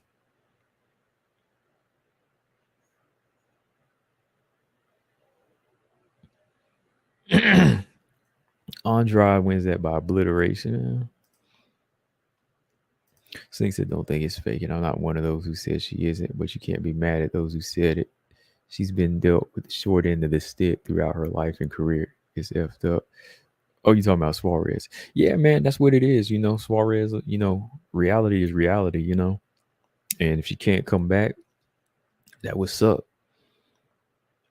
I would want to see her back because, like I said back in the day, I picked her to beat everybody. I picked Suarez to beat Andrade. I picked her to beat Rose. I picked her to beat Weili. The one style matchup that would have been trouble for Suarez, I think, would have been Joanna. Some about that style, I think, would have been Tatiana's toughest fight. Tatiana versus Joanna, that would have been a crazy fight. That would have been a tough one for me to call. But just the way it plays out with Andrade, I think there's a lot of explosion. It could go either way, but I think she could win against Andrade too.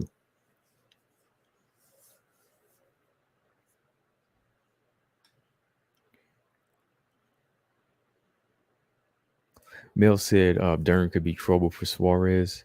She could be. She could have been, man.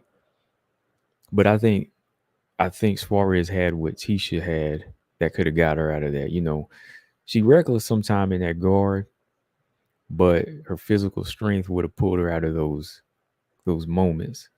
And when she's on you, she's on you. Like, she doesn't really give you room to maneuver. So Suarez, might be safe in that fashion where Dern won't have the room to get her guard high enough to get the arm bar or even slide to the back.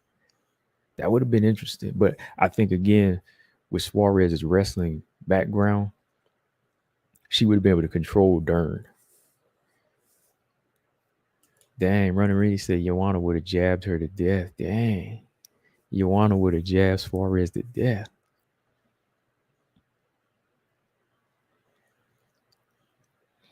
Okay, Sink said the first Combate fight is starting. It's the men's fight. Okay. Well, let me know when the women start. I think I got it on my phone. Hold on. Oh, Andrade. You mean Andrade. Yeah. No, you said Joanna would jab her to death. Dang. But it is a good that is a good style matchup.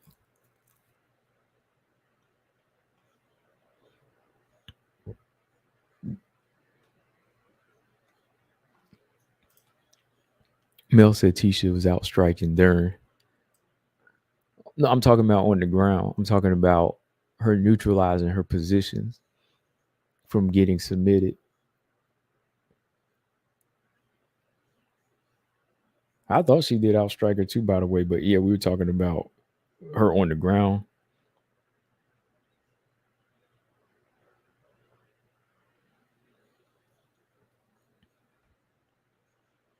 Yeah, I mean prime Joanna. Yeah, I mean prime Joanna. I'm talking about Joanna from back then. You know, that would have been Suarez's. Sink said, yeah, Suarez would have chain wrestled Joanna. Did prime Joanna? I don't know, man.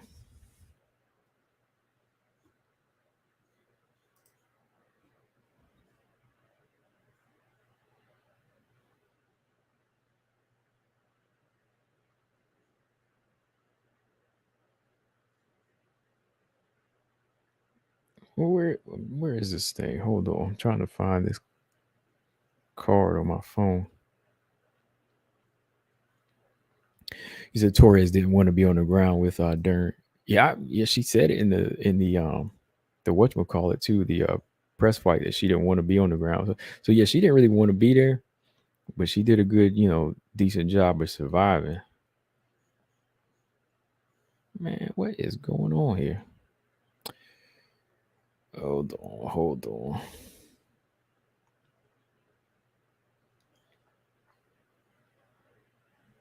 Trying to get this thing going on my phone. If I can't, then I won't be able to. How many fights are there tonight? Just 4? As I was on this Combate card, it's 4 fights. James said, I want to see Santos against Manon and any other top flyweight. That's a good fight.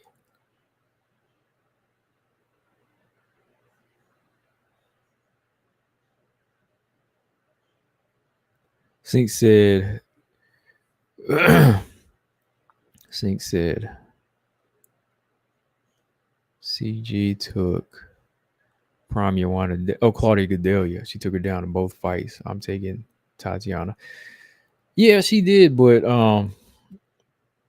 so she still lost and she got worn out.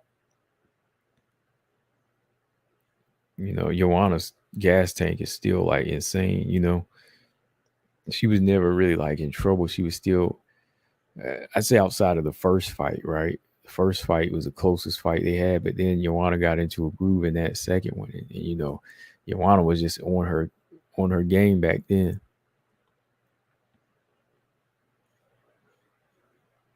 That girl's scramble game is tough, man. Like Joanna can bounce back up.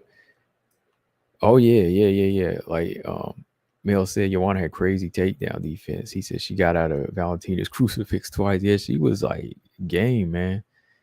That's why I said like Valentina going the distance with Joanna shows you that Joanna was in a way kind of built for 125, or would have had success against some of the other flyweights outside of the champ. Yeah, I couldn't get out of that crucifix, but Joanna did. Yeah, Brian said she didn't keep JJ down. She didn't keep it down though. Yeah, no one does really. Not until as of lately. Weili was the only one. And that we can still say, that Joanna was getting older there. Mel's prime. Claudia was good and had underrated stand up. Underrated stand up. Underrated stand up Mel, but lack of an IQ. Lack of IQ is what messed her up in the Andrade fight.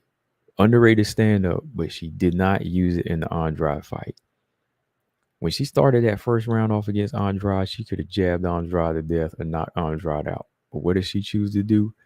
She wanted to go in there and wrestle with her. She wanted to go in there and grapple with her. So Claudia Gadelia's IQ is what cost her that fight against Andrade too.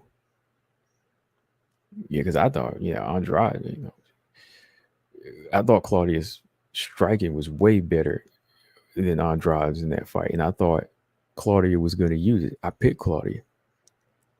I picked Claudia going in that fight. I was like, Claudia has the striking to win this fight. And if need be, she can grapple if she has to. But nope. Yeah, bad IQ, man. Awful.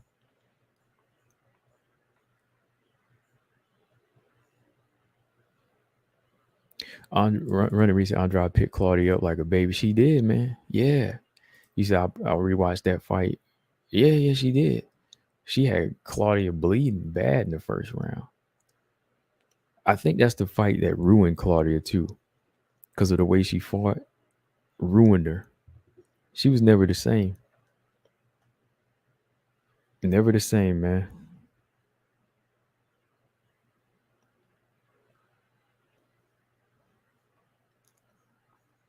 Because the elite strawweights back then, of course, with Joanna the champion, and then it was Claudia, Andrade, and Carolina was making her way in until she got submitted and knocked out by both of them, then beat by Carolina. So it was really like those three elites, and then Rose, fought her way in there. But at the time, Claudia, Joanna, and Andrade, they kind of were like the ones on this high level. But then Claudia, she started getting exposed for her IQ, lack of IQ, and just went downhill. Yeah, just that shortage. The only thing Andrade couldn't do in the Claudia fight was stop her. But yeah, she really did break her and destroy her, man. Yeah, Singh says she has sneaky power. Yeah, she does. Todd said when you have a skill set of Suarez and Dern, you are so deadly. Your stand up is an afterthought. No one wants to fight Suarez. Yeah. Prime Suarez was a beast, though, man. I hope she can come back, though.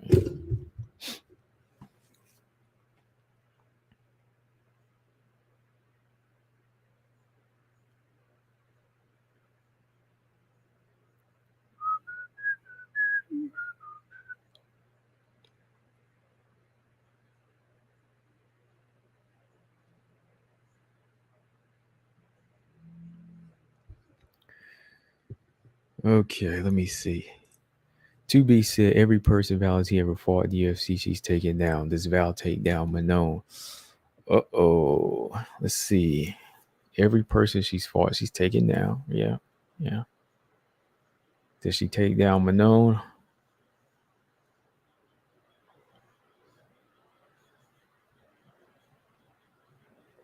In a 5-round fight, she might. She could get a takedown in that fight. 2Bs. Yeah. See, I'm gonna tell the truth. That's why you meant to ask that question. I ain't gonna lie.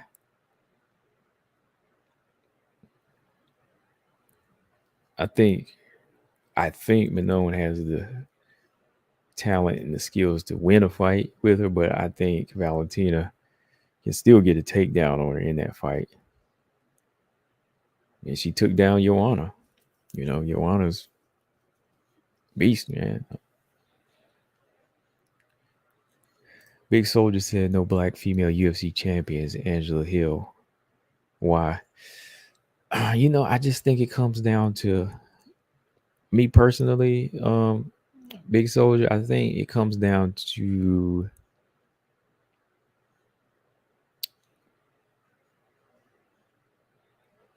what demographic and what race is really into to the fight game like that. You know what I mean? Like if you have the majority being, Brazilian or Mexican or, even some white American women or European women, they're going to dominate them more because that's what their taste is in. But like you don't see a lot. You don't see a lot of you don't see a lot of black women go into that. I mean, you see more go into boxing because that's more what their culture is going to be about. That's what some of them follow. I mean, as for the black men, you're going to get more of a mix because a lot of men want to learn how to wrestle now because you just can't box. But for the women, if it's just not something they're into, you won't see a great deal, right? A lot of these Brazilian women, they grow up going into that.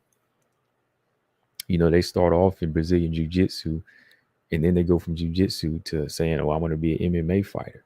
So it's kind of passed down on and on, but it's not really like that here if you think a lot of black female fighters. I mean, you got the ones like Tanisha, Angela Hill, little spots here and there, but as a whole, as a group, they're not really into the fight game like that. Boxing, you'll see it more. Definitely see a lot of women boxers. Ann Wolf, Clarissa, the not Ann Wolf, Clarissa Shields. What's her name? French shot, Prashant.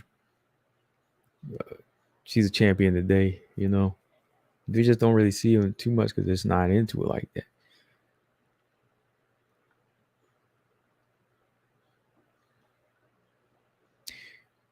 And when you do, you have a few that just seem to have a trouble getting signed because of Dana and what his standards are. Mel said, is MMA popular in black culture? Is it like popular in black culture? It's still not that popular like that. Like if you look at the demographic of the people, even at the UFC events, is that like we said before, like 18 to 30 something year old white male, right? Um, even like a lot of the boxing fans you see on YouTube, like a lot of wow, that's a hard right hand. I was looking at this COMBATE fight. Um, it's still just not that popular amongst black culture, I don't think, because a lot of them don't like wrestling like that. They don't like grappling and holding people like that. Some guys, they think it's questioning their manhood by trying to grapple with somebody. But no, man, this is the fight game. Sometimes you got to fight like that, right? But I think it's slowly making its way into the culture, but it's still not really like something that diehards. There's like a lot of diehards like it is with boxing.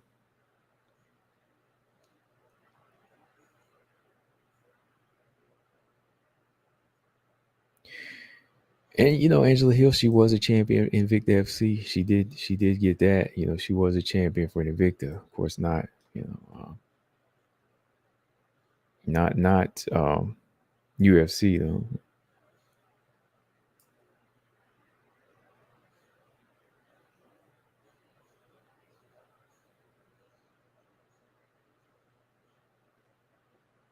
Yeah, see, that dude was out on his feet, man.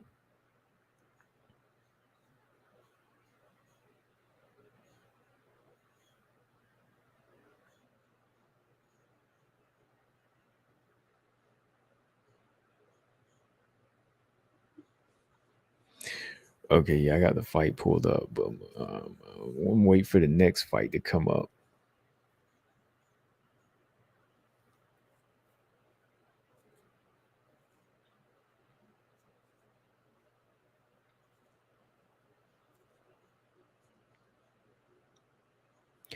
Yeah, sometimes it seems like boxers don't really fight like they used to, man.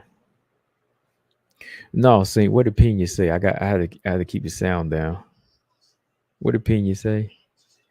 Y'all know Juliana Pena be commentating at these fights too. What does he say?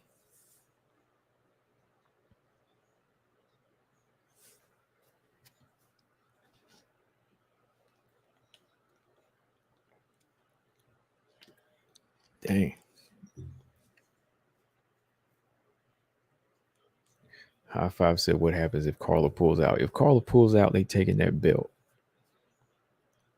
Carla pulls out, they snatching that belt. High Five, and then Marina and Weili will fight for a vacant title."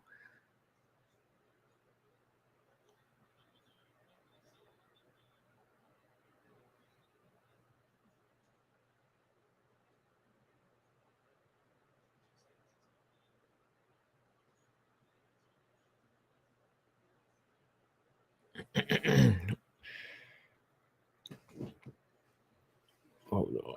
Let me see. We just looking at this fight here on COMBATE. Let's see if this dude make it out.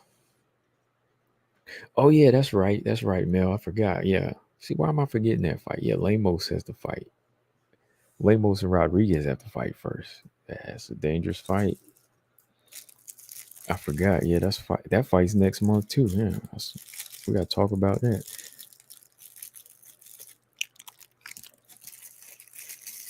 Is it next month or is it November now? I can't remember.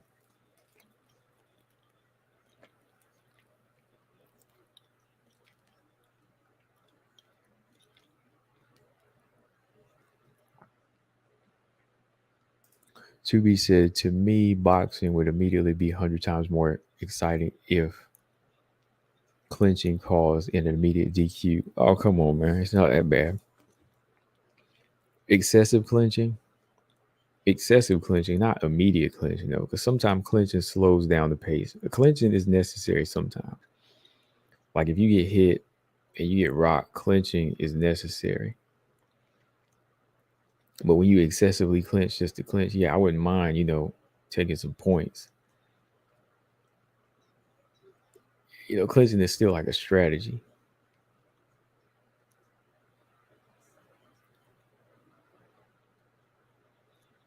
Dang, James, what'd you say earlier, man? Talking about BJ, BJ was going. I thought BJ was going in. He wasn't nervous. He was just emotional.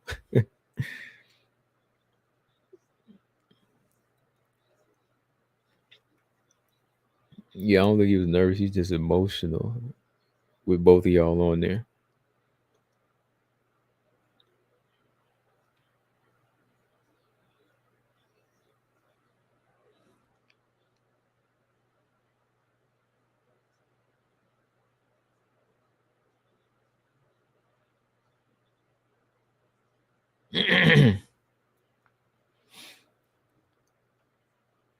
You said he was never nervous. I thought you said that earlier in the stream. I thought you were talking about him being nervous around coaches.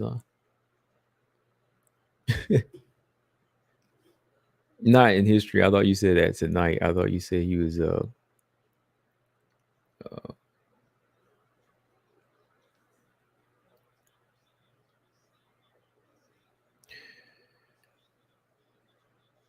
Mel said, "Does Manon have a good personality or anything you like to follow Manon outside of just fighting? Does she have a good personality? Yeah, she seems, like I said, more so chill. She's not talking a lot of trash. Doesn't do a lot of crazy antics. It's just about the training with her.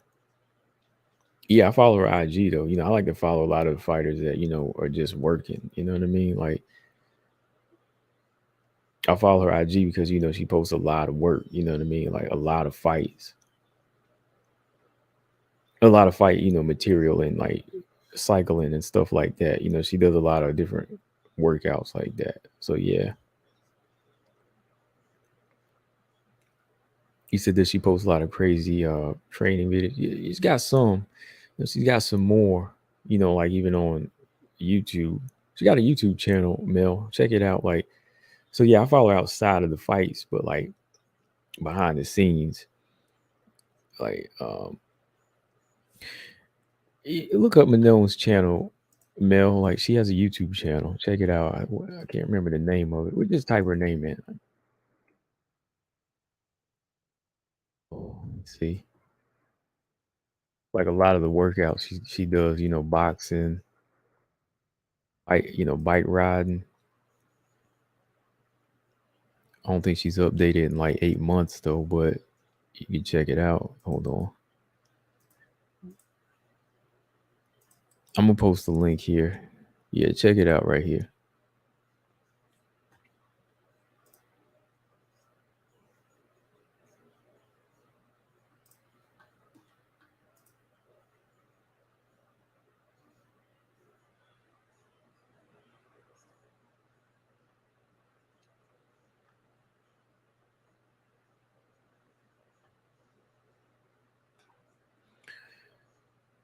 Yeah, Mel sent me, but no, it's cool. She's hard not to like. Man, that Cyril Gahn fight. Now that y'all brought him up, now that they brought Cyril Gahn up, man, that body clinic he was putting on Tai Tuivasa was vicious, man. Mel said, does she speak English? Unfortunately not, because I thought about getting an interview with her on here, but need a translator. Which, I mean, it can be done, but I'm just saying, yeah, she don't speak English.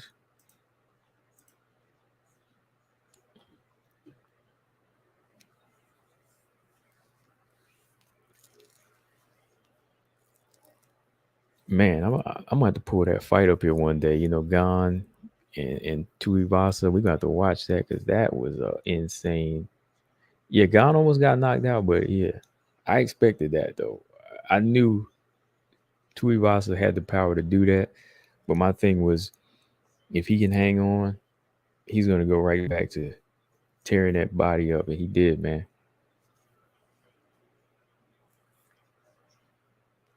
Oh yeah, that night he got touched. He don't get no touched by the chin like that, but Tuivasa, that's what he does.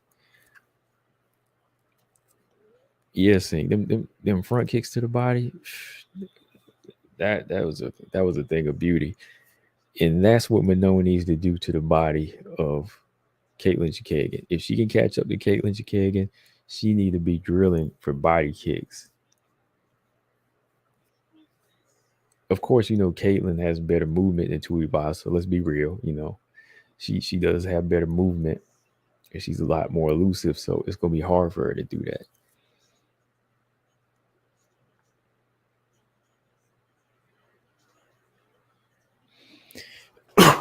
Excuse me.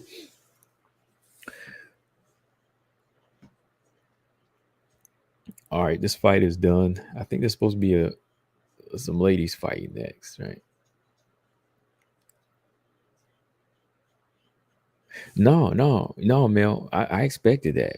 I was talking about that with BJ too. Shout out to BJ. I was talking about Tuivasa. Like, the thing is, he takes chances.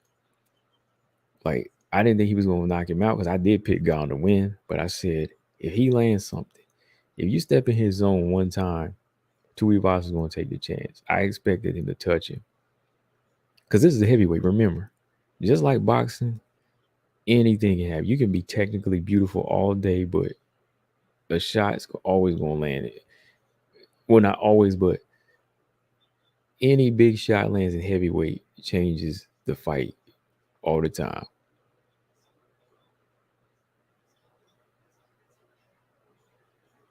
GP said, what I like most about that fight, Gone, is still never stopped pushing, even after that knockdown. No, he kept going, man.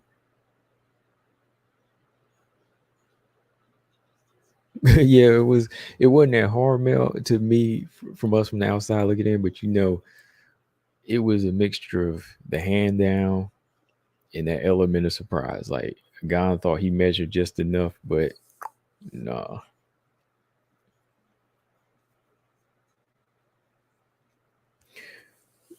So what? Gone and John Jones is next now, right? I heard like John Jones and Gone is it happening when end of this year or next year?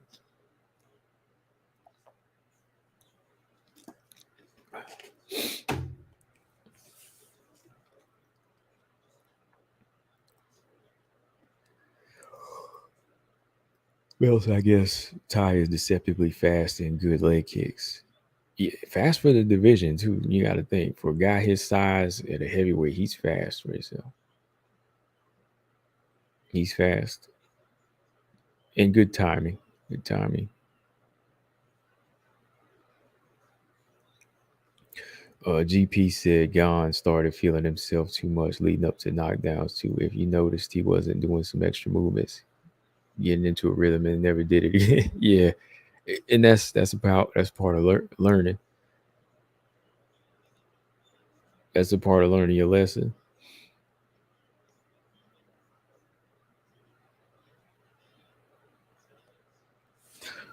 Oh, Bob Marley. I like the way Bob Marley thinks. He said Marina Rodriguez will be champ next year. I would definitely not be mad at that. Oh, okay. We have what's their name? Gu Gulia Chineo versus Jay Duran. Chineo versus Duran. It's the first women's fight on the card. Yes, we'll call it. So I'm calling Combate Global's women fights on this part here with Chineo versus Duran. They look like strawweights, I think. Mill said, what am I watching? Combate Global. Sinks at Atom weight. Okay, it's Atom weight. Okay, never mind. Okay. This is what we watching.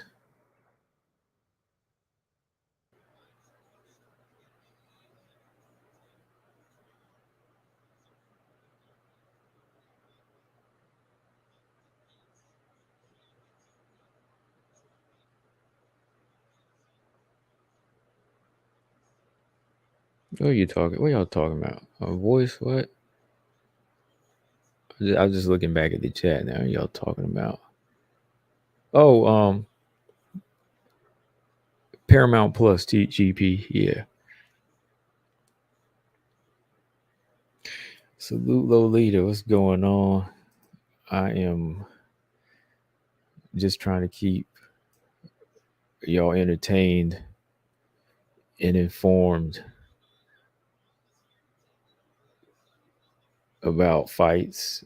No fights this weekend, so we just been kind of hanging. No major UFC fights, so we just been hanging out. I seen Jay Duran fight somewhere else. I can't remember where though.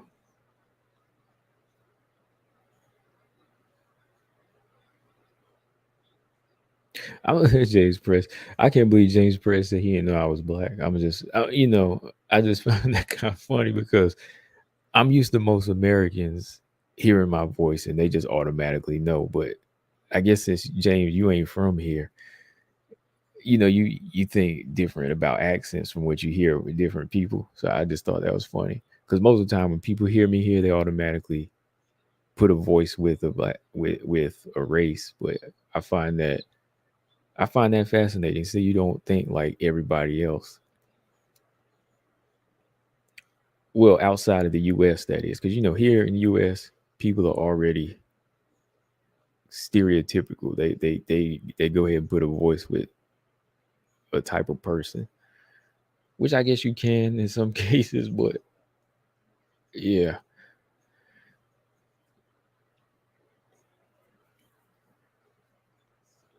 To be said, I think there was a discussion about the attractiveness of your voice. Oh boy, I was watching this fight.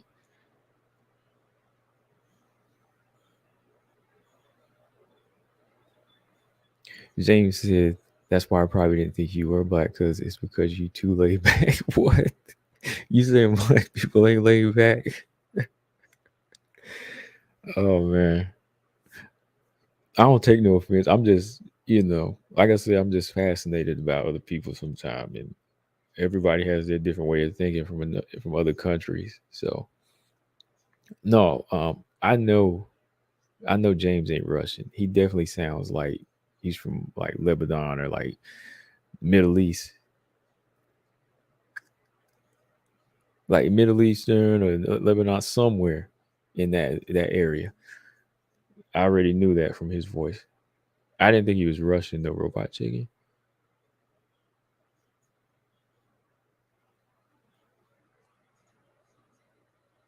because I used to do a telemarketing job, and when white people would hear me, they would automatically just start trying to say the right black things. And I was like, it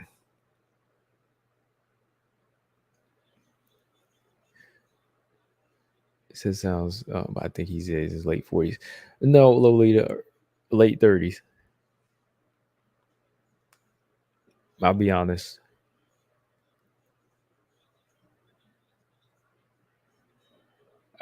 You just don't know. I know a lot of accents. Like I'm from America, but I know a lot of accents. All right, no, round one is starting here. Jerron is the shorter fighter here.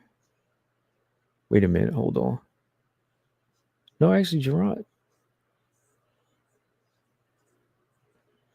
They both weighed in at 112. So this atom weight, right?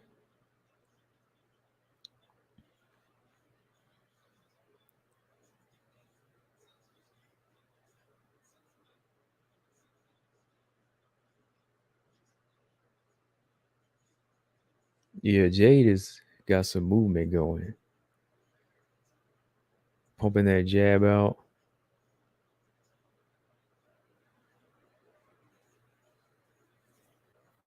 Oh, good left hand and right.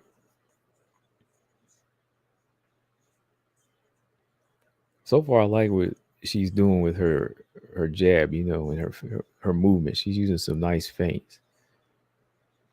What is Nayo doing, raising her hand up like that? Yeah, kickboxing champion, Muay Thai champion, K1. Dang. Might have us a little Joanna here. Ooh. Nayo's going in for that clinch now.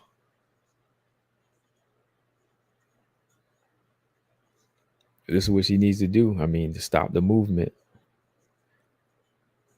Stop the movement. Take away the footwork. Let's see how long she can hold on, though. She's got that one underhook. And she's just using this to press right now and land some of them knees to the thigh. Oh, that's what I like though. See, the referee here, they break it up fast. They don't like that.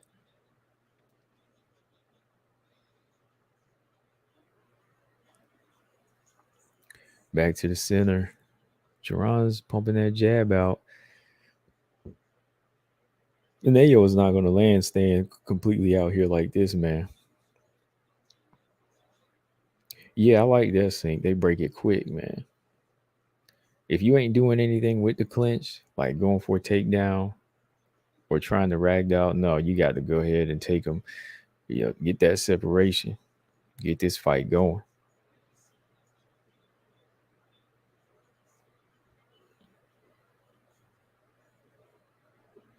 Wait, whose birthday is it?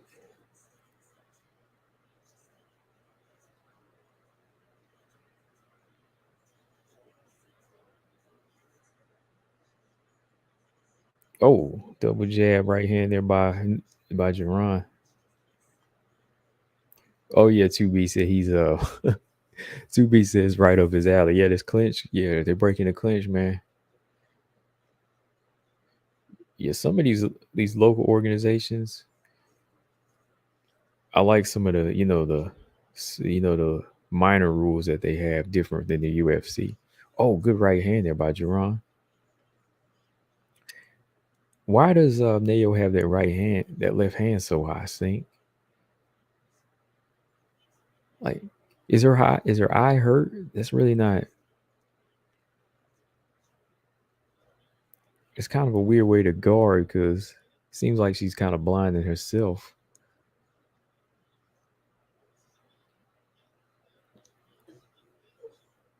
She ain't getting nothing going here. She's completely on the outside. Like Jerron needs to shoot in for a takedown or something.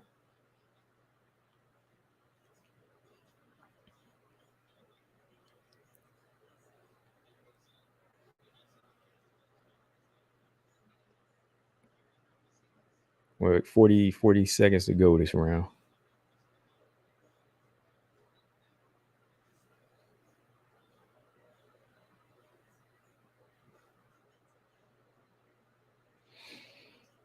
Okay, there's a clinch by Nayo. Let's see what she can do with it. I don't think much gonna come with it. She's trying to land some knees here, but she needs to get a takedown. She needs to get in a position where she can, drop level and go for that single leg. All right, 2B said he's out. He said enjoy the rest of the awesome chat. Okay, so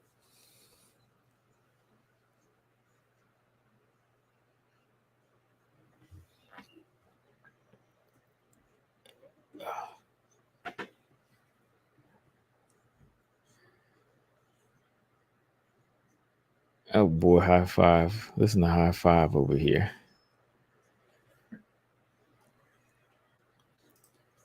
Sync. Oh, appreciate Sync with the 2 spot. He said this chick is so stiff she might get finished. That's what I'm waiting on. I'm waiting on it now at this point because of that right hand. I'm waiting for that right hand to come, man.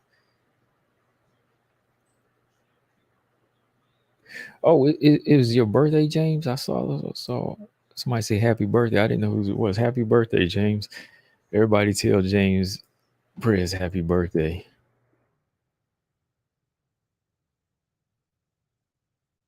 I'm gonna do a live tomorrow, James. You might need to get on because I'm gonna talk about the levels in the flyweight division. We're gonna go down these fighters. I don't care what people say about who can be next to be a threat for Valentina, but we're gonna talk about it.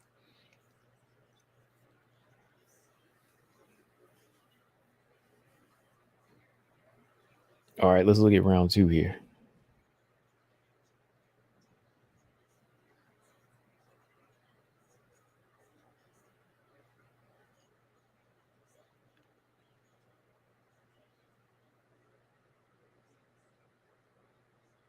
Yeah, I think I'll do a flyweight show tomorrow.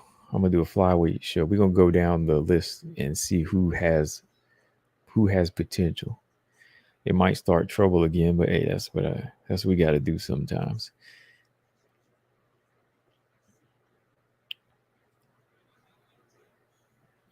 Okay, yes, a 10-9 round for Moran. So Chineo Sink is Chineo's guard bothering you? Is it or is it just me? Like why? See, she ate a head kick right there. Like why is her left hand blinding her vision like that? Is it just me? James said, "How old do you think I turned?" 23.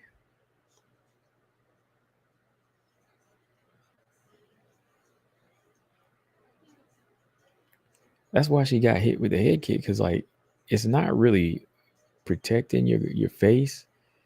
It's not tight. It's just blocking your vision. That's why she's eating the head kick in her right hands. Yeah, you said it looks weird. It does. And she's not doing anything from here. The hand is wide open, so you know she's not going to land a good jab because her hands are open. That's why Moran is having success because her hands are open. She's blinding her own vision right now. Moran's her hands are ready to punch. Look at her. She's getting into a groove. She's gonna knock her out pretty soon here, I think. Zalman 44. He said close is 42. Okay, 45.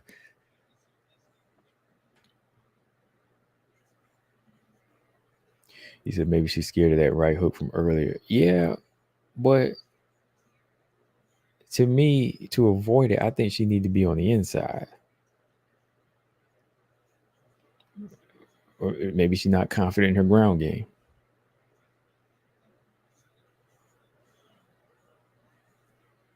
$46. Oh, 38. Oh, okay. So he was close. Okay, 38. Okay.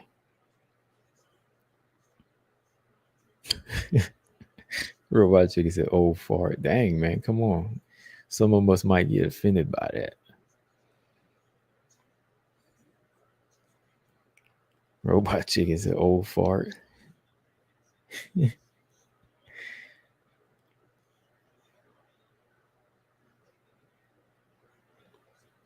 This is good jab there by Jerron.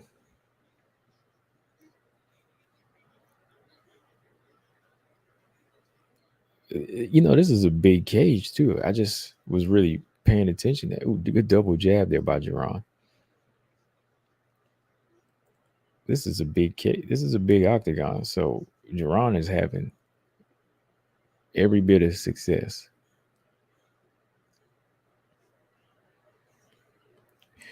Yeah, James, you might have to. You can jump on tomorrow if we do a stream. So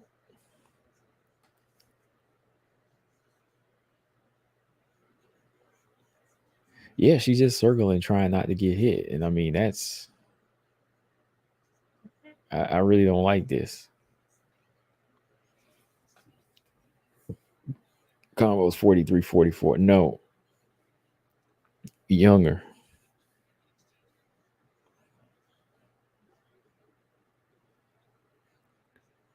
Younger. Sink said, I thought Combo was a 17-year-old, to be honest. Dang. I know you're joking. I hope you're joking. No, I don't care if you are. I'm just saying, dang, 17?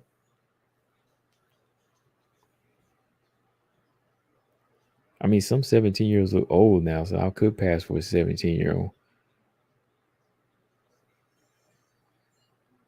Well, that's another round gives you on. I mean, add 21 years, see. Add 21 years. Wait. You said 17. Add 12, 22 years. I wish I was.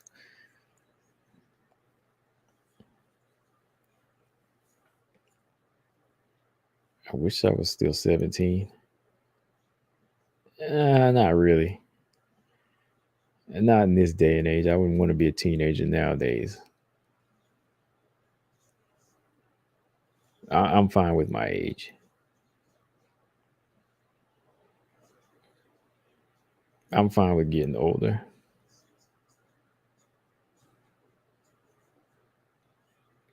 There you go, Sync. Yeah, I'm fine with it.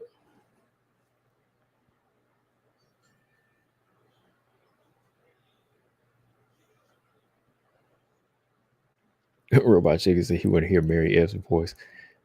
I don't know if that's ever going to happen.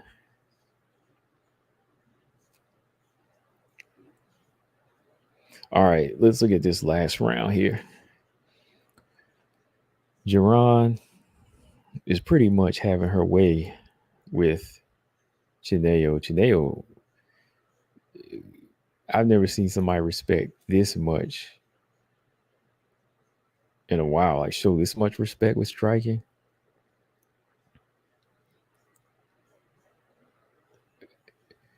Coach, yeah, he's somewhere up in that age realm. He's somewhere up in that realm, Prez. 2018.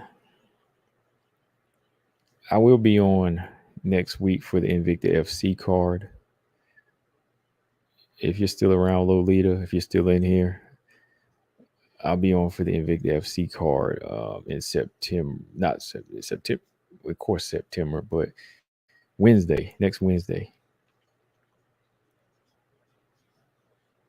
I'm going to do the fight companion for that card.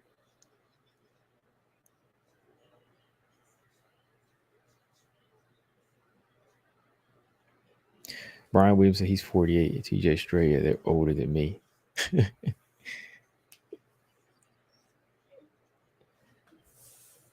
I thought Brian was in the 30 realm too. I think he said he was 40. I think you said that before, but I thought you was in the 40 realm. Okay, Sink is 19. Okay.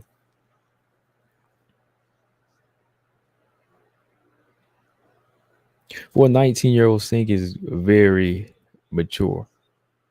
I'm allowed to say that since I'm 20 years older. I can say Sink is very mature and knowledgeable about the fight game at that age.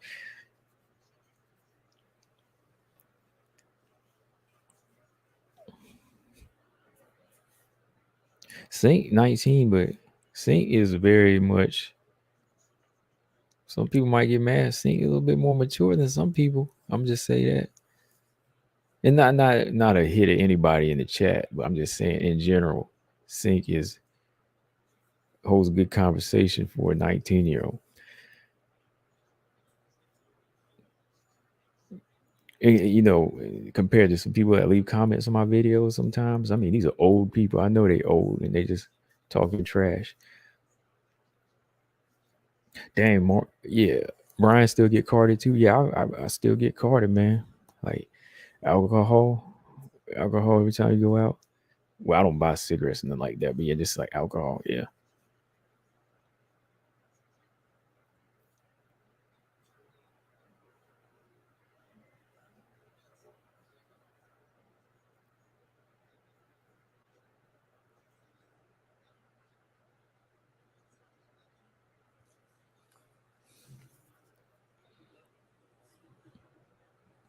Ulysses said, "How old is BJ?" He's young.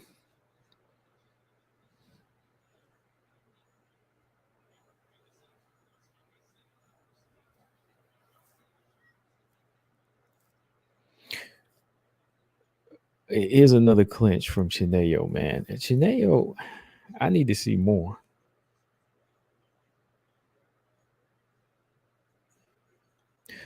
James, no, James, it wasn't at you, man. I'm talking about people I had to block before.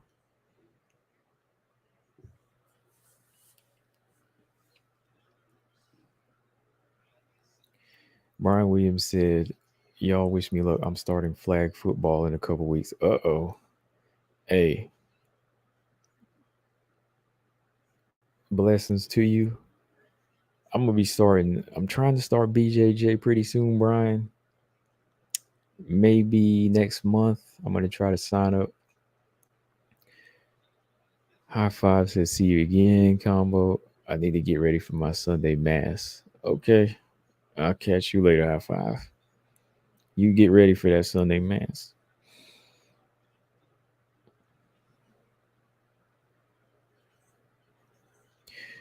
No, James, I was talking about people I had to block, like that argue with me and say childish things. You never call me names, so it's not. I'm not talking about you, James. I'm talking about people I had to block.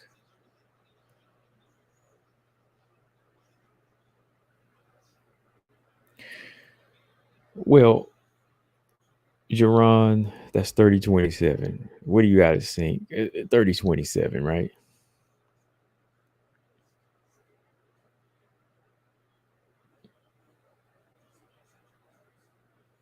Brian Williams, I'm going to try BJJ in the winter. Should be good cardio. Yeah, we're going to have to keep up on that. We're going to have to keep up on it, Brian. I know when I start, I'm going to start posting a few updates up here. I'm going to start posting a few updates on it. Let y'all know how it is.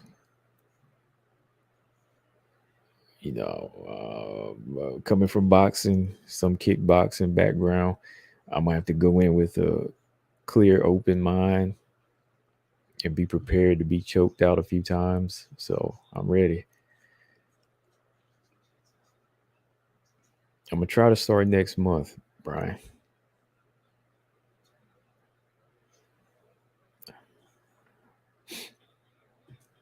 I do run. I am a runner. So yeah, just ran a race today. Sink said, "Yo, tell me red trunks don't look like Adam Wade, Kayla Harrison." Okay, red. Uh, Adam Wade, Kayla Harrison. She kind of do.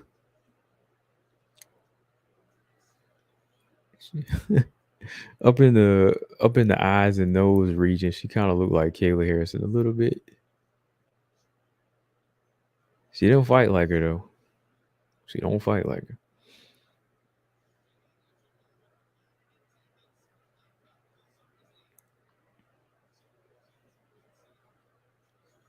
Yeah, Jay Giron, I want to see more from her, man. You know that win,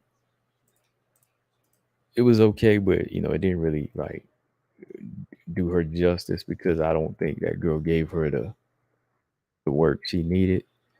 Well, actually, no. Jade Duran is 1-2 right now, so she needed that type of fight. Oh no, no, no! I remember Jade. I was thinking of another fighter, man.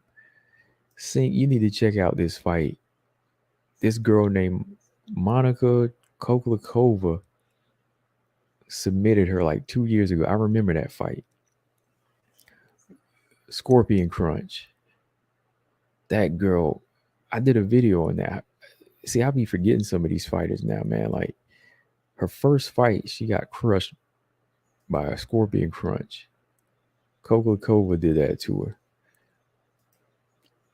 I think Coach actually interviewed that girl that crunched her with the Scorpion Crunch.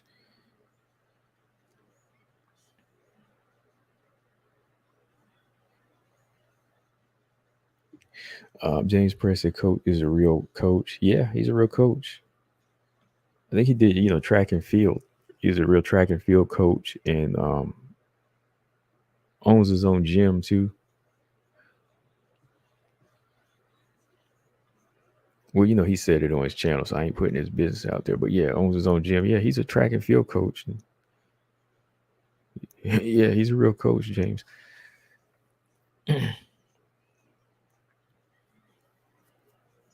Yeah, the Kimura. Yeah, he talked about being put in a Kimura before.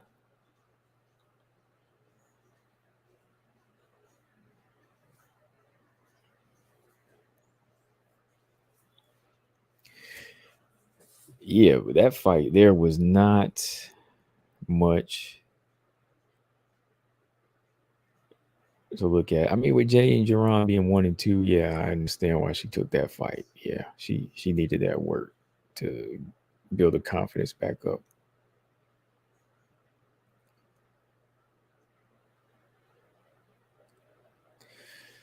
Okay.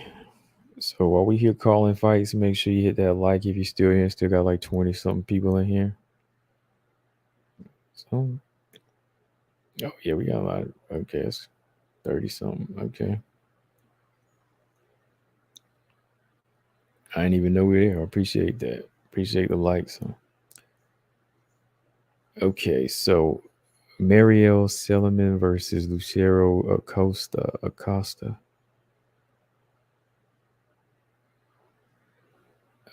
Right. That's what we're.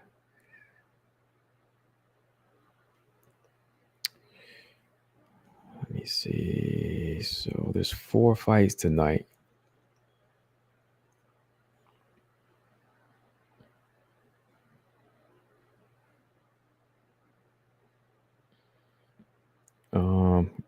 I'm waiting on the next one. COMBATE Global. Acosta.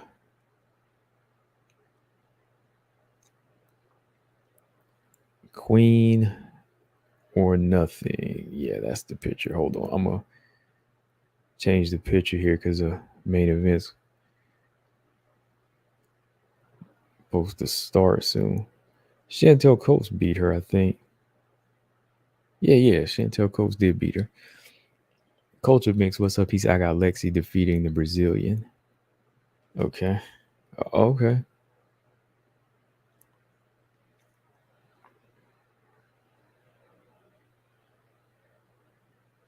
James Chris said we need to get that ID from everyone in the chat from now on to know how to deal with each one separately. He said we need Zamen's age real quick. Oh man.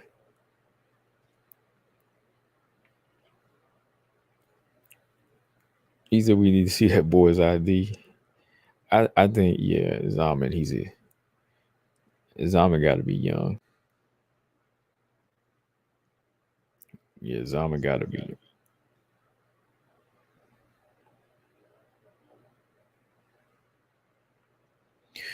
Culture Mix, who you got?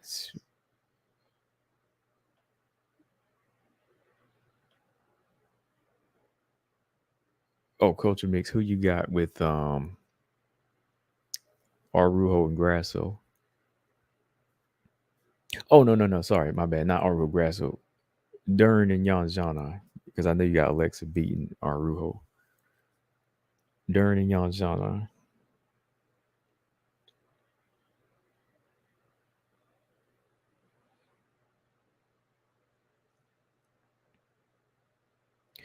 All right, give me 1 second. I'm trying to. Zombies 6 and Zombies 15.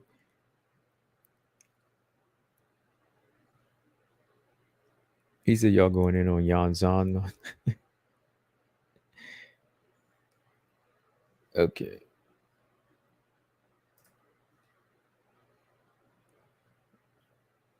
I always have to fix that. Okay, so we're waiting on this main event next, right? Because this is what we're going to call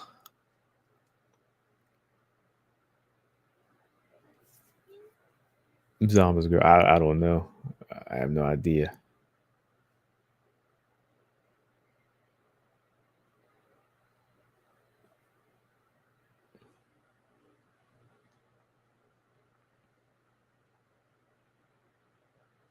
Okay.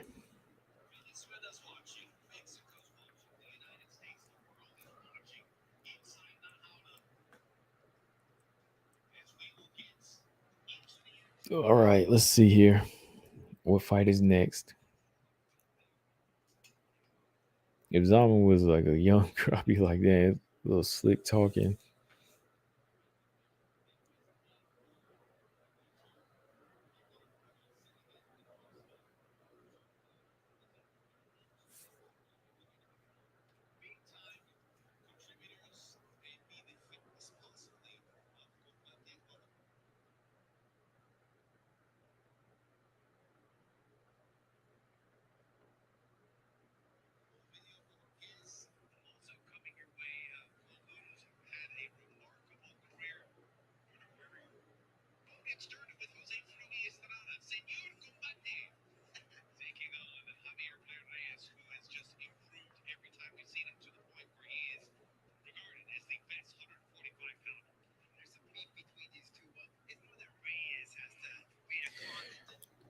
I think, yeah, okay, there's one more men's fight, and then there's the main event.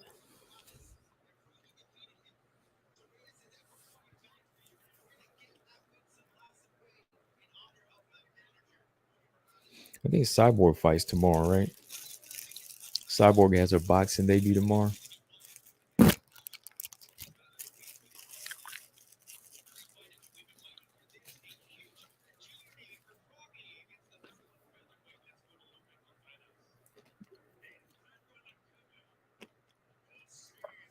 All right, I hope this is a quick one.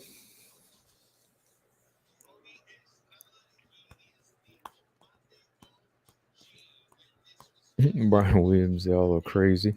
He said his wife is looking at him like he's crazy. He's over there cracking. Wait, what did y'all say? He said, I can't let it go.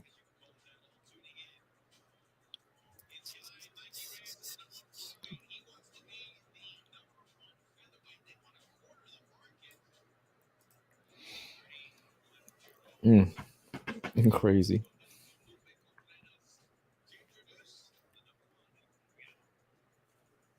All right, y'all stick around.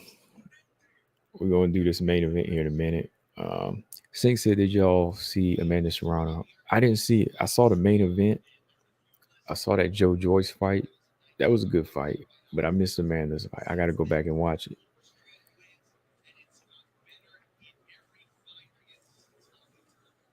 Yeah, I got to go back and watch the Serrano fight. And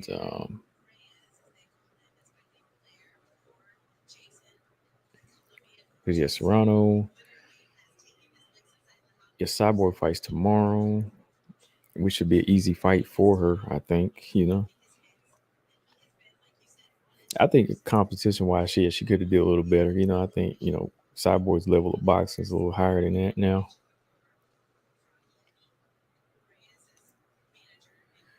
All right, so we got one more fight after this, right? And that's the main event.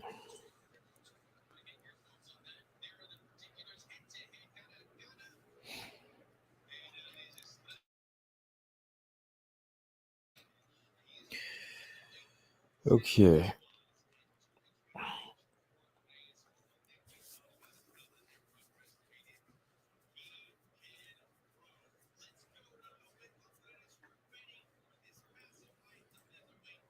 Mm, mm, mm, mm, mm, mm, mm.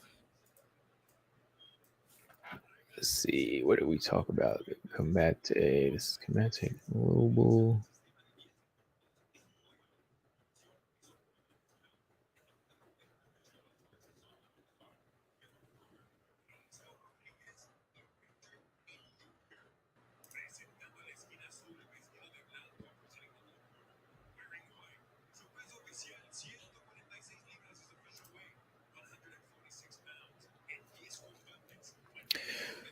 Marcus Bell, he's back. He said, Marcus Bell said, I had a chance to see Serrano fight, and all I have to say is I wouldn't put Serrano back in there with Katie Taylor right now. Wow. Was it like that, man?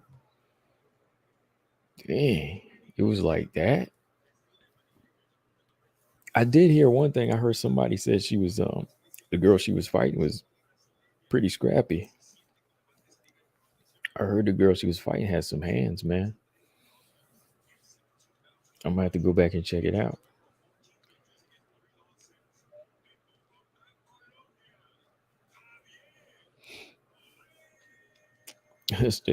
Straight said y'all tripping in here today. I know, right? I'm over here trying to. I'm over here calling this fight.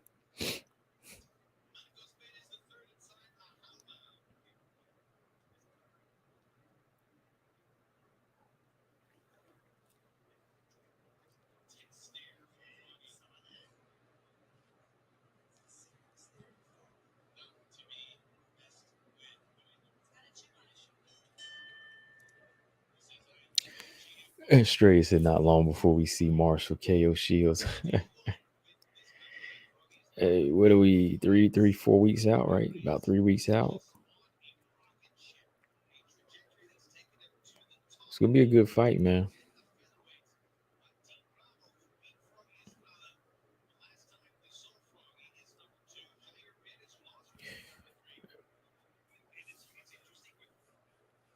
They said that girl was giving Serrano fits, though, man. Dang.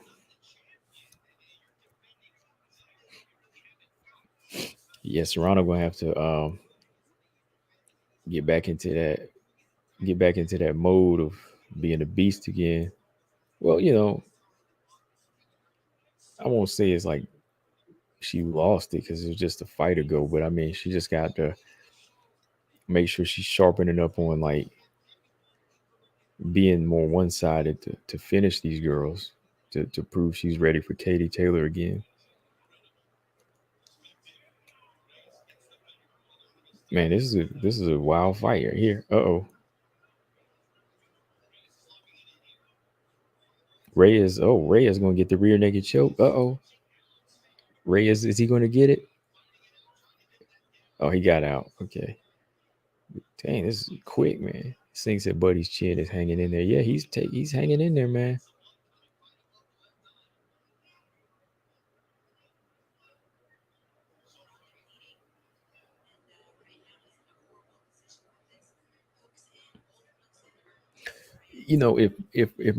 If power is all Marshall has to offer, then it's not going to go her way.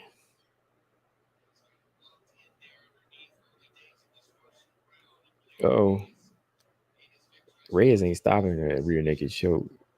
The way he's got that head skewed up, he's got him sprawled. Oh, he's got him belly down. He's flattening him out.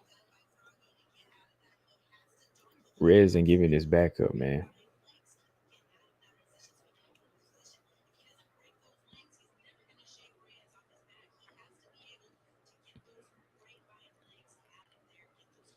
Reyes gonna pick him up. I mean, Reyes is gonna stand up, keep him on his back. All right, them legs gonna go.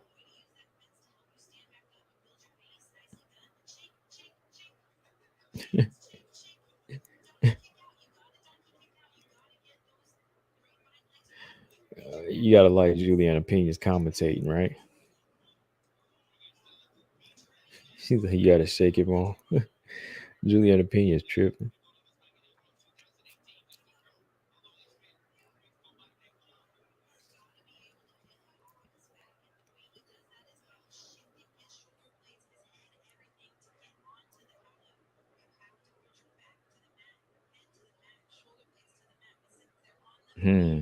I'm listening to what Pena's saying on how to get this guy off his back.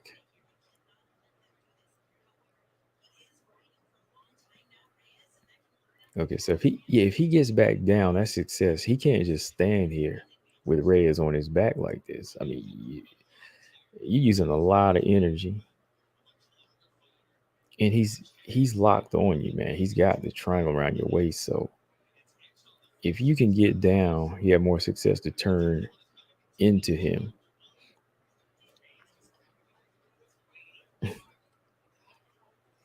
Uh oh.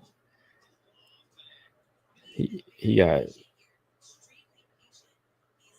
a minute and 10 seconds to go. James said, "What you watching?" Combate Global.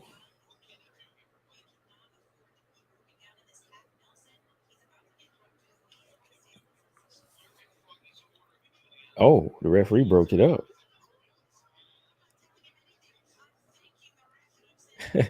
Figures is he thinking the ref? Yeah, I was kind of tired of that too. Oh, good right hand there by Reyes, man. Good jab by Reyes. Pena was like, I was glad because he didn't see nothing happen. I think that is unusual that you break up that type of position, because to me that is a position where you can capitalize. There's opportunity there.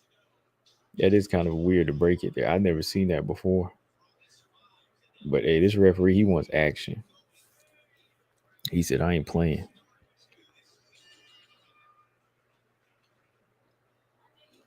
Have y'all ever seen that done before? If somebody is on their back and he's standing, and just because you didn't get the rear naked choke for over 2 minutes, he breaks, he separates you.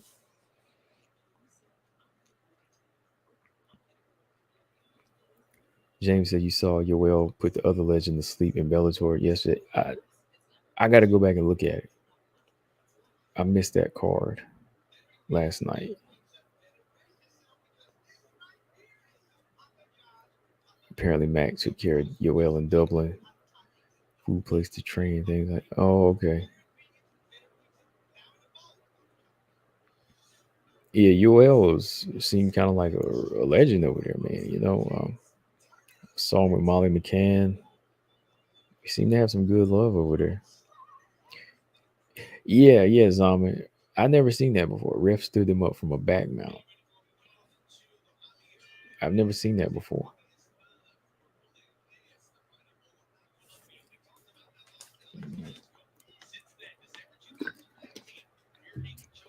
All right, Estrada with the jab.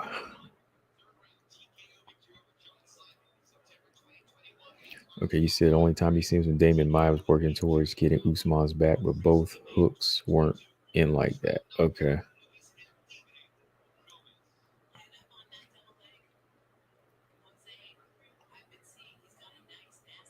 All right, Estrada trying to drop that level for that. Okay.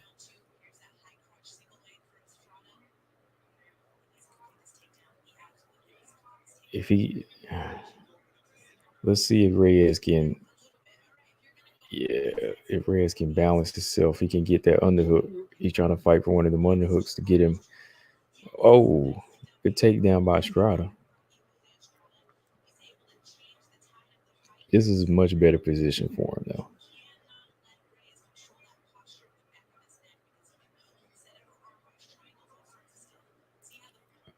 Yeah, Reyes can't really get leverage to get his guard up, so this is where he's getting in that ground and pound.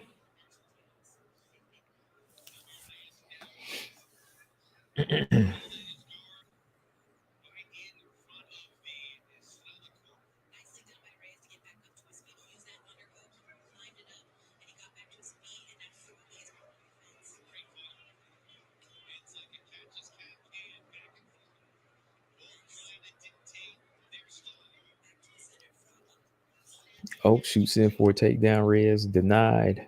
Okay, Estrada back to the cage. All right, you better get this takedown. You know the referee gonna break you up.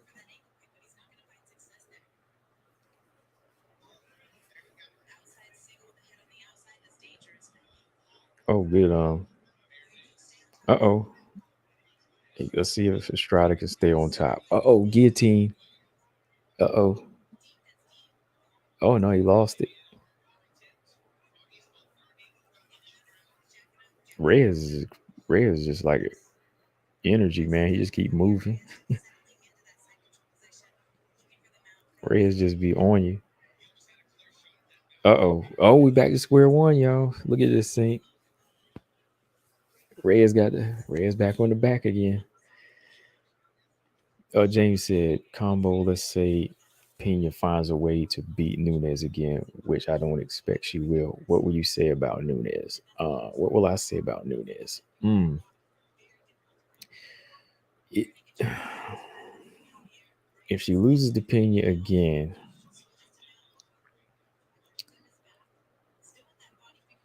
it won't. Oh no, Red's gonna get the rear naked this time. Referee better not break him up. Don't break him up this time. Uh oh. Is he sinking in? No, good hand fighting by Estrada. Okay, what will I say about Nunes? I say, oh, rear naked choke here. Sorry, I keep on catching that rear naked choke. What can I say about Nunes if she loses? I don't think she will. If she was, then we really got to put her put some things not in question, but just her momentum as of today, but like not like anything else she's done in the past. Being your backseat coach. Yes, she is, man.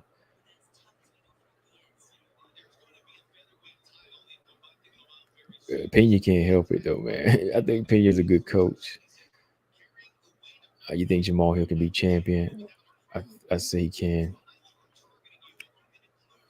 A Blockowicz fight, that would really tell me his level, I think. That would be a good fight. I think Jamal Hill could win it. Brian said, "What time you going live tomorrow?" We're going to probably jump on about 7:30. Brian,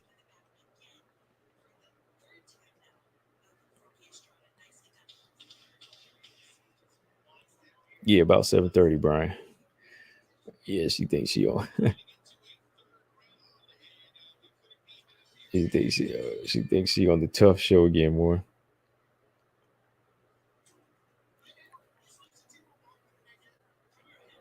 I'm not doing the goat talk, James.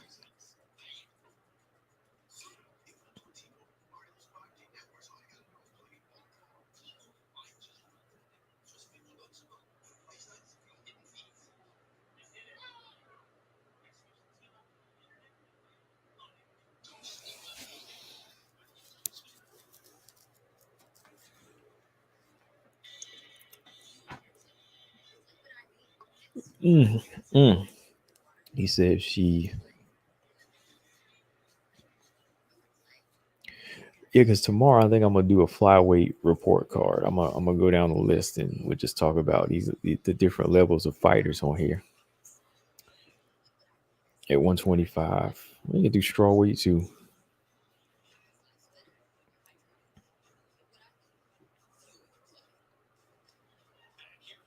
Bet. See y'all then. I'm about to call it a night. Catch y'all later, Bright Gang. Okay. All right, Brian. Catch you later.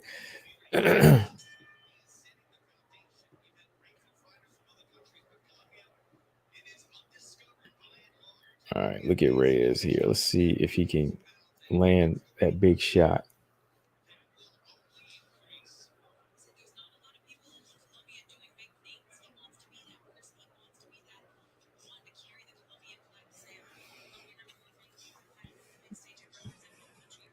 Okay. Superman punch there.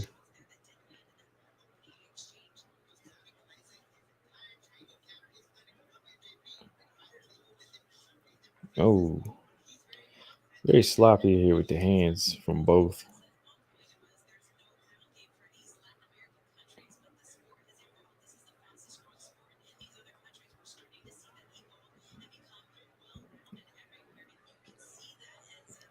Your opinion's right.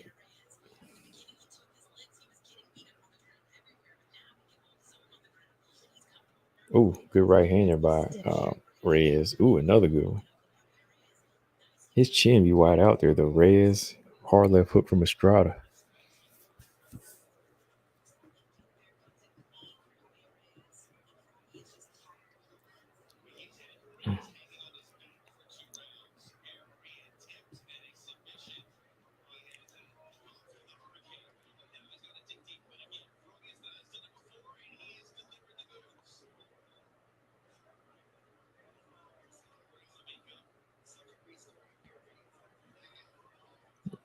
Oh boy. Okay, let's. Ooh, good jab there by Estrada.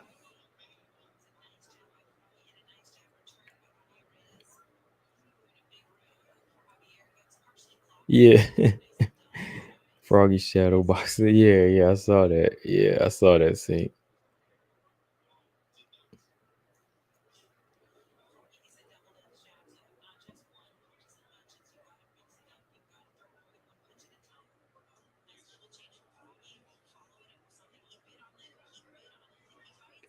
Marcus Bell said Combate screwed me having me watching some matchup from 2018.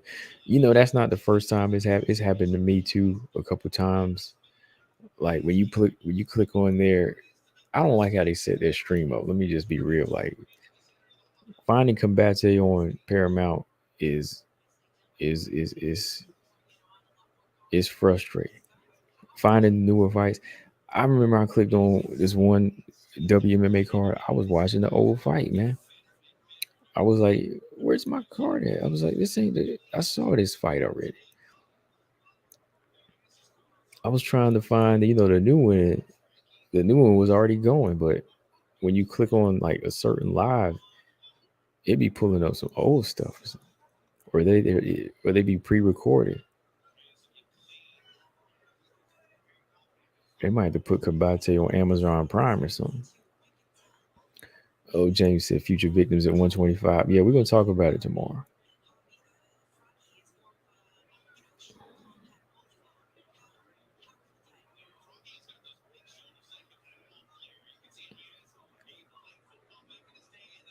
Oh, yeah, Reyes popped him with that one.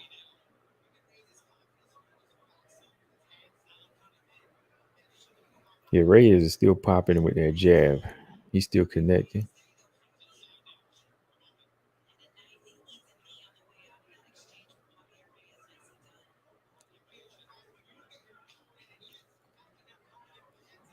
I give this round to Reyes.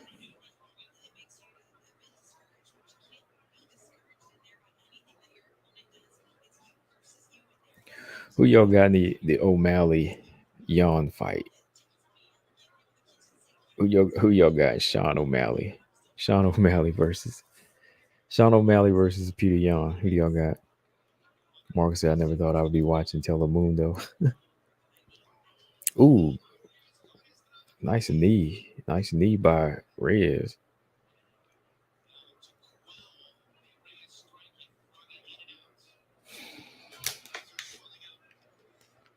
Mm.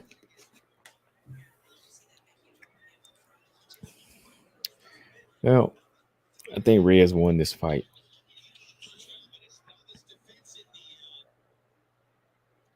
Yeah, I'm giving this one to Reyes.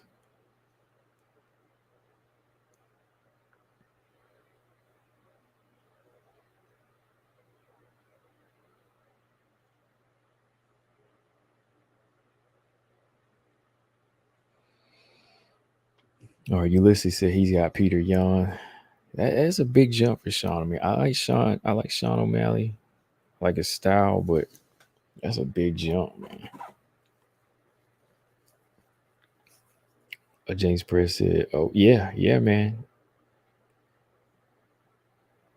Joyce stopped. Oh, you gave that around the Froggy. He's bro Pena called that flying knee right as it happened. Yeah.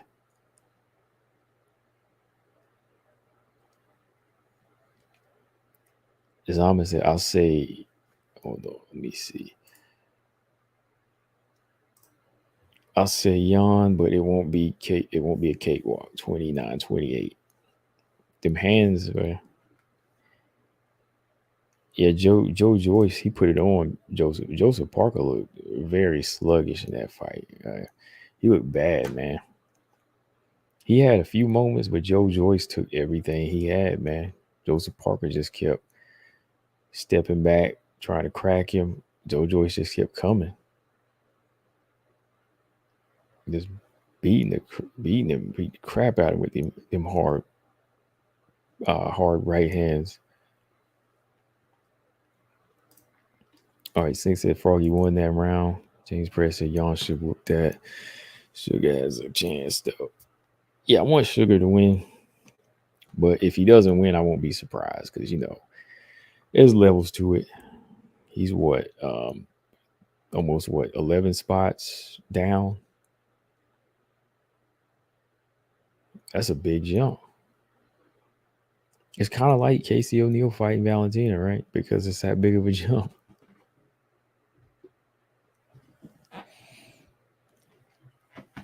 Except Jan, he's not as tight with it like Valentina is for her division, though. All right, Runnery says she got Sugar Sean O'Malley. Yeah, I like Sean.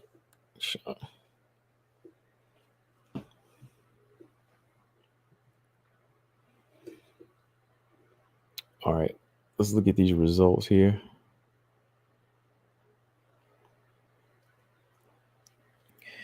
Estrada only landed 56 punches to 154 Reyes. Kicks, they were pretty close to 15 to 20. One takedown apiece. Yeah, Parker's done, James Perez. Parker's done, in my opinion. I mean, this is his first stoppage, but he looked bad, man. I don't think Joe Joyce beats Wilder though. I think Joe Joyce. I don't think he take a lot of hits. He tough, but I don't know if he'll beat Wilder though, or Tyson Fury. Yeah, Hellenius used to spar with Wilder, so that fight's gonna be dangerous too, man. Like Hellenius is a pretty stiff puncher. He's 6'7" too, so he's got a hard right hand too. So this is gonna be a test for Wilder. Make sure he still have it.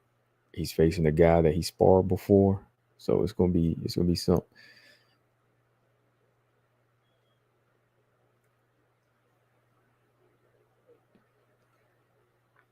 Zamba said talking about boxing Usyk Fury. I would bet on Usyk. Anything better? Actually, it's not happening. We getting Fury Joshua in December, and Usyk is eyeing Wilder if Wilder beats Helenius. So, who do you got with Fury Joshua in December? He said, I wouldn't say as big as O'Neal. Yeah, it's close to that as far as like the level jump. Except I think O'Malley offers a little bit more of a threat. Yeah.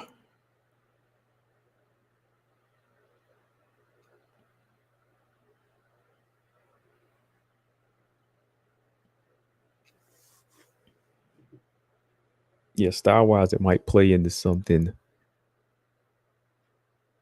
It might play into his favor. All right. Are we at the main event yet?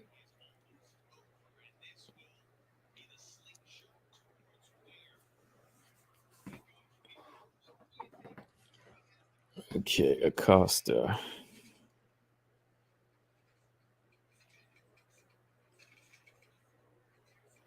Loba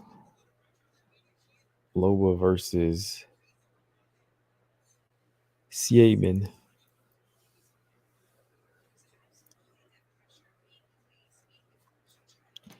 Let me turn it. Because I know AJ would be the big underdog. Would bet on him from plus 200. Okay. Yeah, with two back-to-back losses to Usyk, he's definitely the underdog. Fight not going the distance. I don't see it. I don't see it going the distance.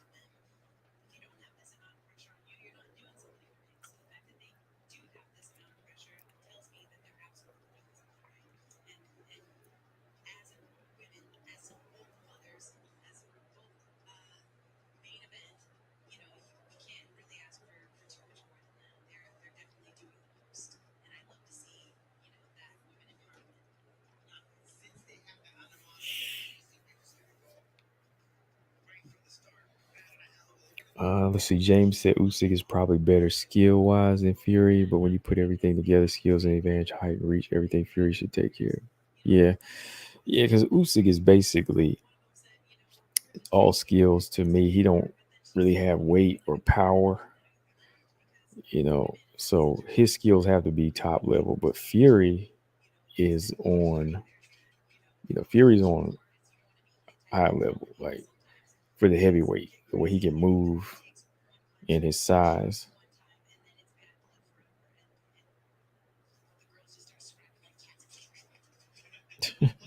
Juliana Page be she be doing the sound effects. She's crazy, man.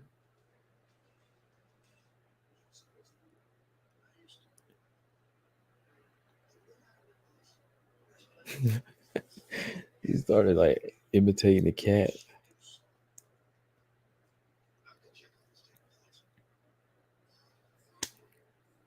James said I give Usyk the best chance, but too small. And if Usyk beats Fury, he's amazing, really. Yeah, and I don't think he does.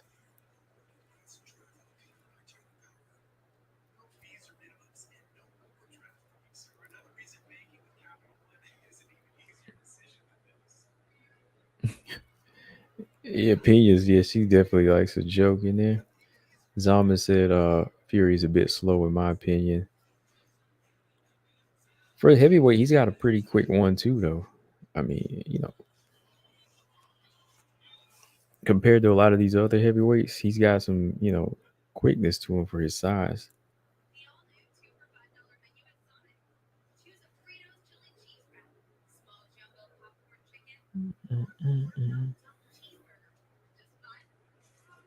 Yeah, Spence Crawford is still not official, Straya. Like according to Crawford, he signed his part, but they still won't fully announce it. So I don't know.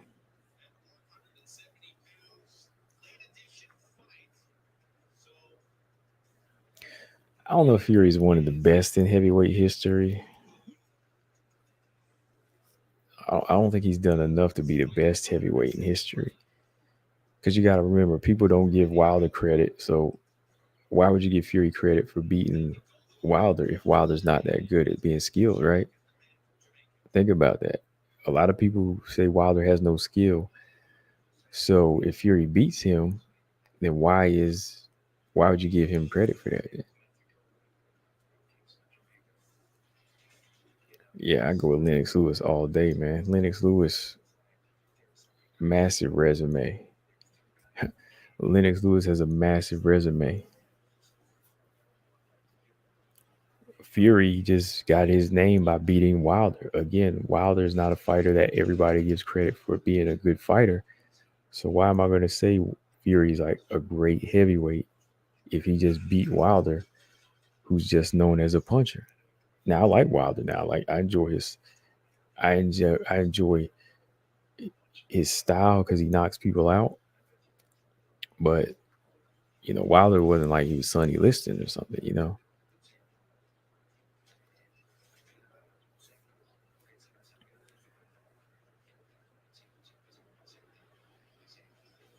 No, Lewis is a great one. I wouldn't say Fury's a great fighter. No. Yeah, Stray said Lewis smokes him. Yeah, Lewis smokes Fury.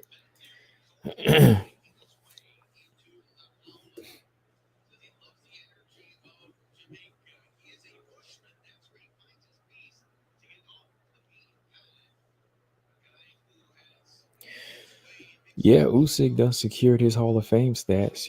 Undisputed cruiserweight. Yeah, unified heavyweight. So yeah.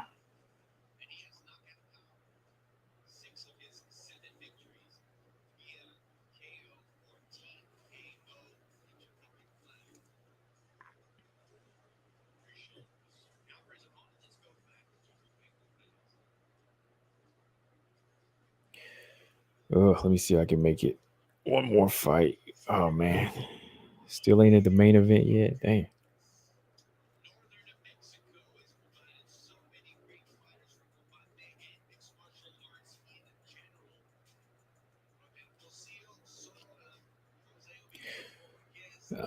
Not entirely James Press. I think they still have a deadline. It has to happen in November though. If they wait any more longer, it's going to lose its value. I think it's lost some value, but not a lot because it's still the best fight that can be made. But it it could lose its value if it's not made this year. If they don't make it in November or December at the latest, people are going to be pissed at this point.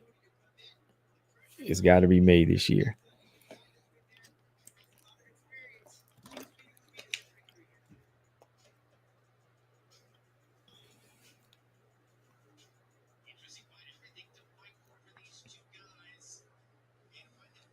Yeah, it does. It lacks a lot of good wins.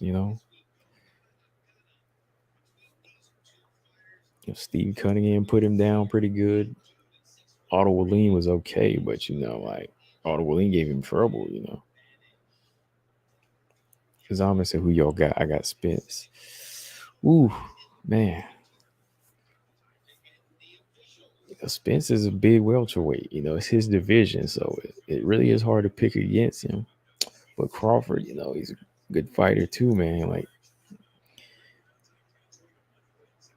mm, I'm not sure yet.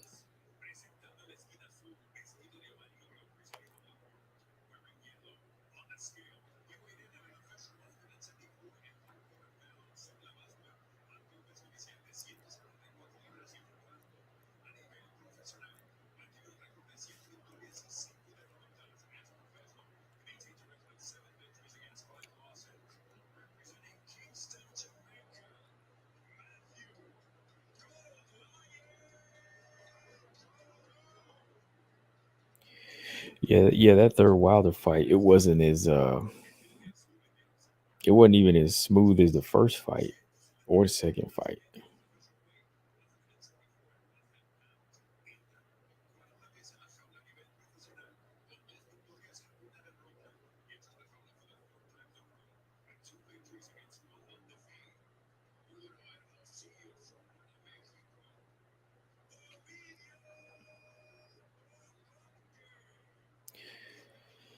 All right, let's see where this fight goes. Let's see what type of action we got here.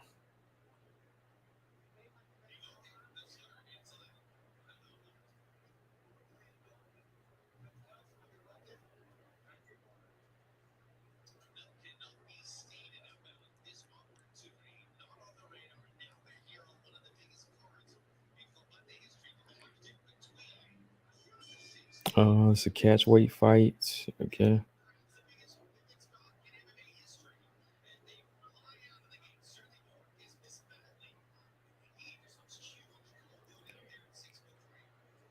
What's that? Matthew Odio. Matthew and Odio. Okay.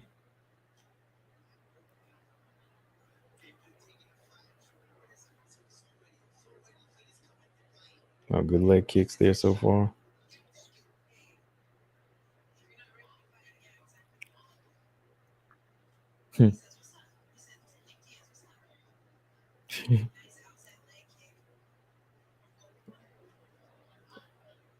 Odio.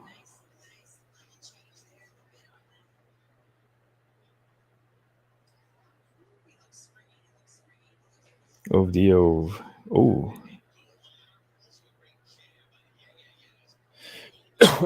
good leg kicks from him so far.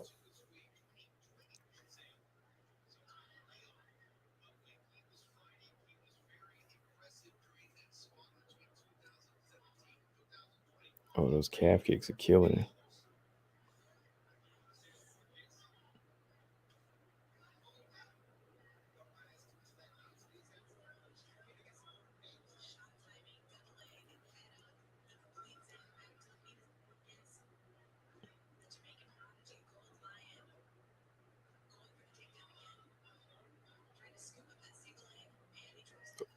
Oh, yeah, it's a slick striker, man. Those leg kicks, they were hard, man, tricky. And he got this takedown too.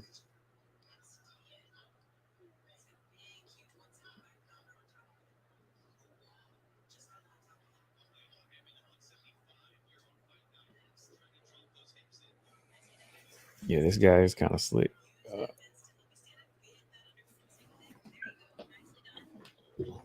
I mean, he was having this. His whole body was having to spin with them kicks. He was taking full impact. Ooh, right behind the knee too. Look at that redness.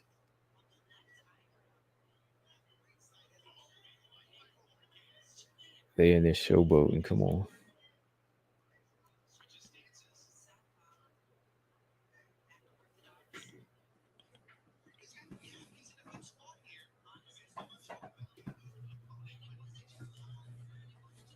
Ooh, he's weird. He has a weird way of ducking those right hands. Ooh.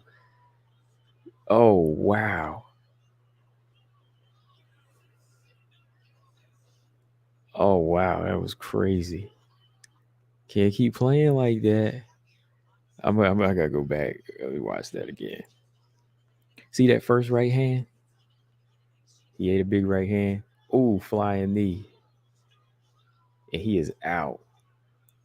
He is out.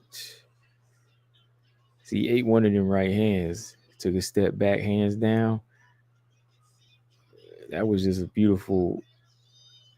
Ooh, you just never know, man. Damn. Yes, insane, man.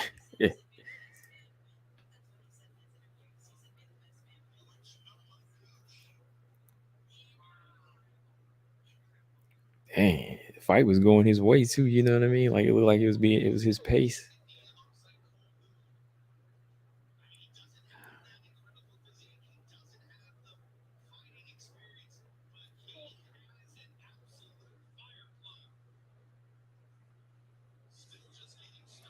Wow, that's just one of them freak knees, man. And you got to be alert. You can't be playing. See, they kept showboating. I knew somebody was gonna get knocked out. Look at that flying knee, boom, and he hit his head on the canvas. Look at this. Look at that. Oh, right on the chin, where he fell kind of on the side, but it was full impact. That was good timing, though. It was all about that timing. He wasn't expecting that. Completely thrown off his game. Can't be in there showboating like that, man. Yeah, he tried one himself, but nah. Oh wow.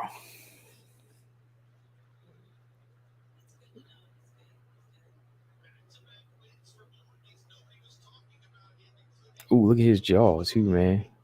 That junk is kind of swelling up, right?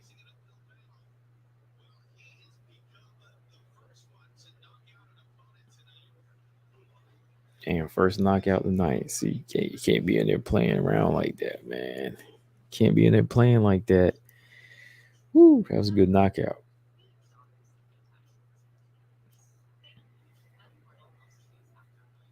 Mm, dang. All right, y'all. Y'all still here. I still got some of y'all here with me. We gonna watch this main event here in a minute. So sit tight. I'll be right back.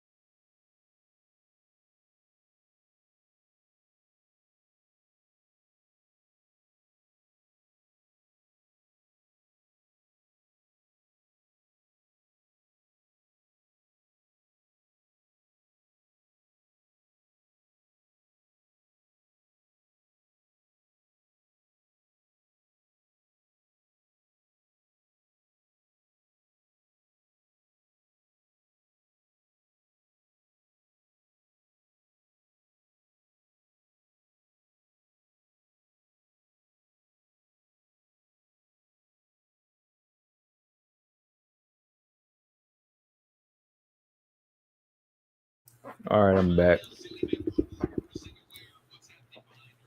Let me see. CELIMAN versus ACOSTA. Todd Johnson says, so dope combo takes the time to watch all these fighters. Much love and respect from San Diego. Appreciate that, man. All the way from the west side, right? It's still early over there, right? 8. It's already 11 here. It was almost 9, right? Because it's almost midnight here, so. All right, let's.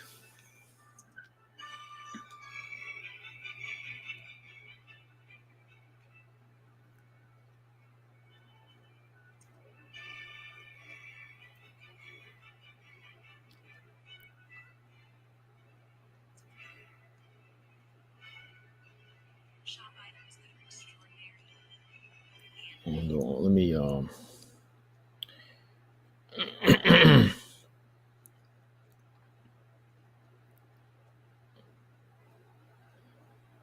let's see what we got. Yeah, this should be it now. This should be it.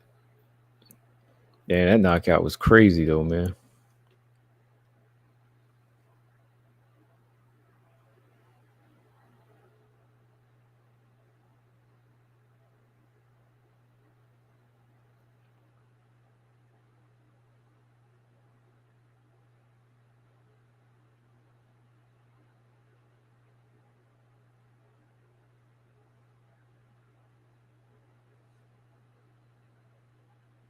Okay, let's see.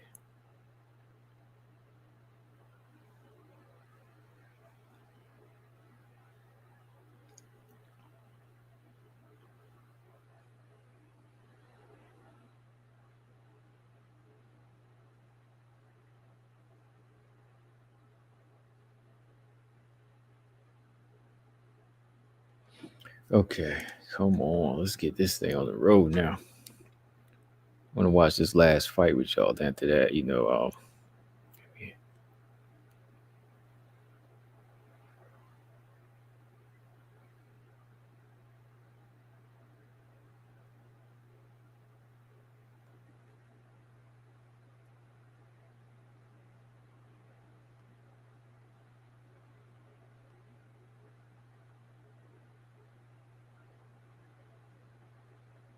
okay.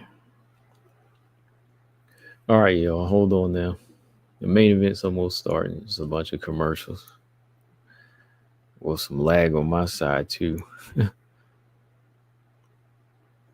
Man, that last one though, that flying knee was insane. Oh, here we go. CELIMAN versus ACOSTA. Let's go.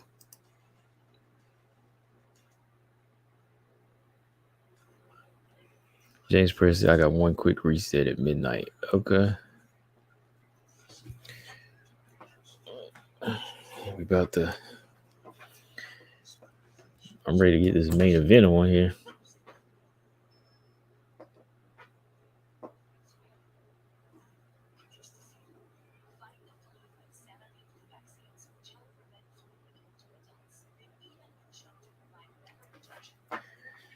All right, I don't know who I got in this one because CELIMAN, she looks okay. I see some of her fights, pretty decent.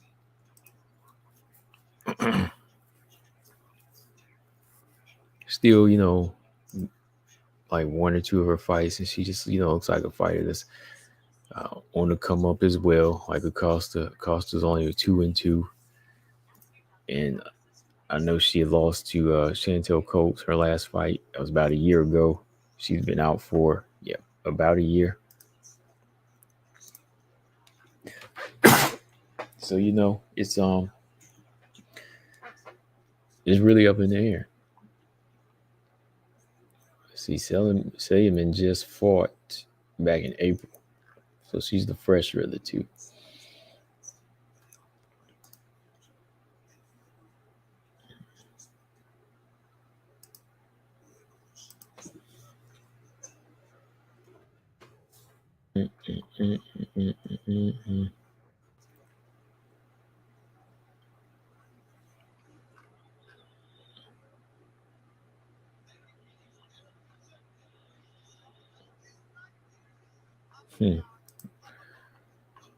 Come on, so many commercials.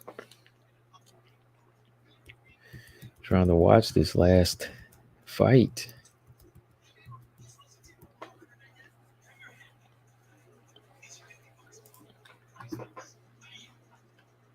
Oh, no, I just want to change something here.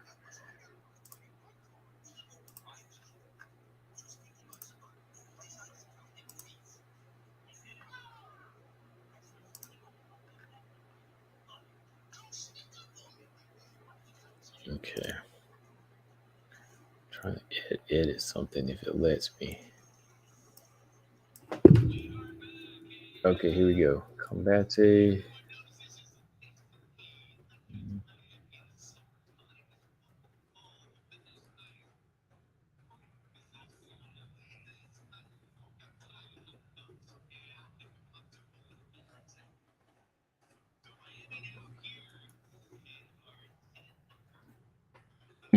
Okay, Mariel CELIMAN versus Lucero ACOSTA.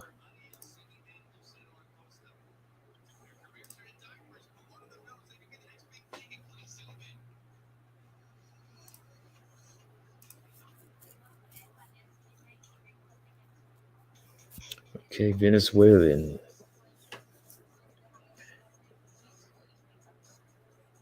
Okay, she's a mom too, like Juliana Pena. She likes to strike. She can wrestle. She does jujitsu. Okay.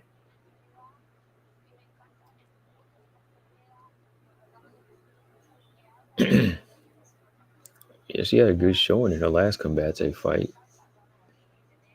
This girl's pretty tough. I don't know, man. Selman might get this one. Like I said, she's been more active. Only 3 fights in, but I mean, she just seems like she's been really training hard and staying fresh.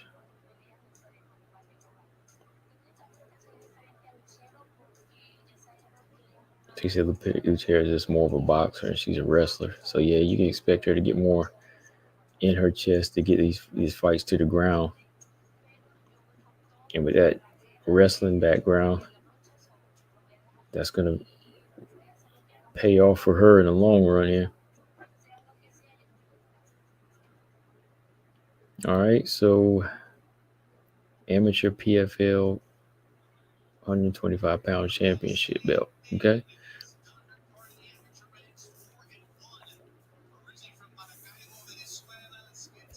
Marcus, they can't take no more Spanish.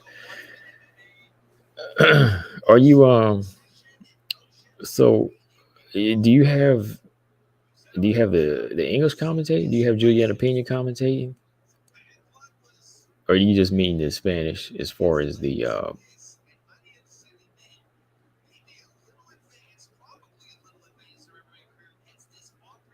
okay. Are you watching the whole thing in Spanish? Dang. Because mine's English. I mean, of course, the fighters. Oh, yeah, you have Telemino. Dang.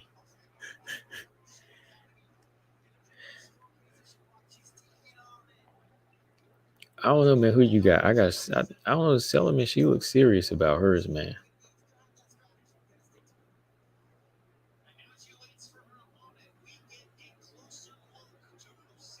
I was looking at that last fight. I like her style, man. Acosta, she's been out. Loba, she's been out for over a year now. She kind of been doing the modeling thing. Yeah, this is what she's mostly known for, the modeling thing. So she hasn't been in the octagon since last year, like almost 13, 14 months now.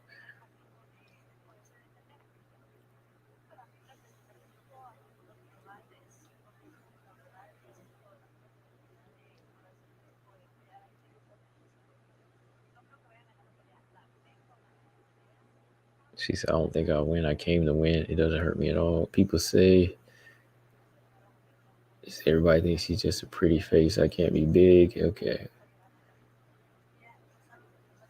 But she got to put in that work.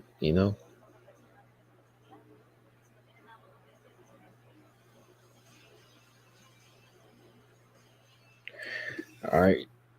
So she's a stand-up fighter mostly. She's taking on a grappler with hands.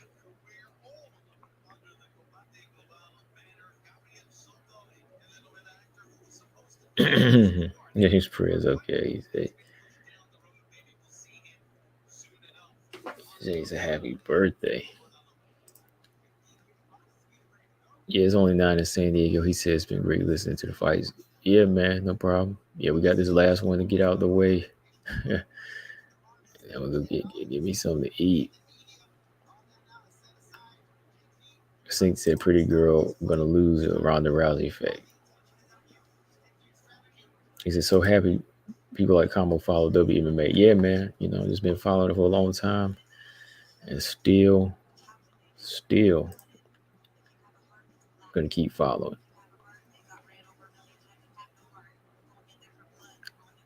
This Roach commercial about Raid needs to go off because I hear one more Roach talking about it. I'm gonna turn it off.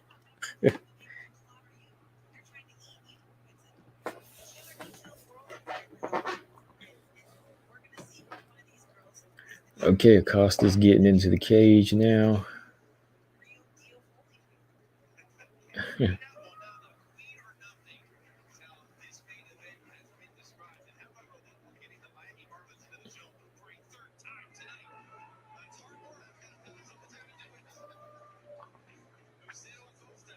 Well, you know what, Saint? You said pretty girl gonna lose though. I mean,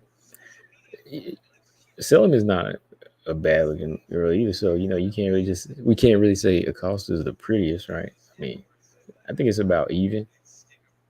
I mean, I know what everybody thinks of Acosta. She's the one everybody looks at, but the Selman girl is not bad looking either.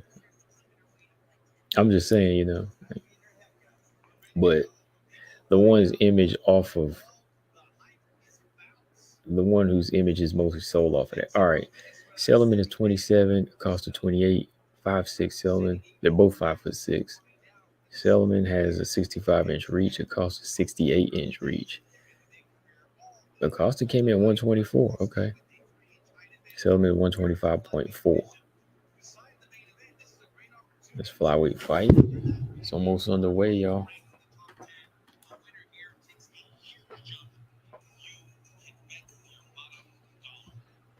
Okay. Is this a 5-round fight?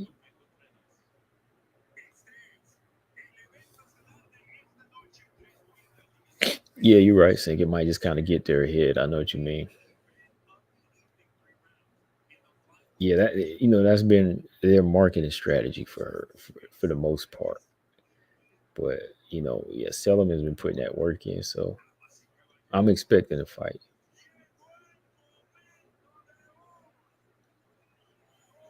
This is a 3-round fight, though, right?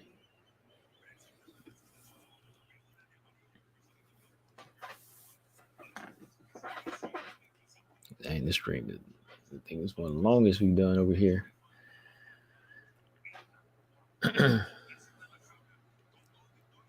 Well, I don't know. I've done the long ones for the fight companion, so.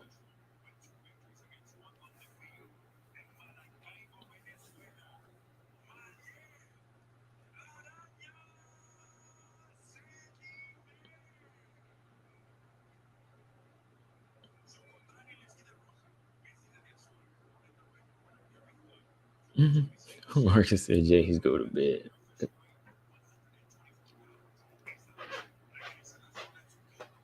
All right, let's rock. All right, 2-2 with 1 KO.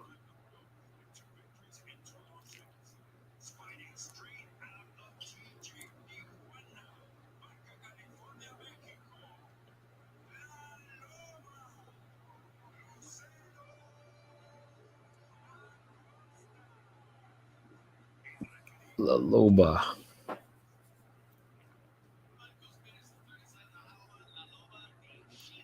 I kind of hope I am underestimating a little bit, Saint. Meaning, I hope she's back and there's no rust here.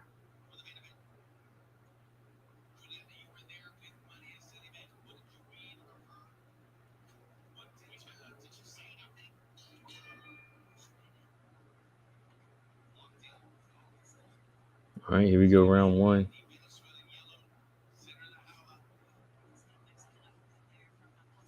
Ooh, Selman shoots in right away. She wants to take down. Ooh, Acosta, good control with that forearm. Peel her off. That's good takedown defense. Oh, ooh, nice elbow on the break.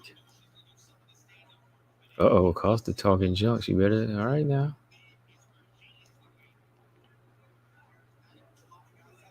Leg kick there from Acosta.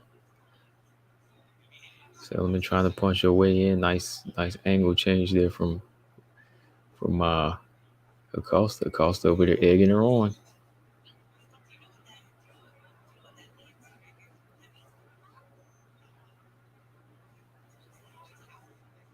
What's all that howling? Nice leg kick there by Acosta.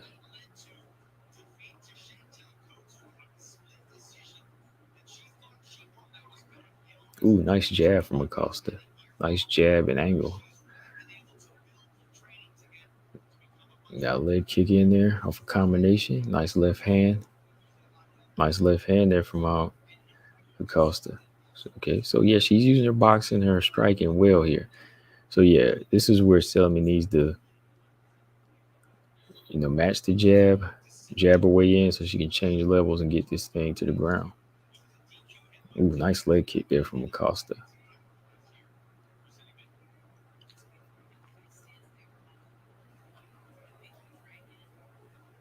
Oh, make her miss with that right hand.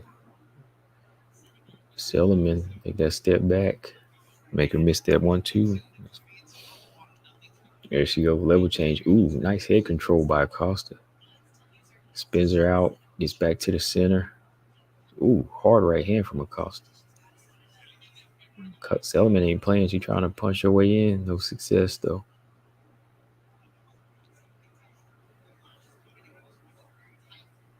Ooh. Wild leg kick there, missed by Acosta.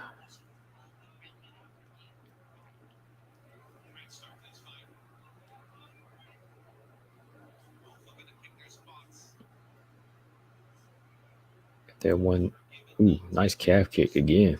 Nice calf kicks by Acosta so far. Ooh, body shot.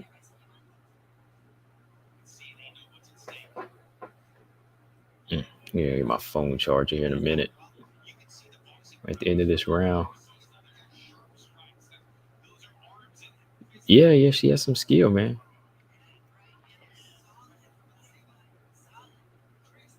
She looks better. She looks better than she did last year. Let me put it that way. I'm seeing a much better approach than last year when she fought Sink. She didn't look like this last year.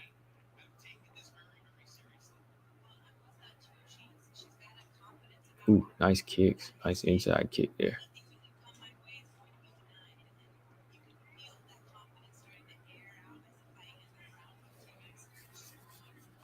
Yeah, she's definitely improved in her feints and even just in her overall movement.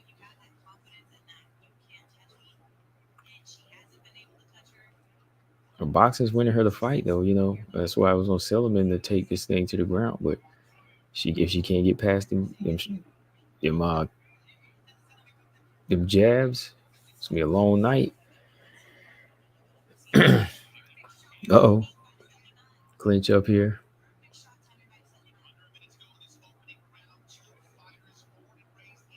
Oh, and down. There you go. Selman got the fight to the ground. Oh, okay. Costa's getting back up.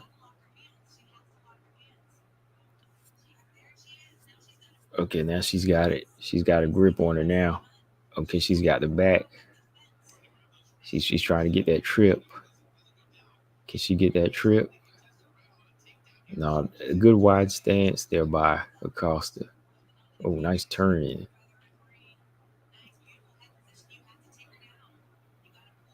Oh, this is where Selman wants to be. She needs to be. Can she get it down? No, good takedown defense by Acosta.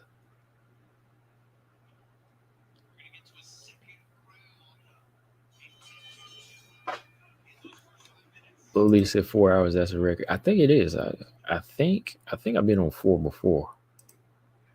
I think if it hits 5, that's a record. But this card is taking forever. I think I've done 4 or 5 for a couple of fight companions. So maybe like an Invicta one, I think. Yes, she is. Sing. I knew she was gonna be. She over there coaching. Did she pull it for the Venezuela? Yep. She was like, yeah, she got to lock it up. She got to lock it up.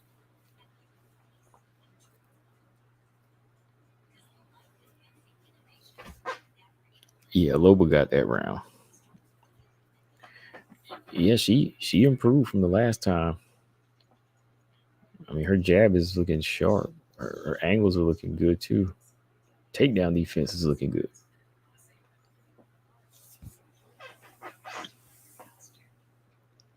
Let's see if Selman can, if she can get it in close quarters early. Because if not, she's gonna get outstruck. All right, let's see. Round 2. Here we go. I don't know. Selman look kind of slow in the kicks already.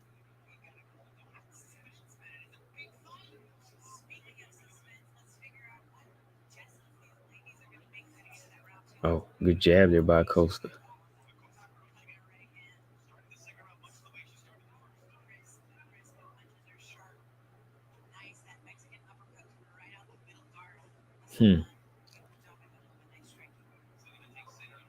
Still missing with that right hand. Good kick by Selman there. Another nice jab from ACOSTA. Oh, she caught that leg there. Costa's down. Selman caught that leg, and this is where she wants to be. Top position. And ACOSTA's guard here.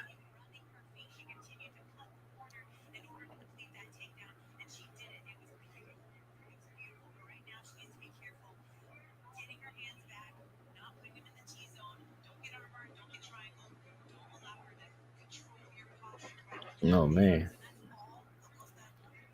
Let's see what she can do here.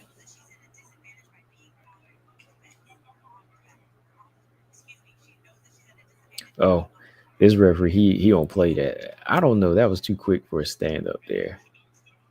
She had top position there. That was kind of an early stand up, man.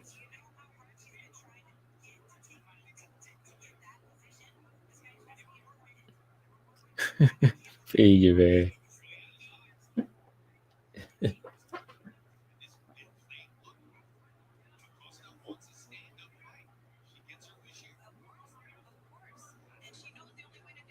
That was too quick, man.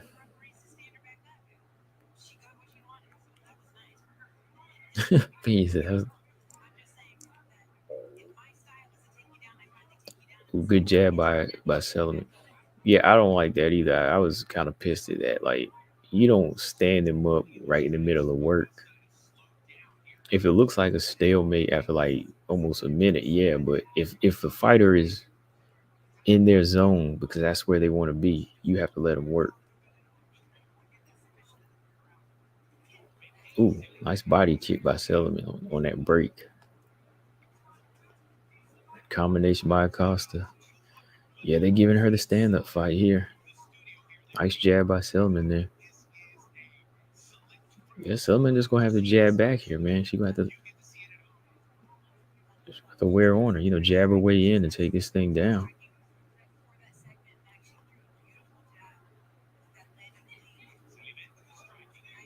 Ooh, good shots.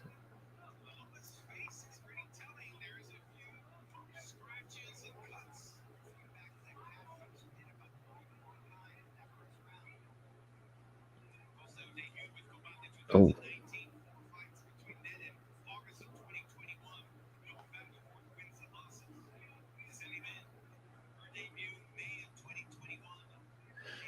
Lolita, what's up? She said, dude, I haven't read any of the comments. I just came on a few minutes ago. Something is funny. Lolita said, hey, I didn't delete any of James' press comments. Something is definitely off.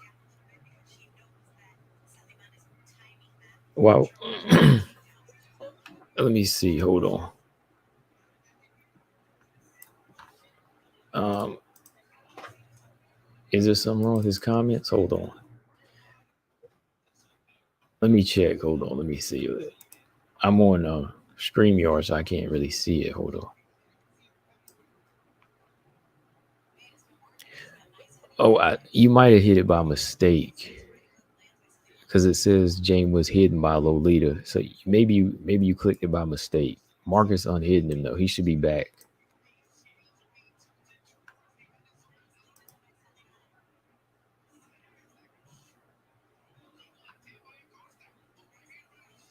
Hide user in this chat. Yeah, his comment should be back now.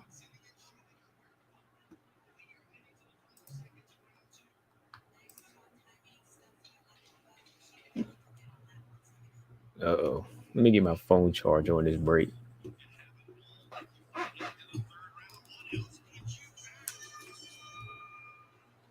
All right, hang on, get my charger.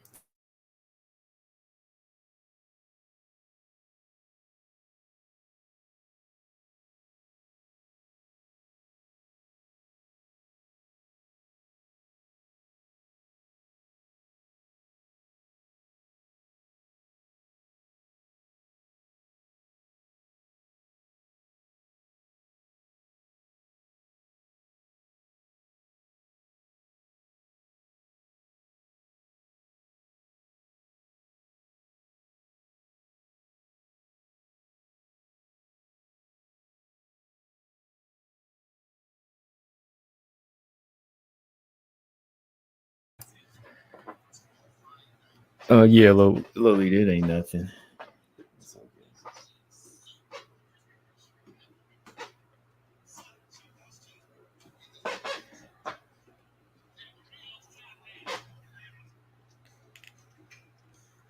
Loba is kind of gassing. Yeah, she is kind of gassing. She's getting hit a little bit. She said, "What do you think?" She started getting tired. She did. She started looking a little tired to me. But selling me to get a finish here because she's not gonna win this fight. Got a level change by Selman. Can she get it down? Oh, come on. Let's see. Come on, Pena. Come on, Pena. Start giving some coaching. Yes, yeah, it ain't nothing, Lolita. It's all good. I mean, he'll be back. That happens sometimes. You just hit it by mistake. I mean, okay. They gave it's even open scoring here, huh? Selemon's got a round. So they did give her that round with the takedown and off of the strikes.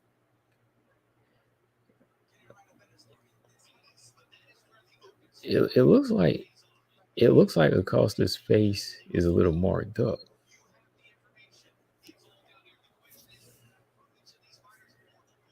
Who wants it more? Selman kind of look tired too, though. Yeah, it's open scoring, Lolita. Come on now. Acosta better start going back to them leg kicks too. She look a little gassed. Oh, good right hand by Acosta. Oh, good left hand.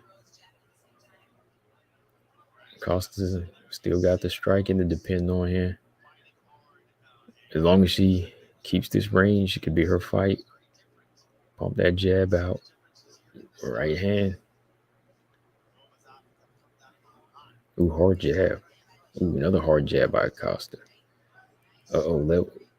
Ooh. Another takedown stuffed.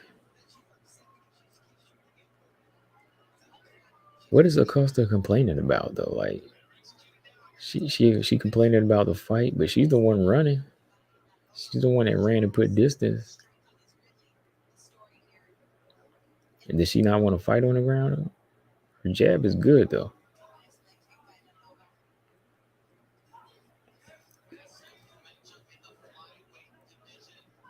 Selman looked tired though.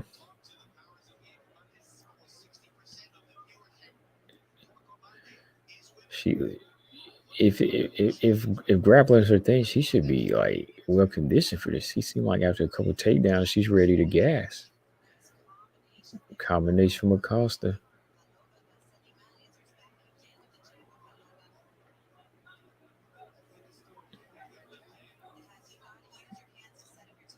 Oh man, Selma's eating a lot of shots now.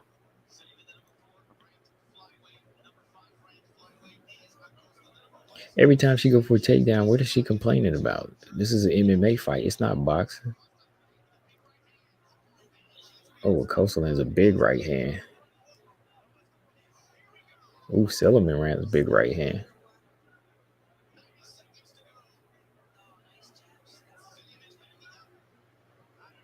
What is okay? You think it's a boxing match or something? I mean, come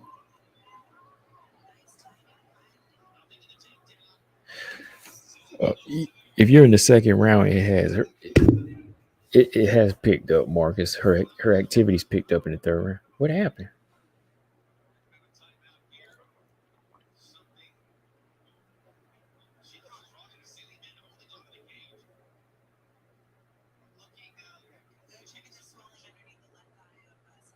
Oh wow, her eyes. Oh, there's a knot by her eye. Wow, Acosta looks busted up too, though.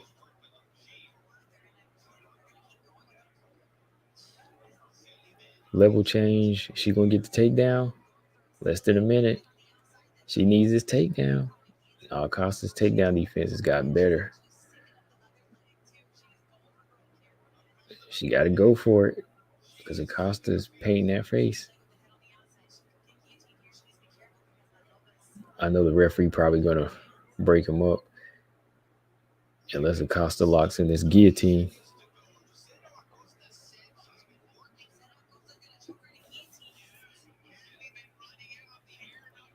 Uh-oh. Is she gonna get the choke? Acosta out here howling.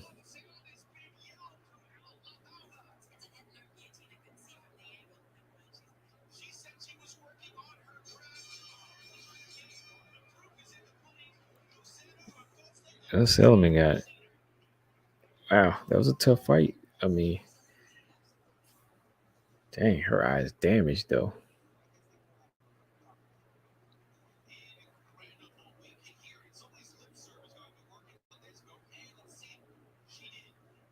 Todd Johnson said these girls are dangerous, but they're not on the level of Valentina. Not Caitlin. Stoyanko, who I love because she has made a transition from Kimpo karate to MMA. Yeah. They still got work to do, man. They still got a lot of work to do. That was a tight fight, you know. Costa was about, you know, it was close. She could have gave it away.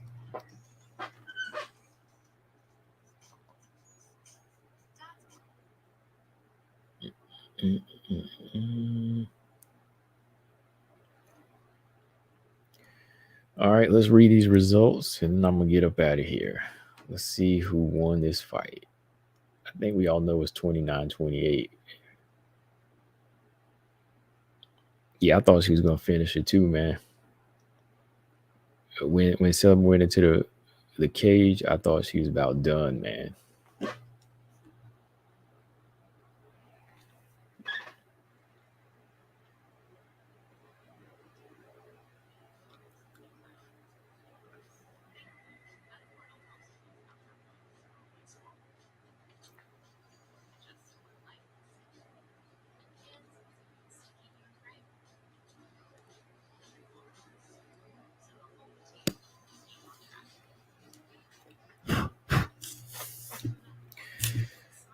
All right, let's see. I'm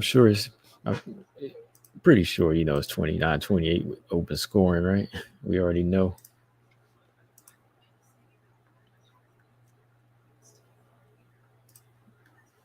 Come on. Let's go.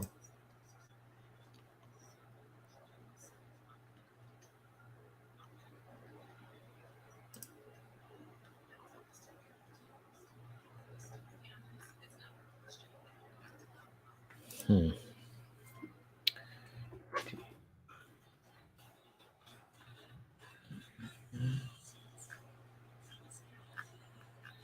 Okay.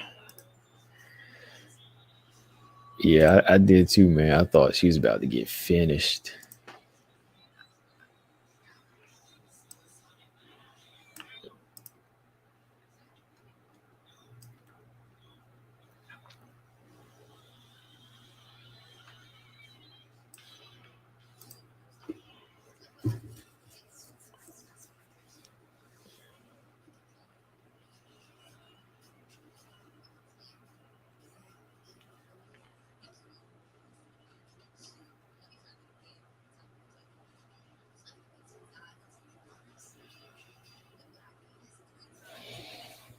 Man, makes a lot of commercials here, man.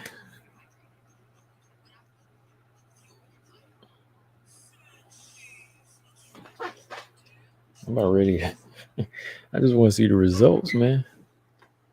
Jeez. I don't know, man. Sometimes this channel. Oh, here we go. Let's go.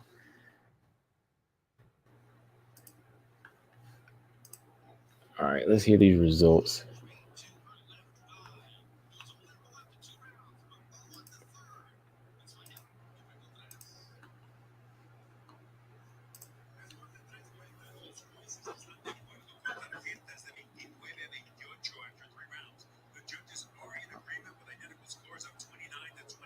Yeah.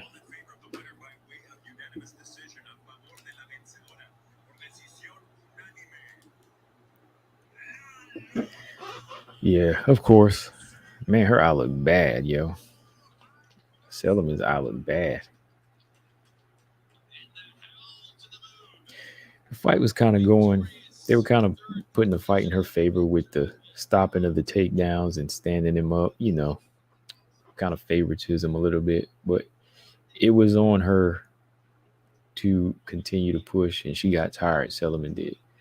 Ate a lot of strikes. Yeah, but it was tied up. It's just Acosta came on stronger and with the takedown defense and the punches and the combination. So that's what it is. Acosta won. He said she kind of looked like a darker Grasso with more testosterone. Yeah, she's a little bit more aggressive, somewhat, but skill wise, Grasso still levels above her. But yeah, man, let me get up out of here. Appreciate everybody that stuck around. This was a long one. Still had like 15 in here, but I'm getting up out of here now. I'm catch y'all tomorrow around 7:30. And yeah, that's what it is. Have fun calling the fights. Hit that like if you haven't. Subscribe if you haven't. And yeah, catch y'all tomorrow. Combo Breaker 99. I am out. Subscribe. Peace.